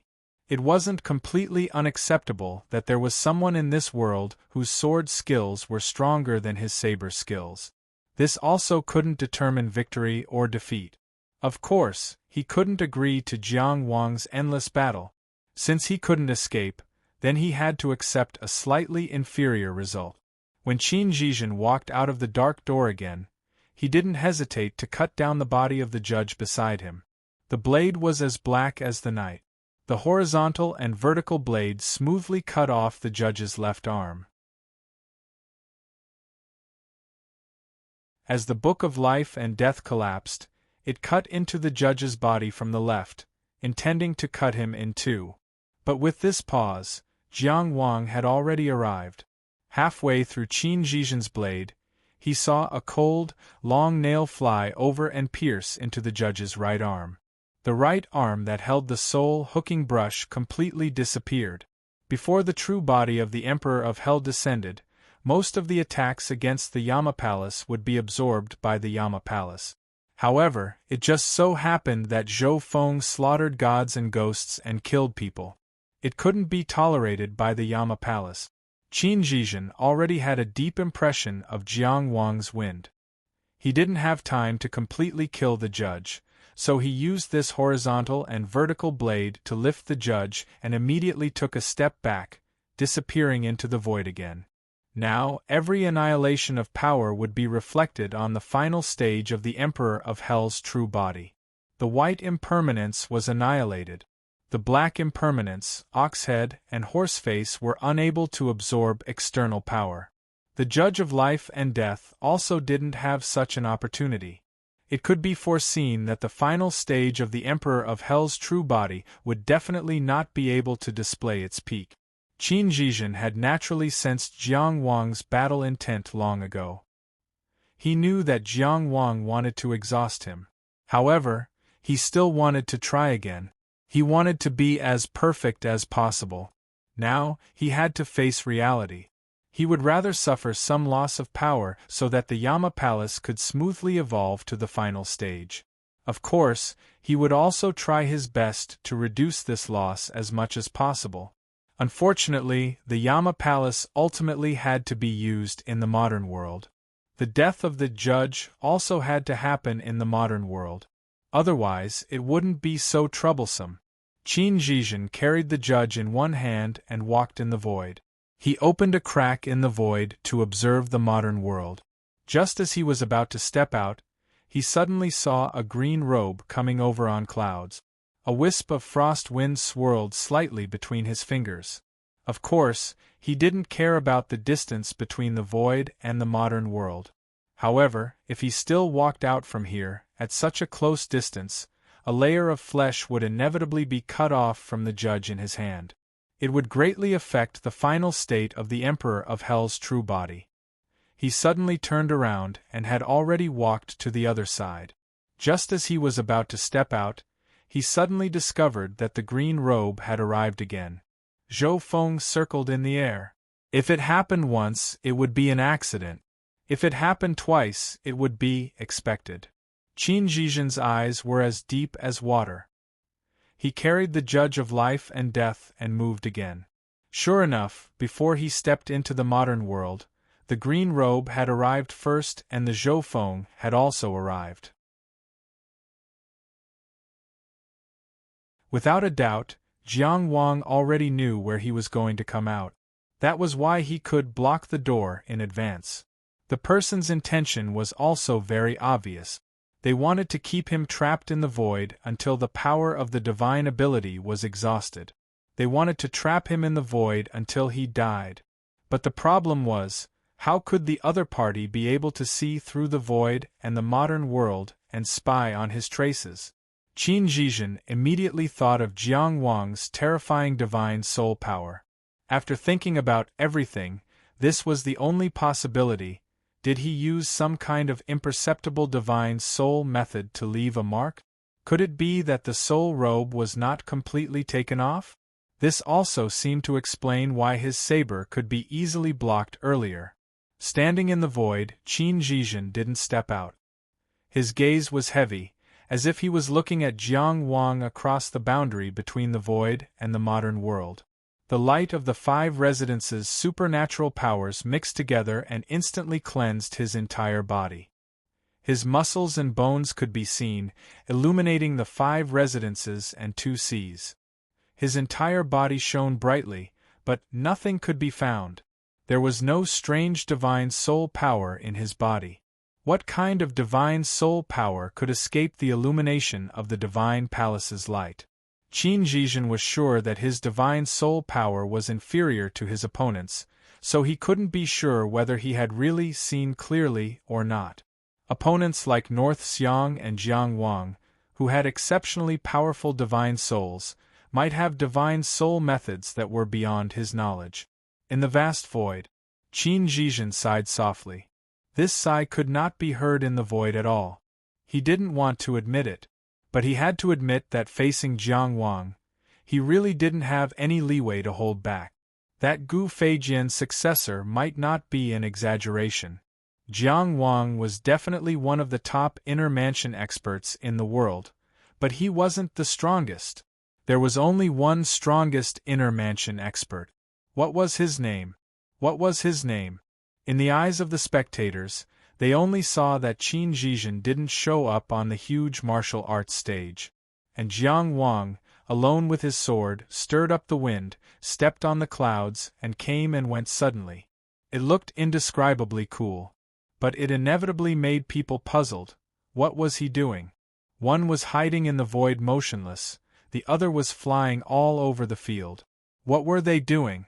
Only a small number of people could make the corresponding conjectures, and even fewer people could see clearly that at this moment, Jiang Wang was blocking Qin Zhizhen in the void, and was forcefully exhausting the power of Qin Zhizhen's divine ability.